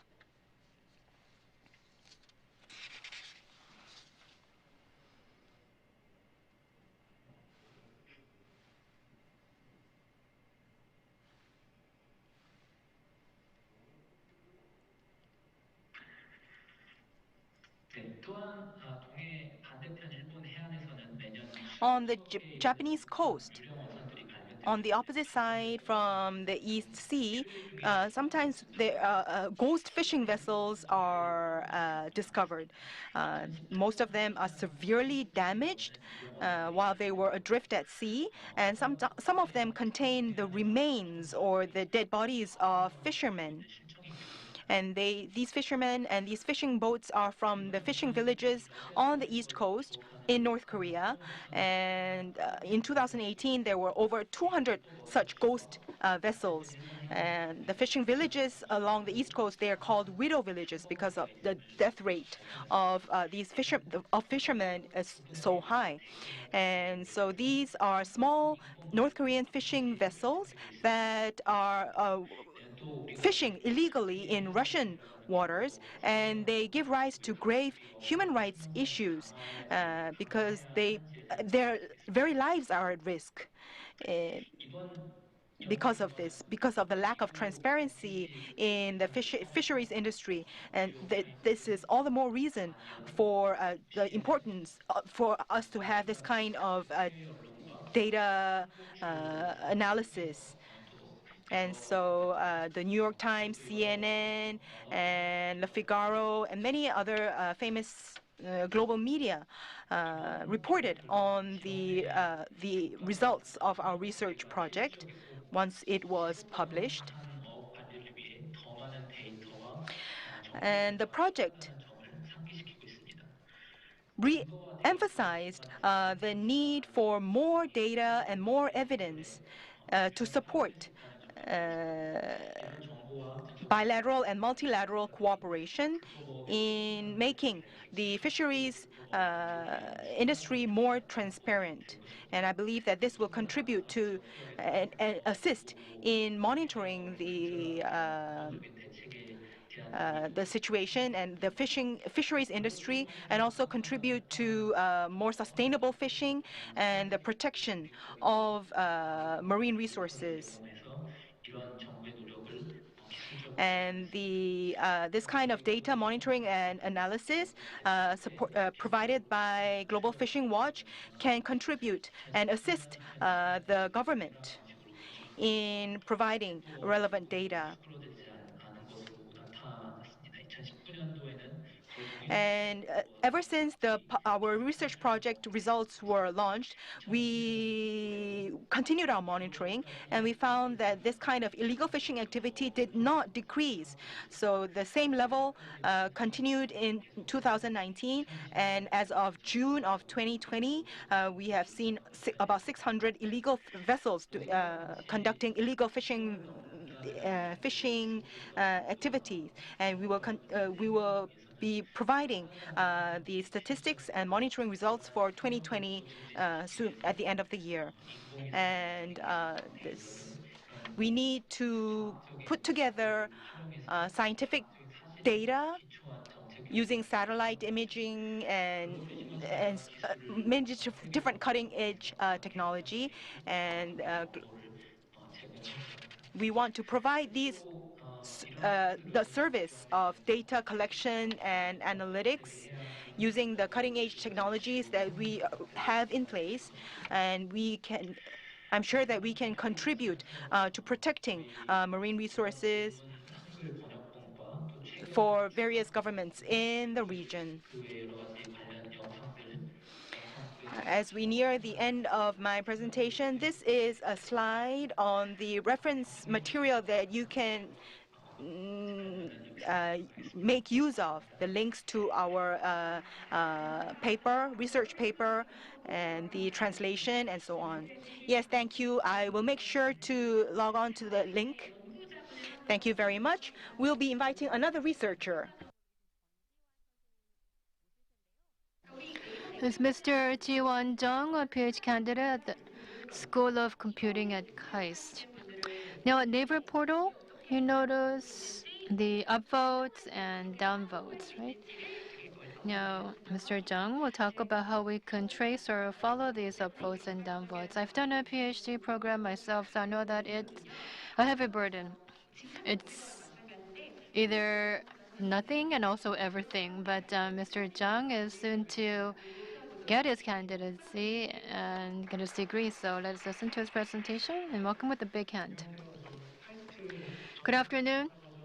I'm a PhD candidate at the School of Computing at KAIST. My name is Jiwon Jeong. I'd like to analyze social issues based on data science from a neutral and objective perspective. Here as an audience, I noticed that it's very similar to investigative reporting. There were journalists and reporters who have presented earlier. The investigative reporter, they analyze and they write an article that's published a month or 2 months later. But myself, it took about 2 years to determine or fix an idea and come up with the paper. So it's a more lengthy and profound investigative reporting. So as Ms. Chang has introduced, now that's what I'm going to talk about, the identification and quantification of coordinated manipulation of upvotes and downvotes in major portal sites. Now let us look at news activity and commenting of Korea. Where do people get news here in Korea? Through portals. According to the Korea Press Foundation, they get their news from Naver and down portals. And you can't leave out comments when it comes to portal news. So in analyzing my topic, I noticed this trend. I collected all of the comments on the major portals on a monthly basis. About 1 million people write comments on portal sites, and if you look at the monthly trend, over 10 years, there's been a dramatic surge. And on a monthly basis today, about 15 million comments are posted. There are so many comments, we can't read all of it. So most of the users, they're going to look at the 2 or 3 comments that are on top, or at 10 at most. So the ones are at the top. How are they selected to that place? Well, first of all, there is the upvote and downvote method as a way of sorting, and Naver from 2015, they decided to go with upvotes, multiply the downvotes by 3 and subtract that from the upvotes. Not all comments are of equal force. Some become best comments because of high recommendations, but the smaller, lesser ones, the minority opinions, would have greater impact. So that is why people started to manipulate on a coordinated basis the upvotes and downvotes. That's actually the wrong recommendations of certain comments. So the coordinated manipulations are carried out by different interest groups. And if you look at different organizations in the level of discipline, first you have the semi-organized ones from the online community admonitions, and also the comment brigades, and also systematic macros. Now macro is also a very quick responsive group that operates in a very systematic manner, but they work with the same modus operandi. First, there's a request for comments on a certain article, and the members go read the article and click on upvotes and downvotes, and once that is completed, you get a biased article commenting form. Now, how would this affect the commenting system, there are about 3 different theories on this. First of all, comments themselves used as hints to public opinion and have an impact on the way people think. And because recommendations, non-recommendations are visible, those that are highly recommended tend to get greater support from the mass public, given human psychology.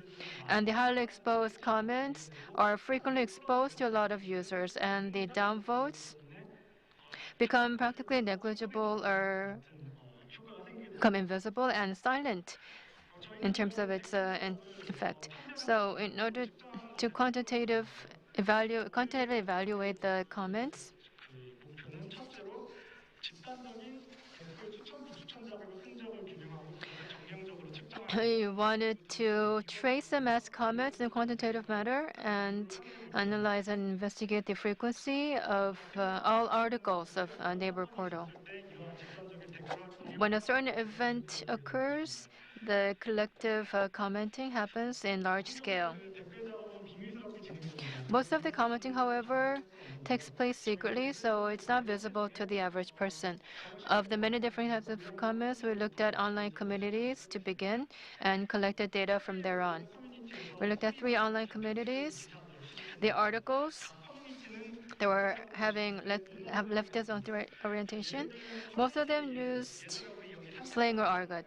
In other words, if someone said, "Let's go take a walk over here," that would link to a neighbor article, and you would have to click on upvote or downvote to that article or comment. And we found about 280 different types of leftist-oriented neighbor news. 좌표 찍은 기사들은 빙산의 일각에 불과합니다. But this is only a tip of the iceberg because there's offline office works and also deleted requests and also Telegram, text exchanges. So there's a lot of the comments that are exchanged that cannot be observed from an outsider. So that is why we collected all of the neighbor news articles from these articles and those that held comments to it. We looked at the volume and the sheer number of such articles. Now they first started sorting these articles based on upvotes and downvotes starting from 2013. So we looked at about 50,000 and also 50 million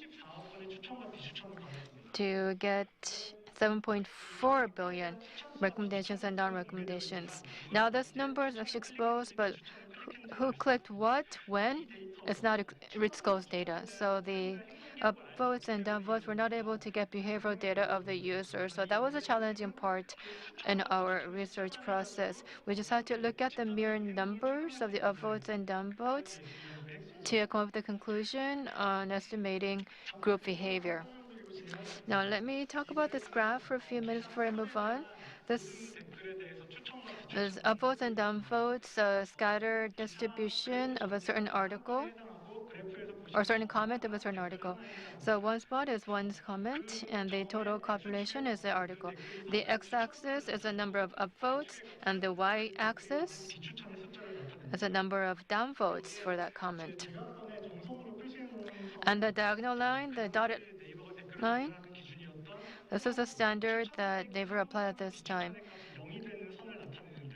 The upvotes minus 3 times downvotes equals 0 was the formula that they used. So the distance to the dot from this diagonal line would expose the level of recommendation or best comment will be located on the higher part, right part of this graph. Now there are some noticeable features in left-oriented articles here. If you look at this red part over here, I highly recommend it. High upvotes, but a lot of downvotes as well. So the end score was 0, so 0 comments. Now these comments in the end converge on 0. So you'd have to go flip through many pages and the comment section to be able to see that. But over here, we're not able to observe that kind of phenomenon. And not just a pair of incidents. If you look at the entire population of Naver News, the 0 comments was only found in the left-oriented articles. Now, for the mere reason that there are a lot of comments, could this be construed as a collective action? We think not. We wanted to gather more data to come up with a more quantitative analysis of the phenomenon. Now, collective action without user behavior analysis, well, we looked at the definition of collective actions and commenting. Now, for individuals, they would visit the articles or the pages without a specific standard or order. Now, the collective ones, they would all converge together at a particular point in time. Okay, now coming back to our earlier graph, let's look at the zeroed comments indicated in red. Now, these comments had 300 upvotes and 100 downvotes. We don't know who clicked what when. However, this comment received a lot of upvotes and downvotes, meaning that it's been exposed to a lot of users and thereby being exposed on a lengthy time, listed on top of the best comments list. The 300 upvotes and the 100 downvotes, if they were clicked by individuals, in other words, if they were very evenly distributed by individuals, then they were clicked depending on the order of upvotes and downvotes. And if you conduct a simulation, it would look like the graph on the right. So the evenly distributed users would be mixed evenly. And if you click on upvotes and downvotes, the score on this article would always be very close to or converge on zero. Okay, so could this be a best comment for a prolonged period of time? Then how were they able to get so many different upvotes? But this comment, if they were clicked by a mass group, then this comment could be easily explained. First of all, a pro group would put a lot of upvotes and it would be put on the list, top of the list, and then with greater exposure, it would be subject to more downvotes, and then as it goes down the list, and that will explain the change in the movement of the comments. So it could be the masses that brought down the comment, or the public that has put the certain comment on the top of the list could be brought down by a certain group that is active on the internet upvotes and downvoting. But in either case, there was a collective manipulation or collective clicking activity by the users. I included an example of a zero comment. I looked at the weather news. I looked at 30,000 weather-related articles, and zero articles were actually a handful, very minimal, almost negligible. I'll show you two. This is an article saying that tomorrow's weather will be quite cold, and if you look at the zeroed comments,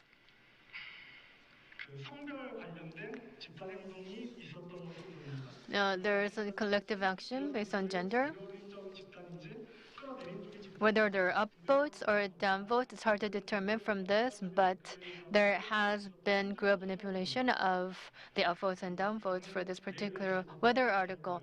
So this is an article saying that tomorrow's weather will be warm. Now the zero comments are related to fine dust. So they want to incite anxiety or discomfort towards fine dust, or the intent to hide the potential environmental problem. You need more accounts to go up the ladder of the votes, and also you also need more accounts to bring that number of downvotes up as well. So with more recommendations, the zero comments will require greater mass manipulation as a collective activity.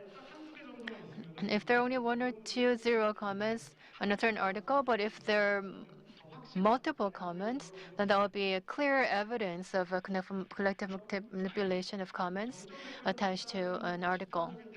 Now, zero comments is potentially a strong candidate for evidence of group activities. So we defined it as such. It's zero or less than zero. So there's a margin at the end. There's a slight margin, but even if it's slightly lower, higher than that, we define that as a zero article. And I mentioned that the number of zero comments in the article is important, and if the recommendation of votes is over K, if that exceeds N of the zeroed comment, there will be a KN article. And if there are 10 in a particular case, it will be 50 10 zero comments. 다양한 영점 댓글이 So there are 0 comments with less than 50. 영점 기사라고 보실 수 있습니다. There are 10 of those, so we could plot it as a 저희가 분석해 본 coordinate 50, 10. 영점 기사 정도라면은 상당히 So if that's a 0 comments, we believe that there's a clear evidence of collective manipulation of comments data, and that amounts to 11,500 of a total number of 54 랭킹 뉴스는 네이버가 집계해서 공개하는 million articles in Naver portals. 기사 30건에 오른 겁니다. Now, this is a top 30 of the high-ranked articles. 이 그래프는 월별 랭킹 기사 중에서 This is a monthly ranked articles. 영점 기사의 비율을 그린 것인데요. The share of 0 comments with 50-10. Dominant trend here. 순으로 댓글을 정렬하기 시작했던 초반에는 In the early stages of 기사가 잘 나타나지 않지만 Naver sorting according to upvotes, 순으로 the 0 comments are not very noticeable, but as they adopted this policy of upvotes inflecting the popularity of the comments, you notice that there are dramatic changes in the chart. 패턴은 Okay, so this pattern does not change as the standard or criteria changes. And a few years ago, the upvotes and downvotes activities were strongly constrained by Naver, so you notice that it further declined later on. So, 일주기와 관련된 and there are also special non-points with 0 comments become very active. In the Seoul ship accident and also various celebrity-related incidents, and also Chesunshil tablet PC incident. It went up, and also political articles found its way into the impeachment process, the presidential race, National Assembly hearings, North Korean nuclear testing, and ice hockey performance-related issues, so sports news. These are all milestones or points that create a surge in the commenting. Now, how are we to assess such comments? Is it a freedom of speech or manipulation of public opinion? I think we should use different benchmarks and parameters for on and offline, whether it's offline, whether it's collective or one person or a poster type of invitation. There's the form of protest or the method applied that is visible and observable, but it's not the case in online. The inherent property of an online activity is that it can be made secret. It's not very easily disclosed, even if the intention was not there. So I believe that the online commenting activities should be evaluated with more stringent and different criteria. And if there's intention to attempt fraud, we'll call that fake news. And if there's information in there, it's fake news. If there's opinion in there, it's called fake opinion. 우리나라에서 문제가 됐던 댓글 추천수 비추천수 조작은 Now, the upvotes and downvotes manipulation 기도 같은 걸 조작하는 행위였는데 저는 이것을 페이크 컨센서스 is fake consensus because it's neither news nor opinion. It has to do with adjusting the upvotes and downvotes. It applies not just to articles, but also music charts, YouTube's visits, or also reviews on certain products. So this fake consensus, I believe, will become a very important critical issue here in Korea, and I think we should bring our heads together to come up with solutions to address this very important social problem. Well, this is pretty much the end of my presentation. This is my closing. In carrying out my research, I felt that Korean news portals are doing very well in different dimensions. I searched comments as part of my research. I looked at the news portals data of many other different countries, but I was not able to succeed because other countries, they did not disclose how the comments were being sorted, and the data and the article comments, they will be deleted after a certain period of time. For Japan Yahoo, for example, all of the comments are attached to an article is deleted after a week, and you can't even figure out which comment or what article was actually posted. But for Naver, you'll be able to search for articles and comments of a decade ago. That's all disclosed and offered to users. And another point I'd like to compliment is that when you want to change a comment structure, the portal would inform the users of the policies of how the comment structuring or the comment posting rules will change. So that's a good thing. I'd like to compliment the portals on that. And another point, there's a way to probe commenting, whether it's manipulation or not. It is not a dichotic structure. It is not completely individual, nor is it completely group manipulated. Somewhere in the middle, so our K and 0 articles, we're not saying that it is a clear-cut golden rule to determine whether it's manipulated or not. This is an indicator to estimate the degree of manipulation or group intervention in the comments attached to a certain article. Now, this was published in a YS journal. So those of interest on the topic, you could read my paper here. And with that, I'd like to conclude my presentation. Thank you. Well, in a way, reporters are very sensitive to comments. And since some may want a lot of comments attached to their articles, but there are users who misunderstand some articles and whatnot, but you've come up with a great methodology to do further research on preventing misleading comments that are manipulated for certain articles. Now we have some questions, but it's very tricky questions. You said the total number of comments is 500 million. Yes, 500 million, that's a tremendous volume of comments. In the process of collecting, how did you store it? Which cloud did you use? How much did you spend in terms of money on this process? Because many people deal with how to store this in a database and how to pay for that process when they want to do research on data. But the data volume wasn't that big. We used less, about 10 terabytes. I use that as a storage device, storage area. And as to how to collect the comments, I think many of you have burning questions on that. I wish I could disclose the way I collected the data, but Naver and down portals to prevent excessive load on their servers would not be very accommodating, so that would actually back on me, so I don't want to disclose it. But if you're really interested in how this process is undertaken, I'll try to help you to the best extent possible. Okay, another question? Regardless of what language you use, as a data scientist, you may have felt that certain languages are better for crawling and whatnot. Yes, actually, I use different tools. I kept changing tools throughout. In the outset, I used R. Right now, I use Python. And I was just told this morning, that I can't use my personal laptop. I wanted to show you how I carry out the analysis, but I don't have the device with me right now.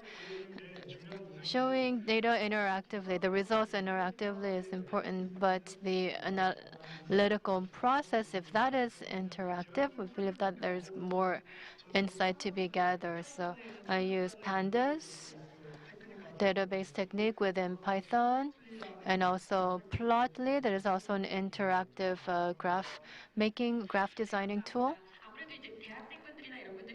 A lot of college students, I think, tuned into your presentation, so you got this question. But we use R, Python, and Java here and there, so we visit different language, and at the end become a very versatile data scientist. So those who want to become part of data scientist or data journalism, if you're good at just one thing, even Microsoft Excel, that's perfectly fine. So, Mr. Jeong, Dr. Jeong to be, congratulations on your research endeavors, and thank you for your presentation. I'd like to thank the four speakers. took part in part 2 on tech and method in data journalism. You shared very interesting insights. And I think the key word that cuts across all of these presentations is collaboration or cooperation. We hope that data science and data journalism will continue to cooperate and collaborate. I'll meet you in a short while as part of part 3 on cases of news coverage in data journalism. It will be a good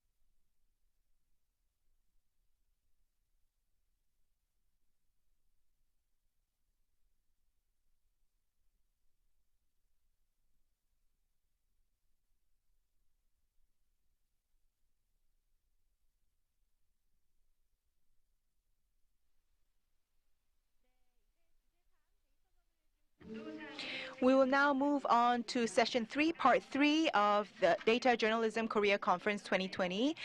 This is the most anticipated session for me on my part, and we'll be looking at cases of news coverage in data journalism and how far we have advanced in this area. We have 5 speakers lined up. If you have any questions or comments for these presentations, please post them online, and we will gather the questions and comments and deliver them to the speakers at the end of each presentation. We'll now introduce the first speaker in part 3.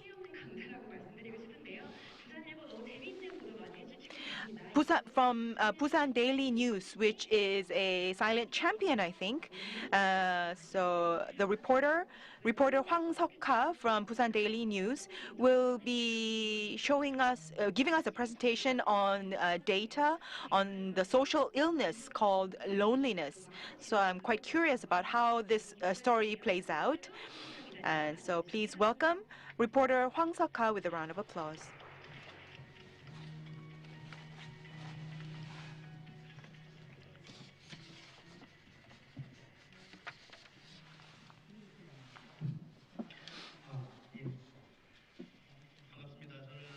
Hello, I'm from Busan Daily News. I work in the digital contents team. My name is Hwang Seok-ha. I would like to thank the organizers for inviting me and giving me this opportunity to present at this conference. Before I begin, I would like to recall that 1 year ago, we participated in the KPF mentoring program. And so as part of the program, there were many lectures, meaningful lectures were given by people from KPF on good exemplary cases of data journalism news coverage. And we were actually planning data journalism reporting project. And we were mulling over how we should go about this. And it was at that time that we attended the lecture and we gleaned many good ideas about the way forward for us for that particular project. So that's how we came about to cover the news or this news story of loneliness as a social disease. So let me describe that project. These are some of the articles that were covered by published by Busan Daily News over a period of about 5 days. This was last year. So unfortunately, it might not be that relevant right now because this is last year's news coverage. So it has no relation to the COVID-19 pandemic. It would have been even more quite relevant if it was published this year in the midst of the pandemic. This is the outline of my presentation, loneliness as a social disease, how we came to highlight this issue, how we covered the news, and we will be looking at the situation and statistics, sharing with you statistics by age and by region on this people suffering from loneliness, and looking at involuntary one-person households, and also showing you an overseas case study from the UK. Our purpose for planning and proceeding with this news coverage project. Recently in Busan, there was a psychological forensic results were published on the deaths of one-person households and people who had died alone from 2013 to 2017. And we found that there were over 40 neighbors in the city of Busan where there were more than 10 deaths in the same neighborhood, 10 suicides in the same neighborhood. So we went to investigate, and we talked with the neighbors there, the relatives of the people who had committed suicide. And we found that one of the most important driving factors was loneliness. The person who had committed suicide had been suffering from severe loneliness. And that was because of the destruction of community, sense of community, because of rapid social changes, and the families were disintegrating. And so this gave rise to increase of one-person households, people living alone. And so they were suffering from loneliness, and so they would either commit suicide or die lonely deaths, and it could also lead to crimes. And this is the situation that and Korea is not alone. Many countries all around the world are facing this problem. For example, in the UK, for the first time, the Minister for Loneliness was appointed in 2018, and in 2019, April of 2019, the Busan Council, City Council, actually passed laws, local laws on to prevent loneliness. And so this provided the backdrop to our news coverage or data journalism project on loneliness as a social disease. So we did some quantitative analysis, and we did a poll using a poll company, and the respondents said 1 out of 4 Busan citizens have felt loneliness quite often. And so about 19%, actually over 20% felt loneliness very often. And the people in their 20s, 30s, 40s, 50s, and over 60, they all felt lonely. So it seems that loneliness does not discriminate age or region.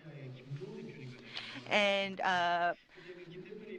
Professor Kim Do-eun from Arexpraxia was the survey specialist that we worked with, the poll specialist that we worked with. And we conducted in-depth focused group interviews, and we had text format, the results of these interviews in text format.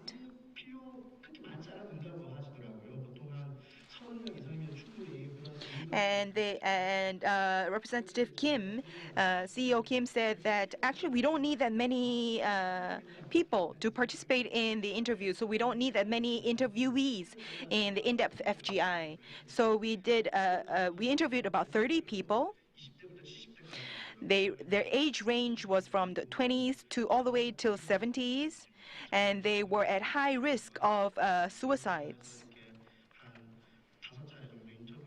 So we interviewed them about 5 times to come up with this kind of data. This is the visuals that we came up with. It's a kind of network diagram that we came up with according to the results of the in-depth interviews. All these are nodes, and the bigger the node, the bigger the potential for this to be for these nodes to be factors leading to suicide or lonely deaths. This is the mind map for those in their 20s, people who work for companies and soldiers, workplace, psychiatrists, and wrist and policies. Those were some of the keywords that would spark loneliness.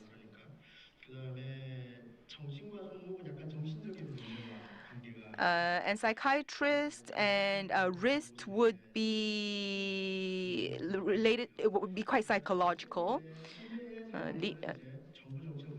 It seems people are thinking of suicide reminiscent of mental problems.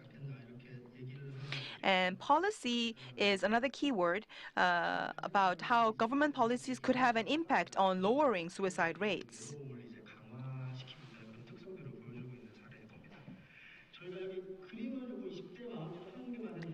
And so this is a picture of the mind map for the 20s, and we did the same kind of analysis for those in their 40s and 50s and also in their 60s. Mobile phone, contacts, phone calls, and hospital, welfare were some of the keywords. And those in their 40s and 60s, there's a lack of feeling of connection with other people, and that contributed to their magnifying their loneliness. And those in their 60s, over 60s, some of the keywords that could trigger thoughts of loneliness or feelings of loneliness would be stability, husband, because a lot of them were widowed, and men, or medical devices, programs, and so on. So, and we also did some surveys by region to look at how lonely the respondents were by region. So this is a survey with about 1,000 people, and the feeling of loneliness was highest in the district of Gangseo, the Gangseo-gu. A lot of migrant workers live there, and there is lack of social infrastructure.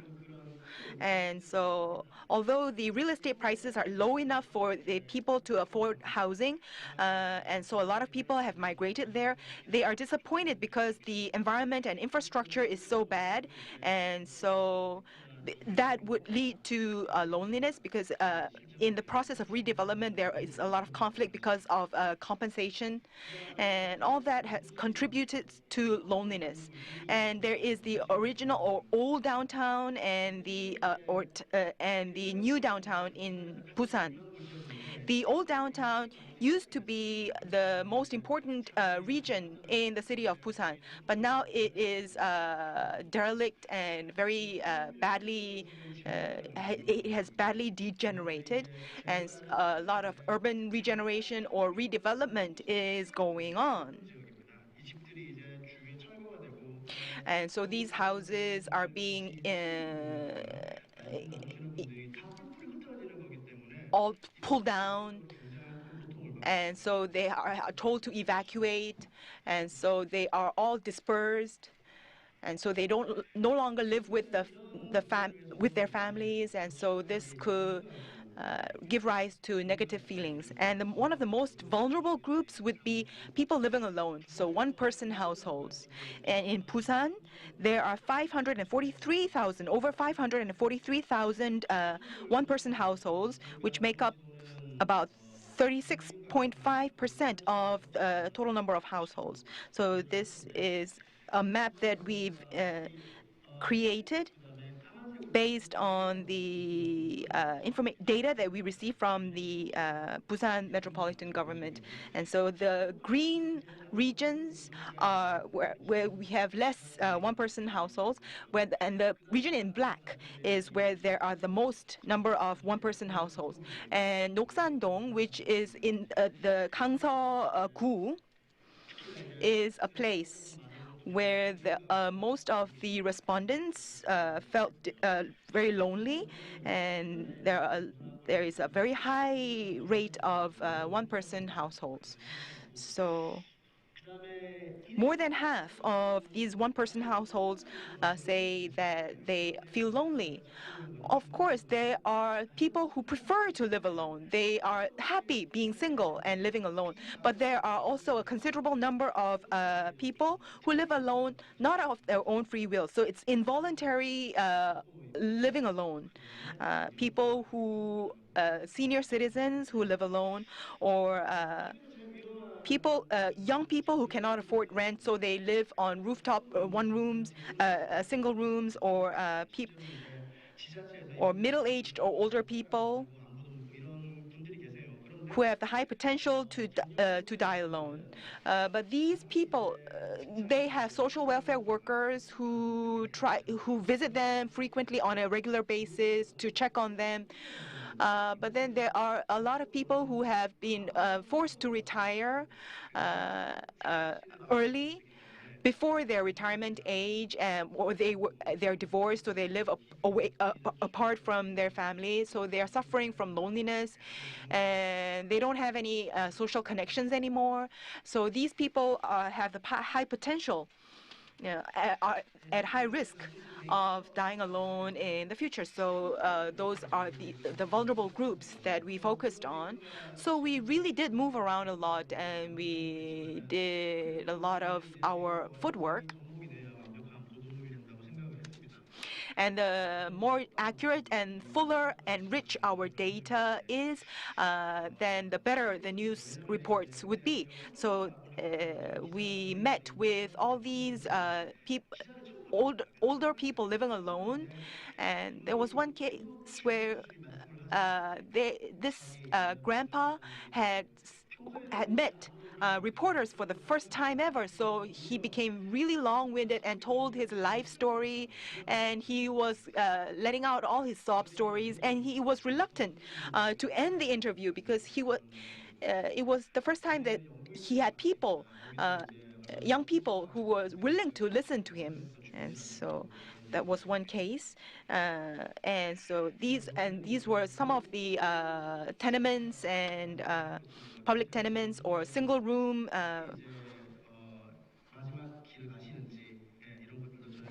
where we visited these people living in these housing, very cheap housing, to interview them, and we even went to funerals.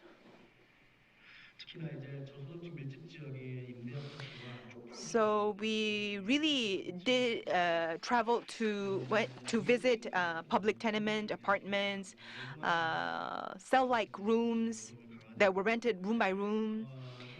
Really poor people who were living in those housing areas. And such housing was on the rise, and loneliness was also on the rise among this segment of the population. So we interviewed these people, and there was one grandma, old lady, who said that she was suffering from loneliness, and that was what she was struggling with. And so although she would be outside during the day, when she goes back home at night, she has to have dinner alone and watch TV alone. And she said that she's totally isolated once she goes home. And that is the case for most people who live in public tenements. There's no sense of community, and they talk to the TV, they talk to the wall, they even talk to their blankets. And so one of them, the interviewee, said that if you can deal with the loneliness, then you'll die alone. If you can't deal with it, then you might end up committing suicide. So it's heartbreaking, some of the comments that the interviewees made. So anxiety and loss of self-efficacy, annoyance, anger could be some of the connected negative emotions that could be induced by loneliness. And so this kind of mental problems could occur or magnify because of loneliness. And so these are some of the very shocking data that we had collected. As I mentioned, from 2013 to 2017, there were 5,000 cases that we had analyzed, and there were some cases where in just one venue, a single venue, there were suicides. About 40 cases of suicides in that one venue. And in one apartment block, 32 suicides. So we also analyzed all this data and also went to do study the overseas cases. Although fortunately I was not able to go to the UK myself, we read up on the situation in the UK and looked at the case study. This is a Member of Parliament, MP, Jo Cox, and she was assassinated. And after her death, her husband set up the Jo Cox Foundation, and this led. And the Jo Cox Foundation was a leader in creating policies to overcome the problem of loneliness. So when there was the political issue to oppose Brexit, she was assassinated by a terrorist, and her spirit, her husband wanted to continue with her spirit. And so this Jo Cox Foundation was set up, and it's quite active in addressing social issues. This is the first speech that Jo Cox made, the late Jo Cox made in Parliament. We are far more united and have far more in common than that which divides us. The loss to society, the damage to society because of loneliness is a study that Jo Cox Foundation conducted. I can't go into the details, but just to talk about some of the highlights. Over 9 million adults are often or always feel lonely, and about 21%, over half of parents have had problems with loneliness, and out of them, 21% felt lonely just last week. And 38% of people with dementia said that they had lost friends after their diagnosis. And 58% of migrants and refugees in London describe loneliness and isolation as their biggest challenge. And the general practitioners in the UK, 3 out of 4 GPs say they see between 1 and 5 people a day who have come in mainly because they are lonely. So loneliness is as harmful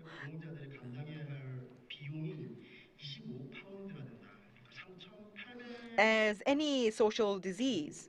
It's almost as harmful to health as smoking. 15 cigarettes a day, and the social cost to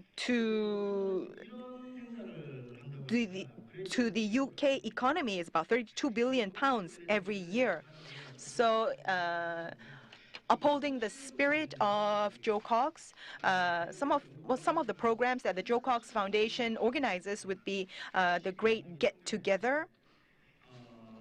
A total of 720,000 great get-togethers were held in the period of a year following the death of Jo Cox. So this great get-togethers are actually parties where anyone can join these parties, regardless of age or gender or religion, and they can communicate with each other. They can get together, and they can share the recipes for the food that they will be having at the party, and they can organize the event on social media. And anyone who wants to hold such a great get-together will be funded and will be subsidized by the government, can get public funding. And so this is not something that is held by the elite white population, but these great get-together events are attended by marginalized people, Muslims, refugees, for example. We could have done actually better, and there are more and more people who are suffering from corona blues because in this era of the pandemic. And so I think if we had conducted this kind of survey and done this project, data journalism project, these days, it could have been even richer. So these days, elderly people, they used to kill time or spend their time talking to people after they go to the senior citizens center or community center. But now that that has been cut off because of social distancing, there's loss of the sense of community. There's no one that these elderly people can talk to, and so they feel even more lonely, and they feel even more isolated. So I think it is an even bigger social problem, and so I think there is more work that we can do. Yes, thank you very much. Yes, thank you. Mr. Huang, was there something that led to you, that motivated you to conducting this survey on loneliness? Because it's quite difficult for someone to, come up to someone else and say, "Are you lonely? Do you feel lonely?" Because out of the blue. Yes, that would be quite difficult, but we defined loneliness as a social problem, as a social disease. And that's why we wanted to provide quantifiable information. And we didn't want the information or survey results to be superficial. So that's why we conducted in-depth interviews to extract keywords. And so we did both qualitative and quantitative analysis. If you had the kind of panel survey or in-depth interviews and survey these days, then it would be even, you would find even richer results. So since you have that framework, then it will be easier for you to do it again. There's a question that was directed to you. Is there a specific context that is unique to Busan? Because loneliness is a problem everywhere around in Korea. So what would be the special characteristics of Busan? Yes, loneliness could happen in any city, in any region. But when it comes to Busan, there will be a gap between the metropolitan region and Busan, which is one of the southernmost cities. Although it's a large city, compared to Seoul, the capital city, the population is shrinking. The industries are in decline, and the population is aging. So there's a huge population of elderly people. So compared to the younger population, they are more susceptible to loneliness. And the disappearing of local cities is something that is talked about, and it's happening not just in rural communities in the country. You have small districts or neighborhoods where there is absolutely no population, even in Busan. So people migrating out of some neighborhoods or passing away and disappearing. And so that is happening at a much faster high pace in Busan. And that's why that would be the characteristics of Busan. Yes, I think Busan is a special area, I agree, and I hope that there will be even richer, more results from future projects. Thank you very much. We'll move on to the next project. And I was quite surprised and impressed by the article when I first read that article last year. And the speaker is Hwang Kyung-sang from Gyeongyang Shinmun. Okay, no further introduction necessary, so just giving a big hand to welcome his presentation. Yes, good afternoon. My name is Gyeong-sang Hwang, reporter at the Content Strategy Team at Gyeongyang Shinmun. I learned a lot from this conference, so it is indeed an honor for me to participate as a speaker. And I'm very also honored to be a recipient of the KDJA award. Now, as part of my presentation, let me talk about the making of Every Day There He Was, Yong-gun Kim.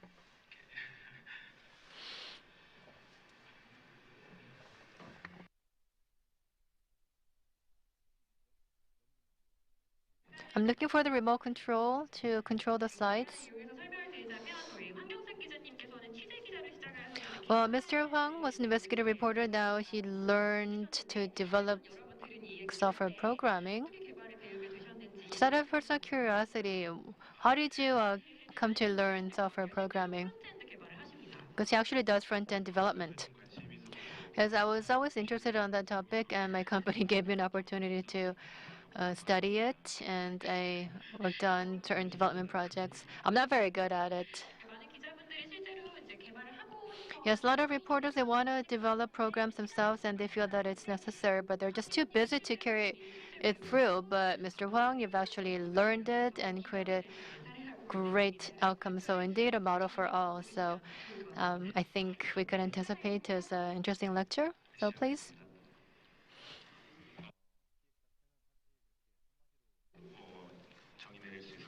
So this is how we all began. It was by chance and a product of a simple production process, just routines. There's nothing elaborate about this. Data journalism, many say, is tedious labor, manual labor, so repetitive routine was over half the work. So I said it's by chance, simple production process. Now, I'm a former investigative reporter, but I worked in a digital team for about 5 years. I've studied the area myself personally, created interactive news myself, but I wanted to learn more, do more on this topic. There are a lot of data-based reports published by foreign news agencies and organizations, so I wanted to do something along those lines. And I also won an award on my feature story of inter-Korean relationship, 70 years history. So motivated by that, I worked together with my colleagues to do something on this topic. One of the reporters write frequent articles on workers' deaths that happen on a daily basis. So it isn't actually main headline news, but the reporter continues persistently about workers' deaths. And I asked him, why do you keep writing on this topic that's not even very popular? He said, I have to continue writing this in order to propagate the information, to disseminate the information and data, let the public out there to know about the situation.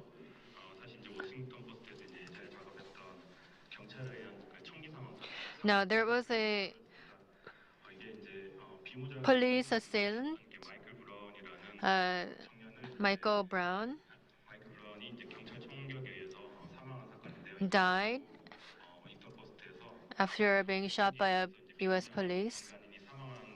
This became a subject of an archiving project in which civilians were killed. Unarmed civilians are killed by the police. We saw that colored people fell victim in a rate of twice as much as those of the white population. So based on this data, I wanted to create some sort of archive, and Kim Ji-yeon was writing the articles on workers' deaths. I asked him if he wanted to work together on this project, and just by chance, things fell into place, and we launched this project together. Now, we needed statistics to begin with. Now, this is a popularly accepted fact that on an average, there are 6 deaths of workers on a daily basis. But here it's not only workplace related, but also disease related deaths. So these deaths are sometimes controversial because they may be considered as work related hazards and sometimes not. So it's very difficult to get an accurate grasp of the nature of these deaths. And special working arrangements or part time workers or self employed people, they're not part of the statistics. So they're left out in the data analysis. That is why we decided to focus on what is sure and certain. The severe disaster reports and disaster investigative reports. So when such laborers or workers die from accidents, they are required to report to the Ministry of Labor. So if we gather all of these data together, I think we'll get a clearer picture, perspective of the sacrifices and deaths that took place at the workplace. Relevant authorities, when an accident occurred, they would go to the site, conduct investigation, and create a report.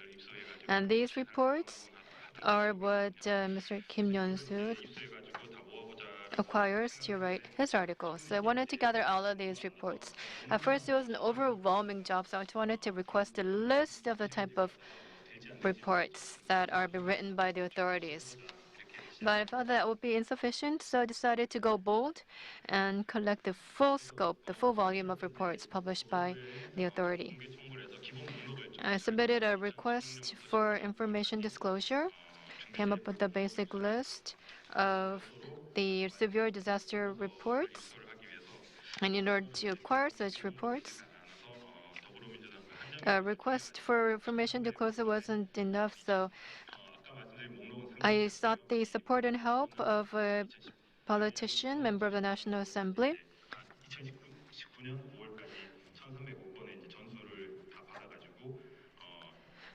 I was able to receive 1,305 reports dated up to September 2019.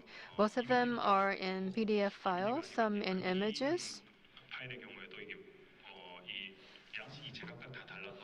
And the reports were in different formats, so it was nearly impossible to mechanically, manually input all of this. So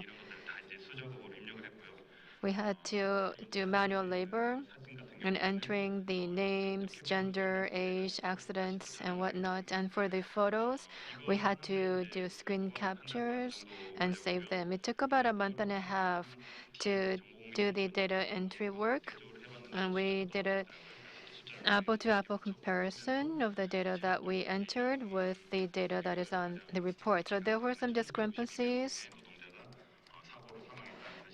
to discover and make a conclusion that over this period, a total of 1,692 workers died as part of industrial accident. Now, this is a well-accepted fact in the academia, but not very widely reported. For falls, for elevated places, it's actually from low levels, under 5 meters.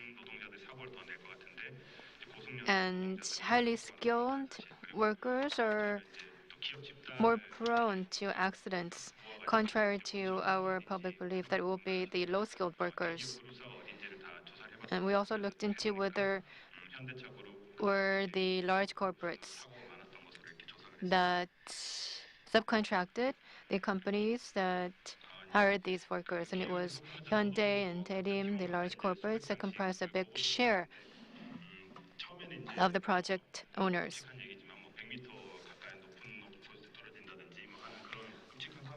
Now, created a list of similar incidents. First, our eyes are drawn to serious accidents like those falls from highly elevated areas, at least 100 meters. But there are also other lesser accidents that continue to repeat themselves. Fall from lower rungs of the ladder, barely a meter high. Or there's a sunlight roof on the top of the roof that often break and cause the workers to fall to the ground. So these accidents occur all too often. It's really painful to read about these accidents. I wanted to collect all of the similar accidents in one viewable platform. I looked utilize none to use similar keywords to come up with similar accidents, but that wasn't very effective. So we looked at and read through the reasons that were depicted in the authority reports and made a list of the potential causes of these accidents, came up with a list of 95, and we used the program Python to plot these different accidents and then filter out ultimately the accidents with similar characteristics and features. Now, as an outcome, frequent accidents come in the following cases. Falling from elevated areas, they happen once every 4 days. And also getting your body part caught between machines.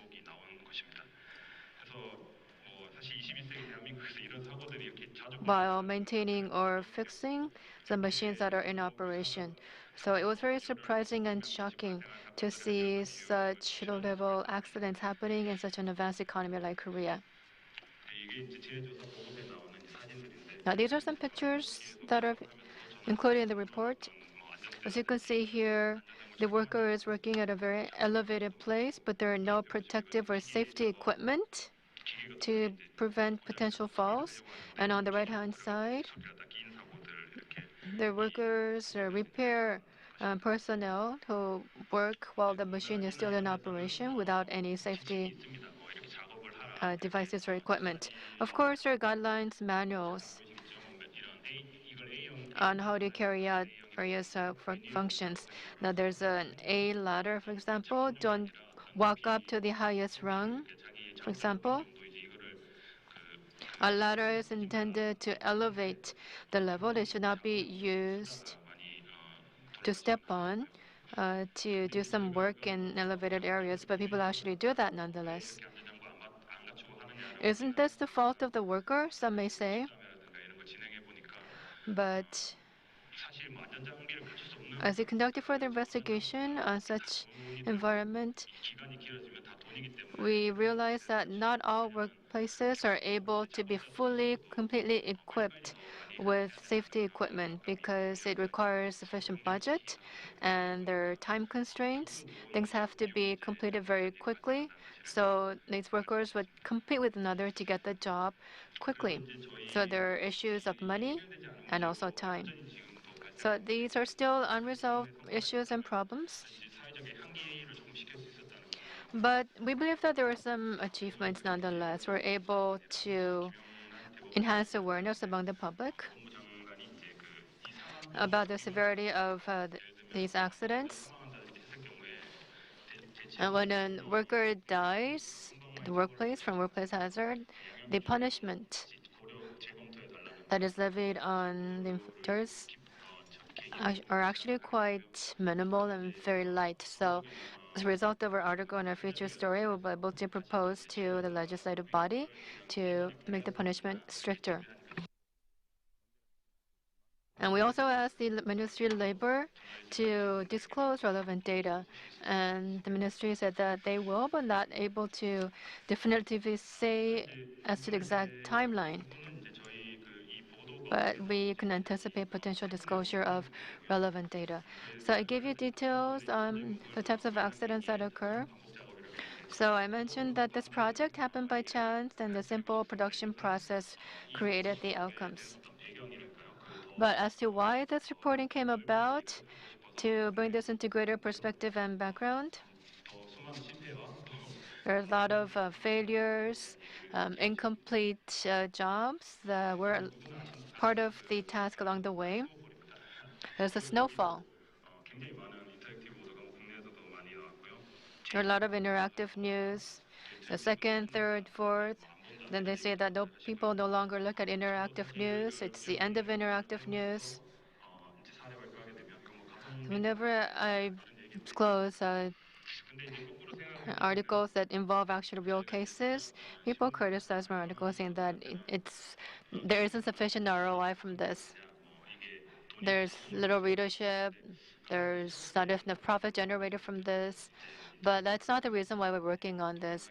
New interactive contents or videos It so happens that the ambiance out there is that people tend to question about an ROI or whether the newsmaking efforts or content creation efforts create profits or not. And contents are based on articles, and it's not really relevant to the press or journalistic world, but data journalism has interactivity as an important element. So it's all about how to visualize things, how to show things to the reader. 5년 동안 60건 정도가 됐습니다. So we worked on this for about 5 years, 69 cases, so 1.4 cases a month. There are good ones, bad ones, the forgotten ones, the ones that actually gained quite popularity. But this wasn't actually meticulously planned. It wasn't really intended. It just came about naturally. 이런 기반이 없었다면 사실 이거를 만들 수 있었을까? 이 기반을 If I 하자 그러면 이제 할 수 있는 건가? had to work without such conditions, with the environment in place, may not have been able to carry out fully the scale of the project. And another thing, we have paper newspapers surviving. And this particular TV program, this comedian says that she still reads paper newspapers. That was a official story, and this news, because of the papers, was more disseminated widely to the audience, and I felt that newspaper is still alive.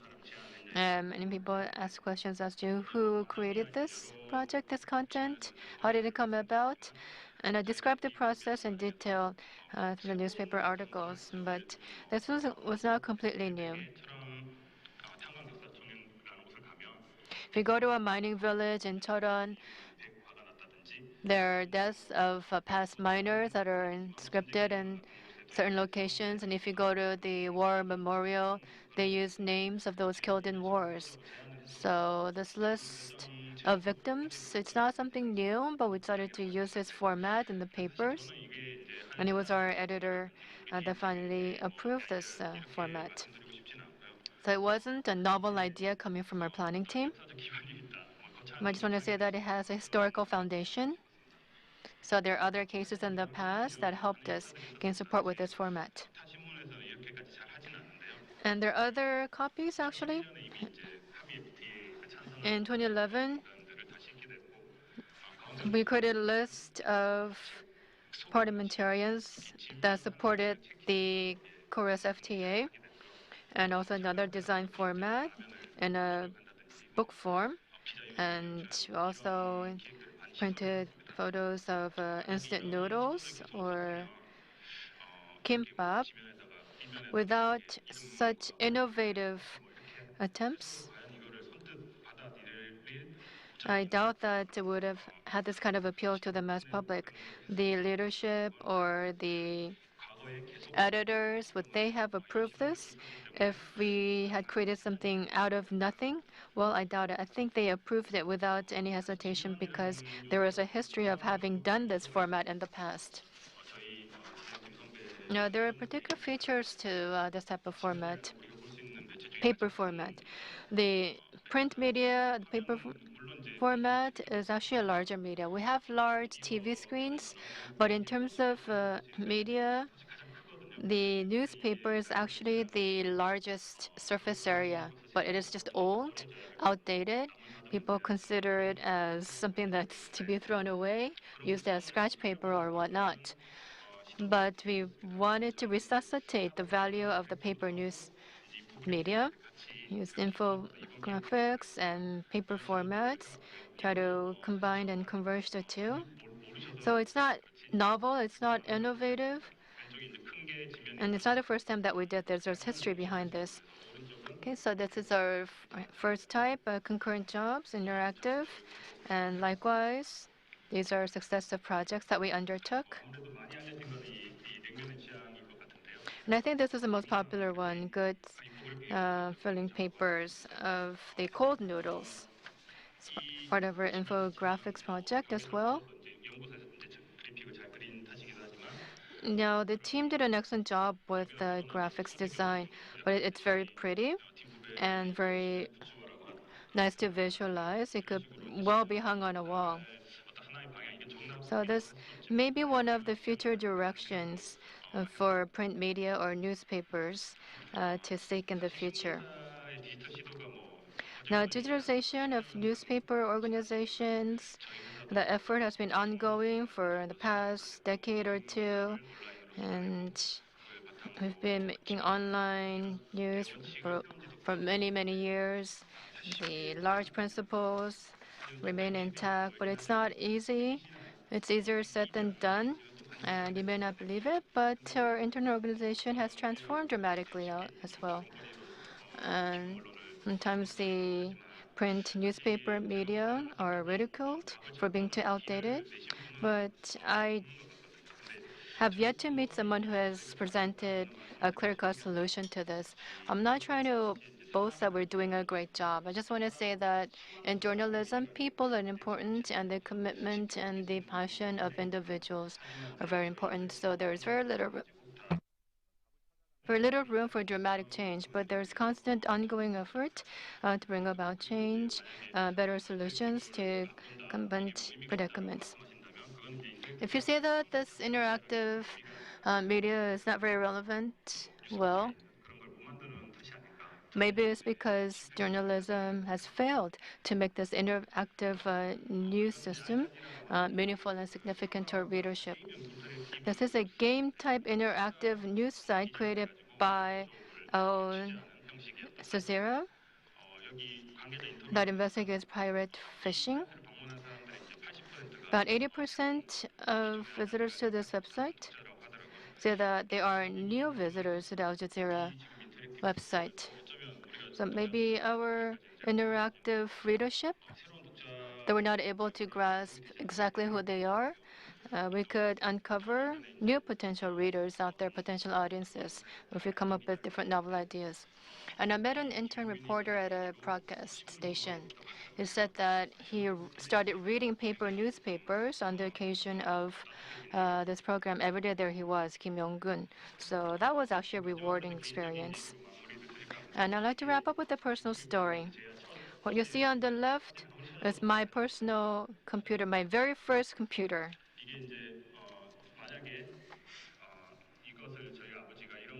If my father did not work at a computer company, then I would not have had exposure to such novel inventions. So I owe it to my parents that I was able to learn computers. And there was also a typing program that drew my interest.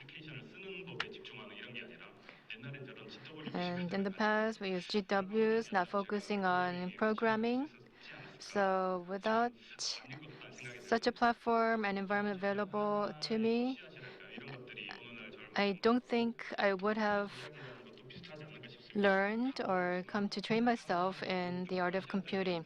So it is these little seeds that are sowed that bring about more accomplishments along the way in a very natural manner. And I don't think this program is something phenomenal.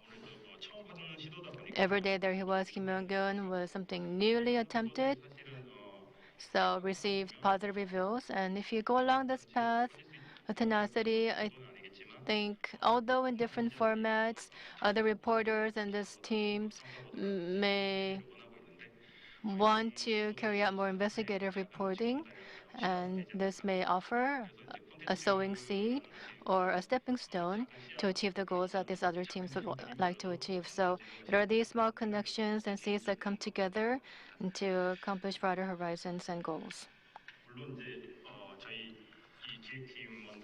So our planning team members, without their help, those contents would have never come to being. Thank you very much. Yes, thank you very much, Mr. Kyongsang Hwang. So that fall from elevated levels to workers, well, that was very painful. You realized that in the internet, and also you indicated the names of each of the victims through newspapers, the papers. Now, the two media are very different. They're surfaces, but one is online, the other is paper. So I'm sure you've struggled as to which media would be more effective in delivering your message. Now, what are the pros and cons of the paper format and the internet format? So what is your thought process? What runs through your mind when you make a decision as to which media would be more effective to achieve your ends? Well, as for PC interactive platform, well, mobile is the buzzword today. So we thought about how to enhance visibility or readability when you transfer from PC to mobile.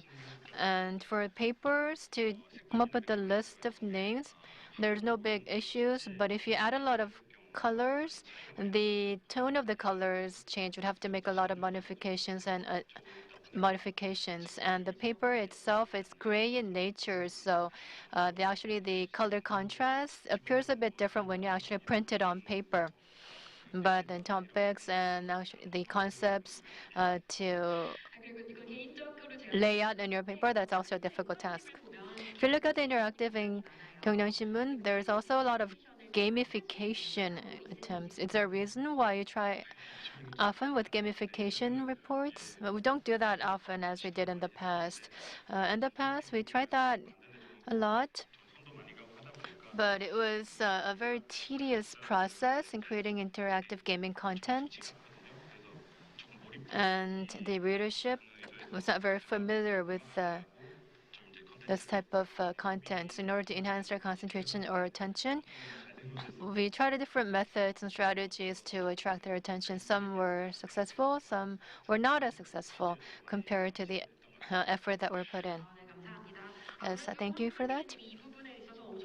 Now, Mr. Hwang is indeed an effort on the topic, so and every word, every phrase that he utters, there's a lot of expertise and experience embedded in it. Thank you for that insightful presentation. Thank you. Let me introduce the next presentation. I'm a salary earner, and one of the first things I get when I do when I get my paycheck is how much tax I am paying. And I try to be a faithful taxpayer, but there are some people who have been delinquent in paying taxes, and the taxes in arrears or delinquent taxes amount to millions and billions of won. And so this issue was dealt with in a two-part investigative journalism program series on tax justice. So please welcome the presenter, KBS journalist Kim Tae-young. Hello, my name is Kim Tae-young from KBS.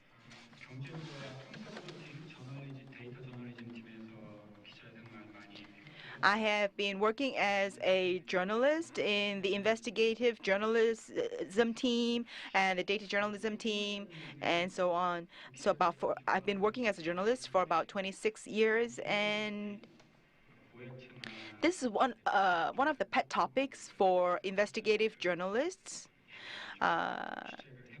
tax evaders.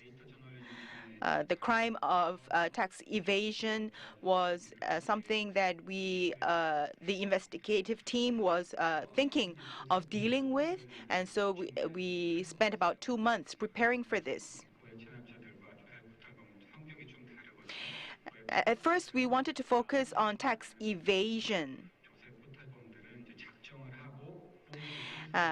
This is a little different from tax delinquency, because tax delinquency is the unwillingness to pay taxes that have already been imposed, whereas tax evasion is much more intentional, deliberately refusing to pay taxes. As you know, all citizens in Korea, even if you have a very small income, earn a very small income, they are all taxpayers. They have to fulfill the duty of paying taxes. And covering these tax evaders or tax delinquents, we found that the National Tax Service would publish the list of tax delinquents who have been not paying taxes, and the delinquent amount is very big, like 200 million won. So the income will have to be at least 500 million won for these, so they would be high net worth individuals, for them to have tax payment in delinquency to the tune of 200 million won. So these very high income earners who are not paying their taxes. And there's about 1,900 pages worth of information on these tax delinquents. 오늘 드리고 싶은 말씀은 이 기자들이 아마 경제부 기자들이 데이터를 많이 봤을 텐데 눈여겨보지는 않았던 것 같아요. I'm sure that data journalists have come across this kind of data, and there's an Excel spreadsheet format for this data on tax delinquency. And on the main page, you have the tax items and the occupation, type of occupation, and so on. So all these columns have individual stories. For example, when it comes to tax payment, if there is a high rate of tax delinquency in tax VAT, that is value-added tax, then it is a much more serious problem. Like, for example, if you pay for a good or a product, you are part of the price is made up of value-added taxes. So this value-added tax is paid by the consumer, and so the producer of these goods will have to deliver the tax that is already paid to the government or the tax authorities. But and they are not doing it. So VAT tax delinquency is a much more serious problem. So we collected all this data on the tax delinquency by type of occupation of these tax delinquents, their area address, and the tax item, and the duration of tax delinquency. So it took a lot of time to clean up, collect and clean up this data.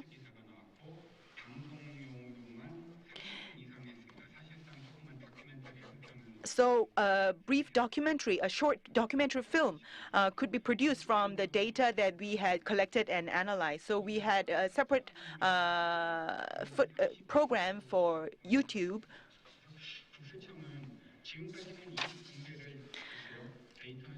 So this was the data that we had amassed from the National Tax Service.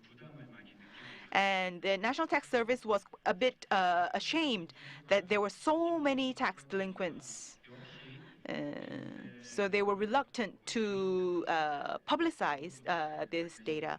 So there were, if you look at the results of these data analysis by type of tax item and by occupation, you can see that landlords, owners of buildings or real estate, these are 1,200 of the tax delinquents were such landowners or real estate owners, and the region of their residence were affluent regions, like in Gangnam. They were delinquent in paying their inheritance tax or gift tax.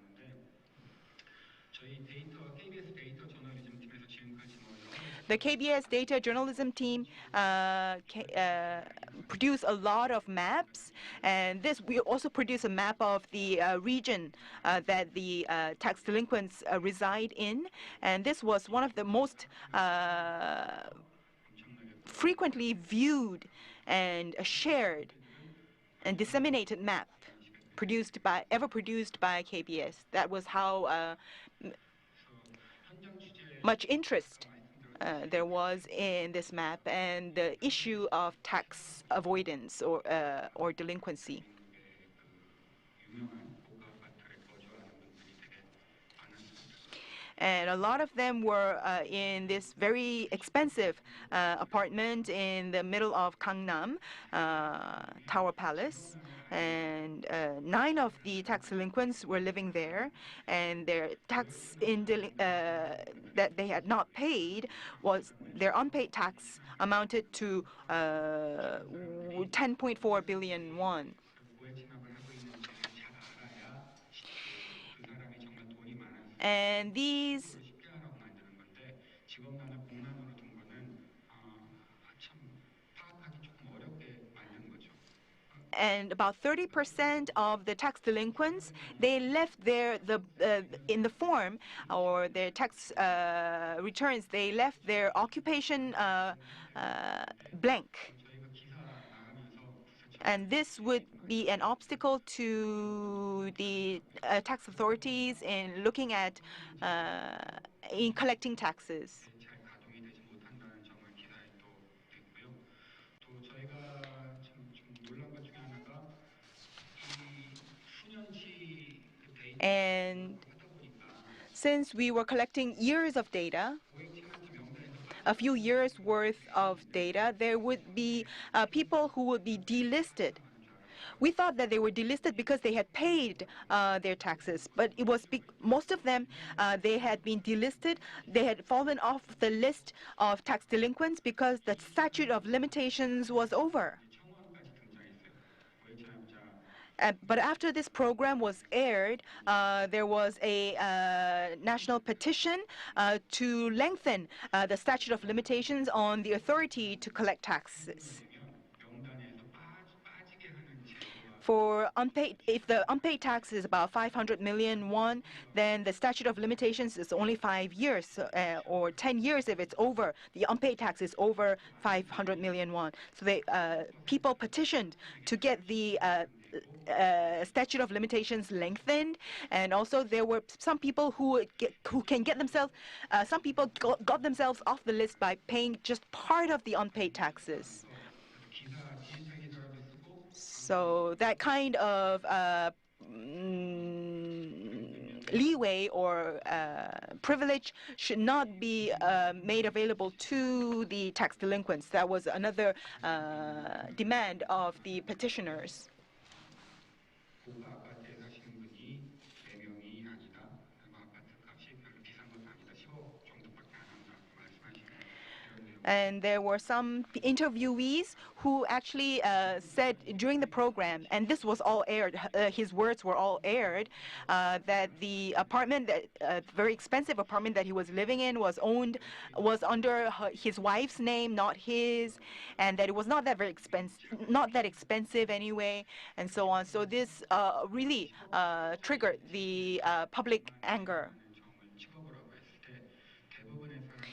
And one thing that we pointed out was that we do not have an accurate feel of how much how we don't have a real perspective of how much taxes are unpaid. If the amount of unpaid taxes is astronomical, then it is quite difficult to get a real feeling of how much taxes are actually unpaid. There are very few people who can actually pinpoint the exact point where it's 1 million won if this whole line is 1 billion won. And we had an interactive program to put in perspective what could be done if all these taxes in arrears or delinquent taxes were actually paid up. 37 trillion won could be increased and put in the national treasury.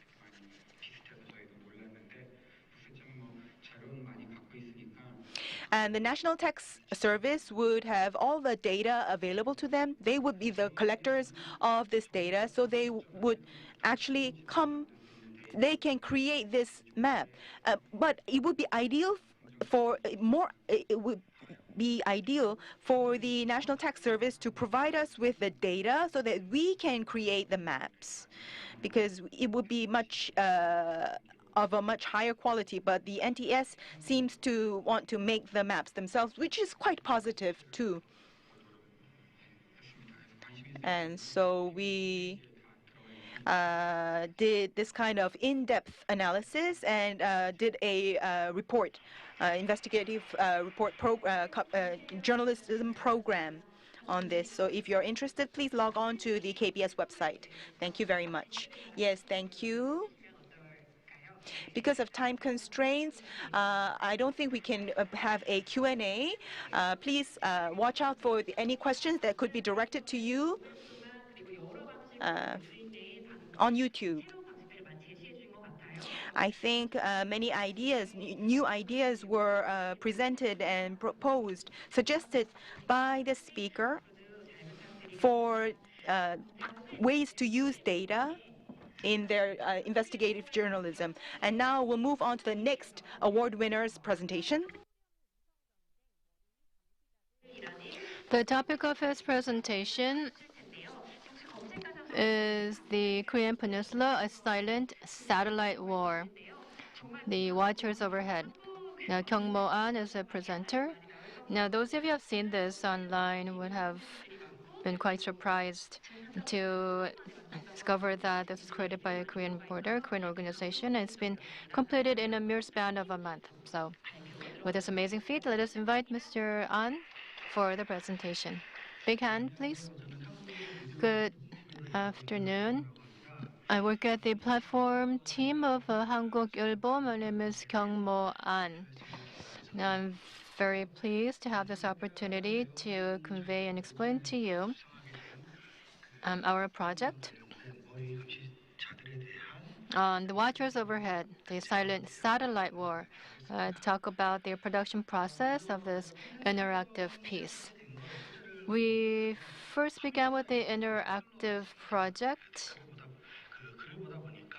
after we've read comments in the community site. And someone posted this, I don't recall exactly, said that when a satellite passed our brigade, the communication signals were suspended, stopped.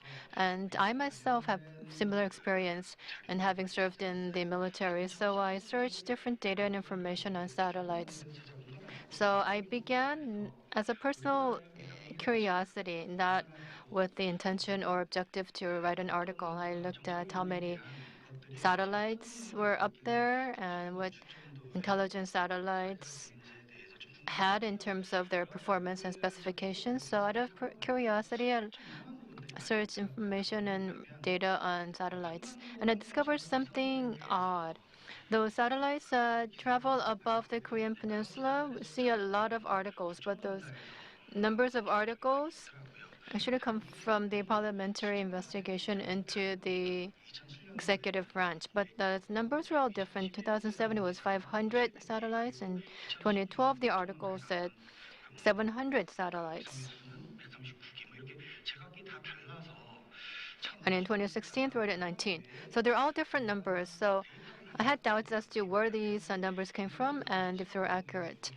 So I wanted to look at the trajectory of the real-time satellites that were up there in outer space, and I received the data in Excel form in JSON files. So I analyzed this data. When I first began, I did not convert it to Excel automatically. I began with the Excel file format. So using JSON data, I wanted to create some sort of interactive contents on the topic of satellites. So together with our team members, we analyzed our data and came with a plan to how to go about this project. Okay, so we moved on to convert it to Excel. So the raw data in JSON file form were converted using a converter by a developer to change it into the standardized data in Excel form. So you have the country, objective, time of launch, whether it's a live satellite or a dead one, whether it's a real satellite or a dummy satellite, and also the trajectory in Descartes form. So we converted into this new format. Initially, we got about 17,000 raw data initially. In order to use this for interactive contents, we had to verify the credibility of this data for its accuracy. So we applied for information disclosure. Those who can deal with satellites in Korea. So there are a few organizations: the Ministry of Science and ICT, the National Radio Research Agency, the Ministry of National Defense, or Korea Aerospace Research Institute. So those institutions involved with satellites, I filed an application for information disclosure. Most of the response I got from these organizations was that they're not able to fully disclose the data for security reasons, and also for the fact that they're not able to access information belonging to other countries' satellites. And these sites, SpaceTrack, Facebook, these are sites that track satellite movement on a real-time basis, and the Ministry of National Defense auto utilizes site SpaceTrack. So there's satellite coordinates that have to be registered at the ITU. So most of the satellites that are up there in space are registered with ITU, and those reconnaissance satellites, because of their military and defense nature, are not registered with ITU. So there may be reconnaissance satellites that are not part of this database, or there may be reconnaissance satellites that are actually used for different purposes. So we carried out data crawling to identify the real nature of such satellites and to see if they were real or dummies. And then we thought about how to tell the story, the storytelling method. The satellite interactive is all about numbers. How many satellites are out there? How many are floating above the Korean Peninsula? These are statistical, which actually can be boring to the readership because they cannot hold a lot of interesting stories in it. So we had to think about the narrative, how to make it more interesting to the readership. The top-down approach of interactive stories, or reading the text in that manner, or reading video, or watching videos is a typical format, but we wanted to take on a different approach for our interactive contents. We wanted to instill a sense of fun and amusement to statistics that are boring and dry. So we wanted to create a story because existing methods, it wasn't about a story naturally flowing. One had to actually read the story to understand. So we wanted to create a very naturally flowing story. And we wanted the readership not to try to understand numbers, try to do the math in their minds, but we wanted to make the contents and the story more visual. So we wanted to use satellite data to create a different service for readers. So with that in mind, we created two different things. One was the story of the watchers overhead, and the other targeted the audience who are junkies of astronomy, so more scientific and expert story. So on the left-hand side, we try to dwell with a lot of the dry, raw data and come up with a more interesting story. You could check the real-time location of the satellite and point your smartphone up in the sky to check which satellite is above you.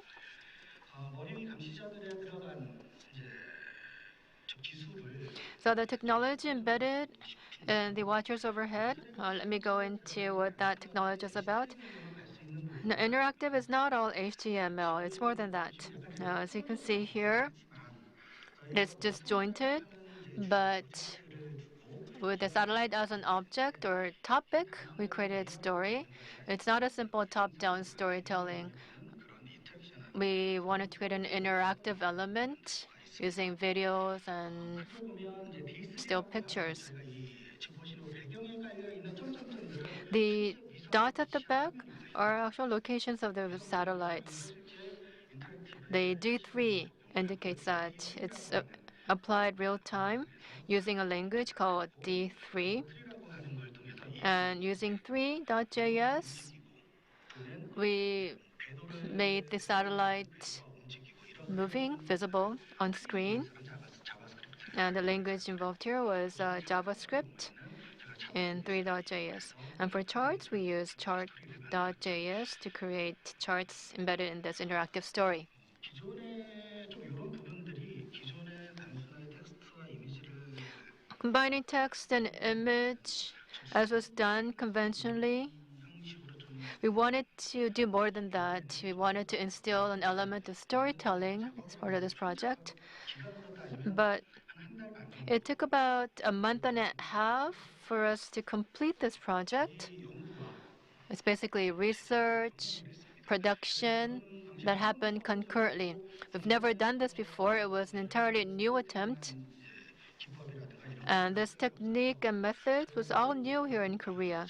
So this motif 처음 발견하셨을 때 was taken from Wall Street Journal when they 3D에 covered a story about satellites. So 3D object handling was a technique that we benchmarked from the Wall Street Journal and tried to tie that in with our storytelling initiative. 인공위성에서 보면 한 700여 개가 실제 한강 About 700 satellites that are floating above the Korean peninsula. 수가 있는데 We were able to verify that through the satellite data that we gathered. We created a circle of a certain radius and gathered and checked data of satellites that move within this zone over a period of a month. So we believe that this data would be more accurate than the existing data that was already out there. 초등학교나 And second, 국내에 in elementary schools, 제가 아는 바로는 they may use this, but we don't have a real form of satellite tracing viewers. 그 위성이 어느 위치에 있는지 이게 우리가 In other countries, they have effective tracers to identify whether the satellite is above their territory or elsewhere. But we did not have that technology here in Korea, so we believe that we could make this into a service to offer it to kindergarten children or elementary school children who are interested in satellites and astronomy as part of an education objective.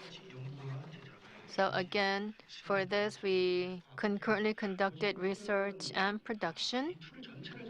And as for the tool, we did not develop this tool from scratch altogether. We used an open source site known as GitHub.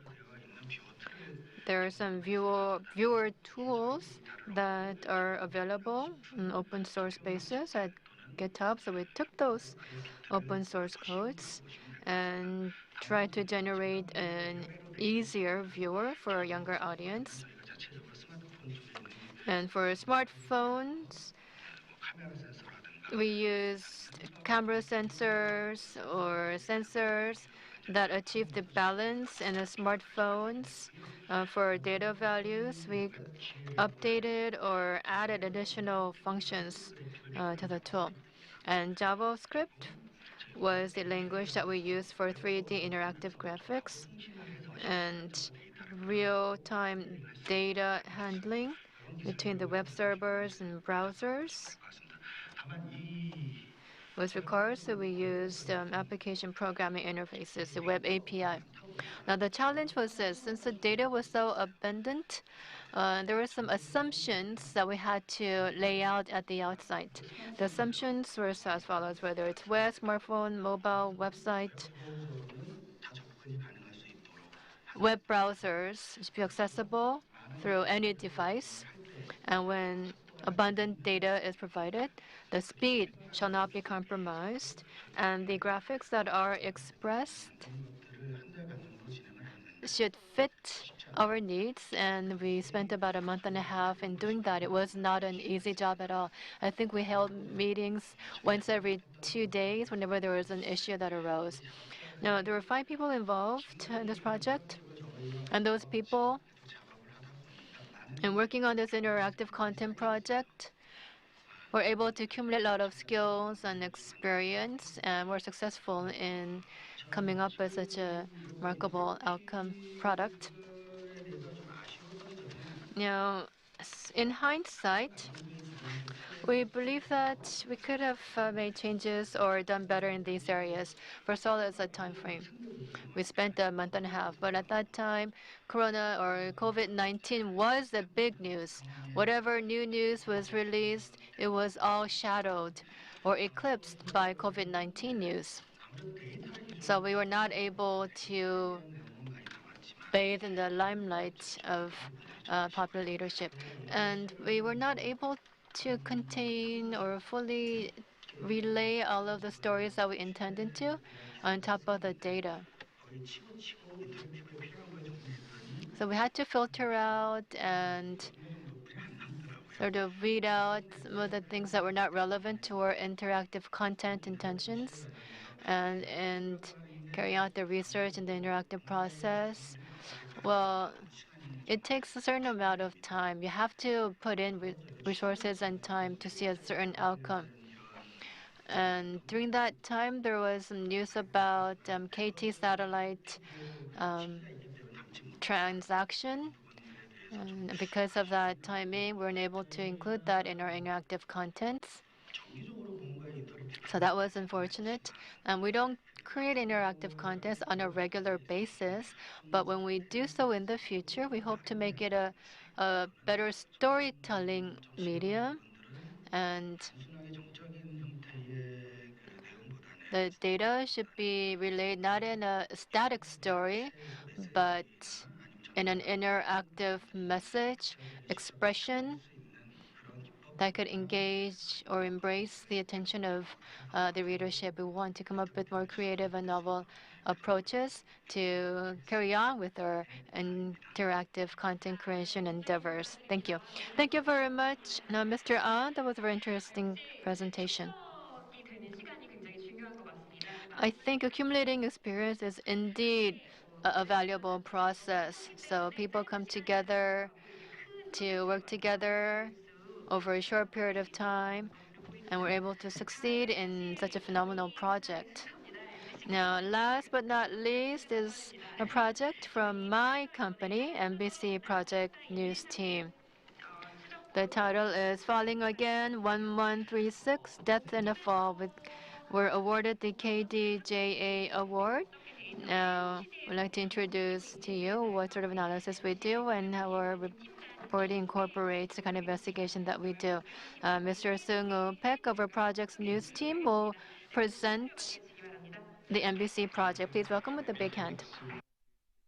Hello, I'm Paek Seung-woo from the MBC Project News team. First of all, thank you for giving me, our team, this very important award. The issue that we dealt with in this program, news program, was entitled Falling Again. 1,136 people who fell to their deaths. So it was an investigative journalism program.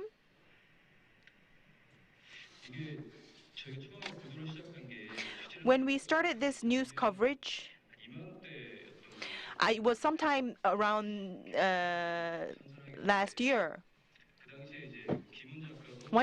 Exactly 1 year ago, where the TV writer Kim and I were talking, and we were wondering to ourselves, why are there so many people who fall like autumn leaves, especially around this season,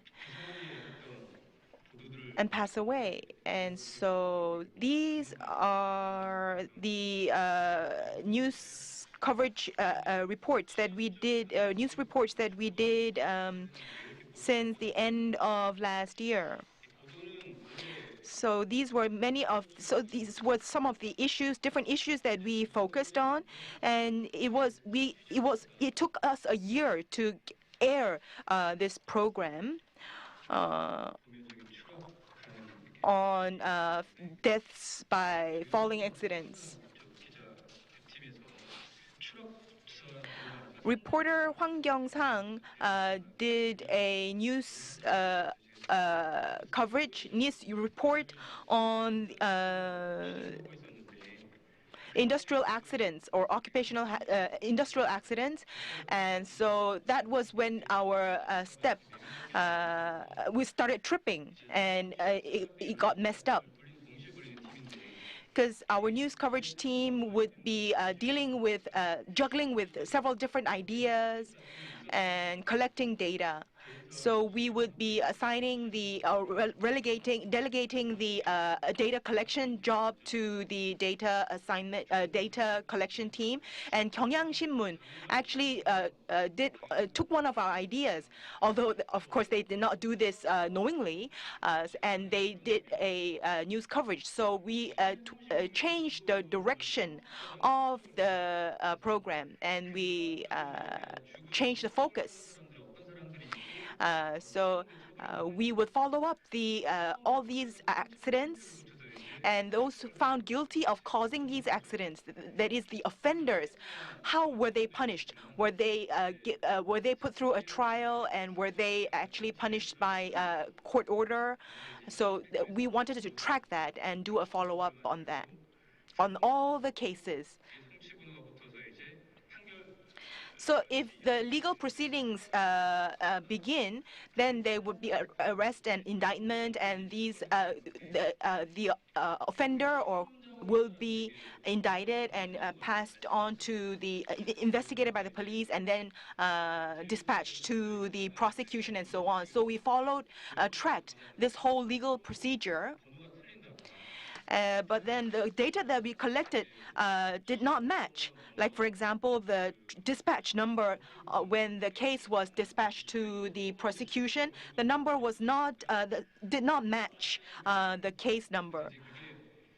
So there were a lot of misalignments and misinformation or mismatching data. And so cleaning up the data that we had received was very, very time consuming. I think one researcher had to struggle with this task for about 10 months. It was really time consuming and labor intensive work. From the Ministry of Employment and Labor all the way to the prosecutor's office, and then all the way to the court. This whole procedure, a lot of data would be produced, and we had to collect that data and then make sure they matched, and we had to clean up the data. And so the result of the analysis of all this data is shown in these slides. Each of the cases, how was it dealt with, and what was the result of the outcome of the legal proceedings at the Ministry of Employment and Labor, at the prosecutor's office, in the courts, and so on. And one thing that we found quite shocking was that what caused this fatal accidents was surprisingly simple. That just because in the absence of just one safety rope, if that safety rope or cable had been put in place, then we could have prevented that death. And another thing that we found very shocking was that the person or the entity responsible for this fatal accident, the penalty imposed on these entities or offenders was very minimal. And the sentencing range or the penalty would be a maximum of 7 years imprisonment, but very few offenders actually were sentenced to that given that maximum sentence. And so the punishment was very, very light. And so these are some of the factors or conditions that you have to satisfy in order for heavier sentencing or lighter sentencing. And we came up with all the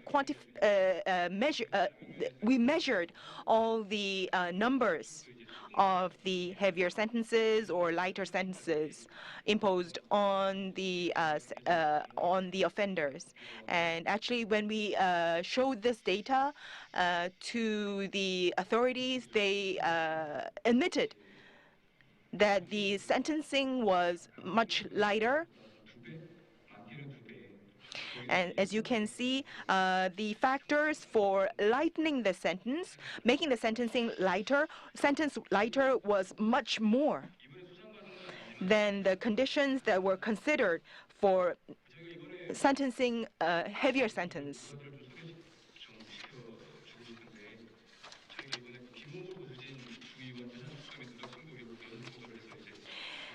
And I would like to move on to another news item.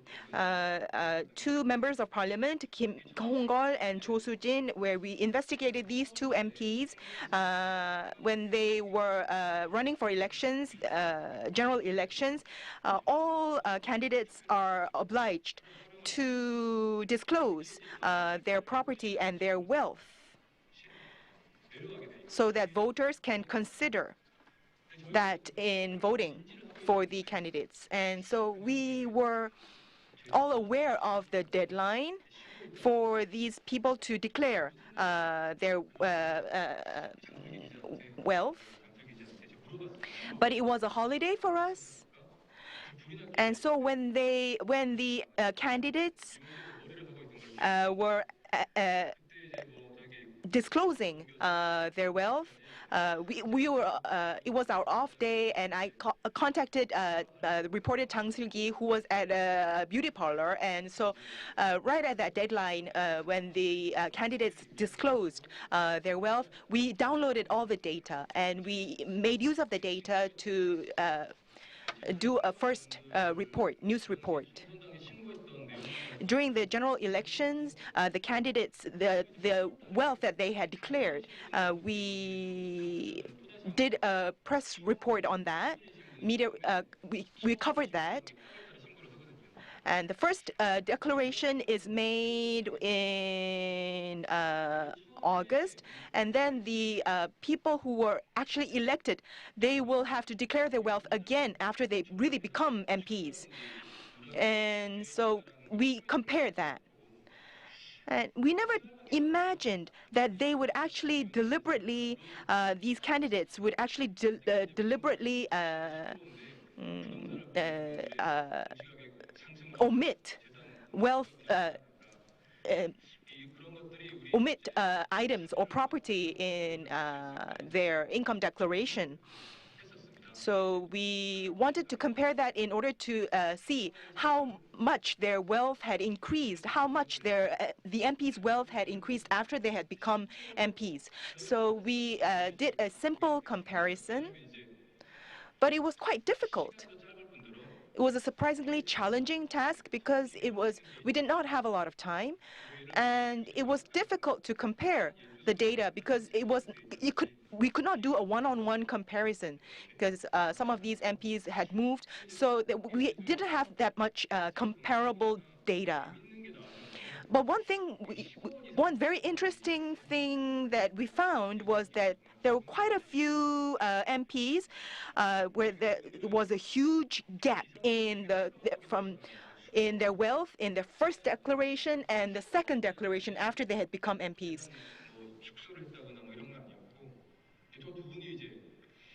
And so out of them, these two people, the gap was quite big, about 1 billion won. So in the space of half a year, their wealth had actually grown exponentially by about 1 billion won. So what they had omitted in their declaration was 600 million won of cash for MP Cho, and 500 million won in bonds, and for MP Kim, it was apartment leasing or rights, or commercial building lease equity amounting to 1 billion won. And also, as part of this news coverage, we looked at some of the high-end residences of high net worth individuals. And we saw that these were luxury property, luxury items like yachts. So the acquisition tax that is levied on these, on the owners of these high-end residences would be much higher than. So if the apartment that is owned is more than 75 pyeong or 100 pyeong for detached houses, then they would be considered or categorized as high-end residences or high-end housing, and so the tax rate would be higher for them. So one way these rich, high net worth individuals would avoid paying this higher taxes would be this. It would be a very sneaky method.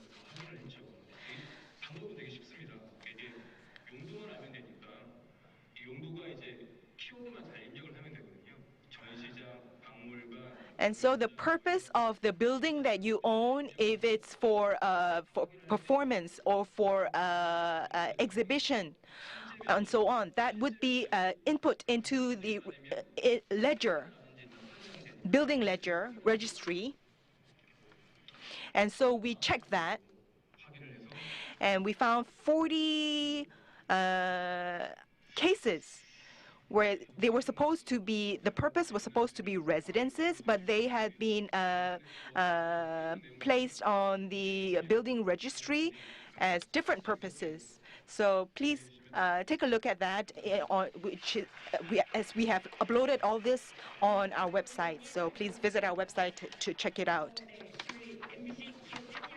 Yes, thank you very much. NBC is providing really very interesting news coverage, and although we don't have a dedicated interactive news team, we are trying to provide interactive news services as well. So we would appreciate people coming, visiting our website to participate in the interactive news programs and news.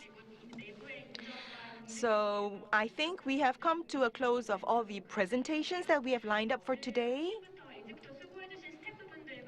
So I'd like to thank the staff who have been working very hard since early in the morning. A big round of applause for them, please. And about over 100 people have been participating online and have stayed with us till the very end. So a big thank you to them as well. So after a 20-minute break, we will move on to the 2020 Korea Data Journalism Awards. So please stay with us. Thank you.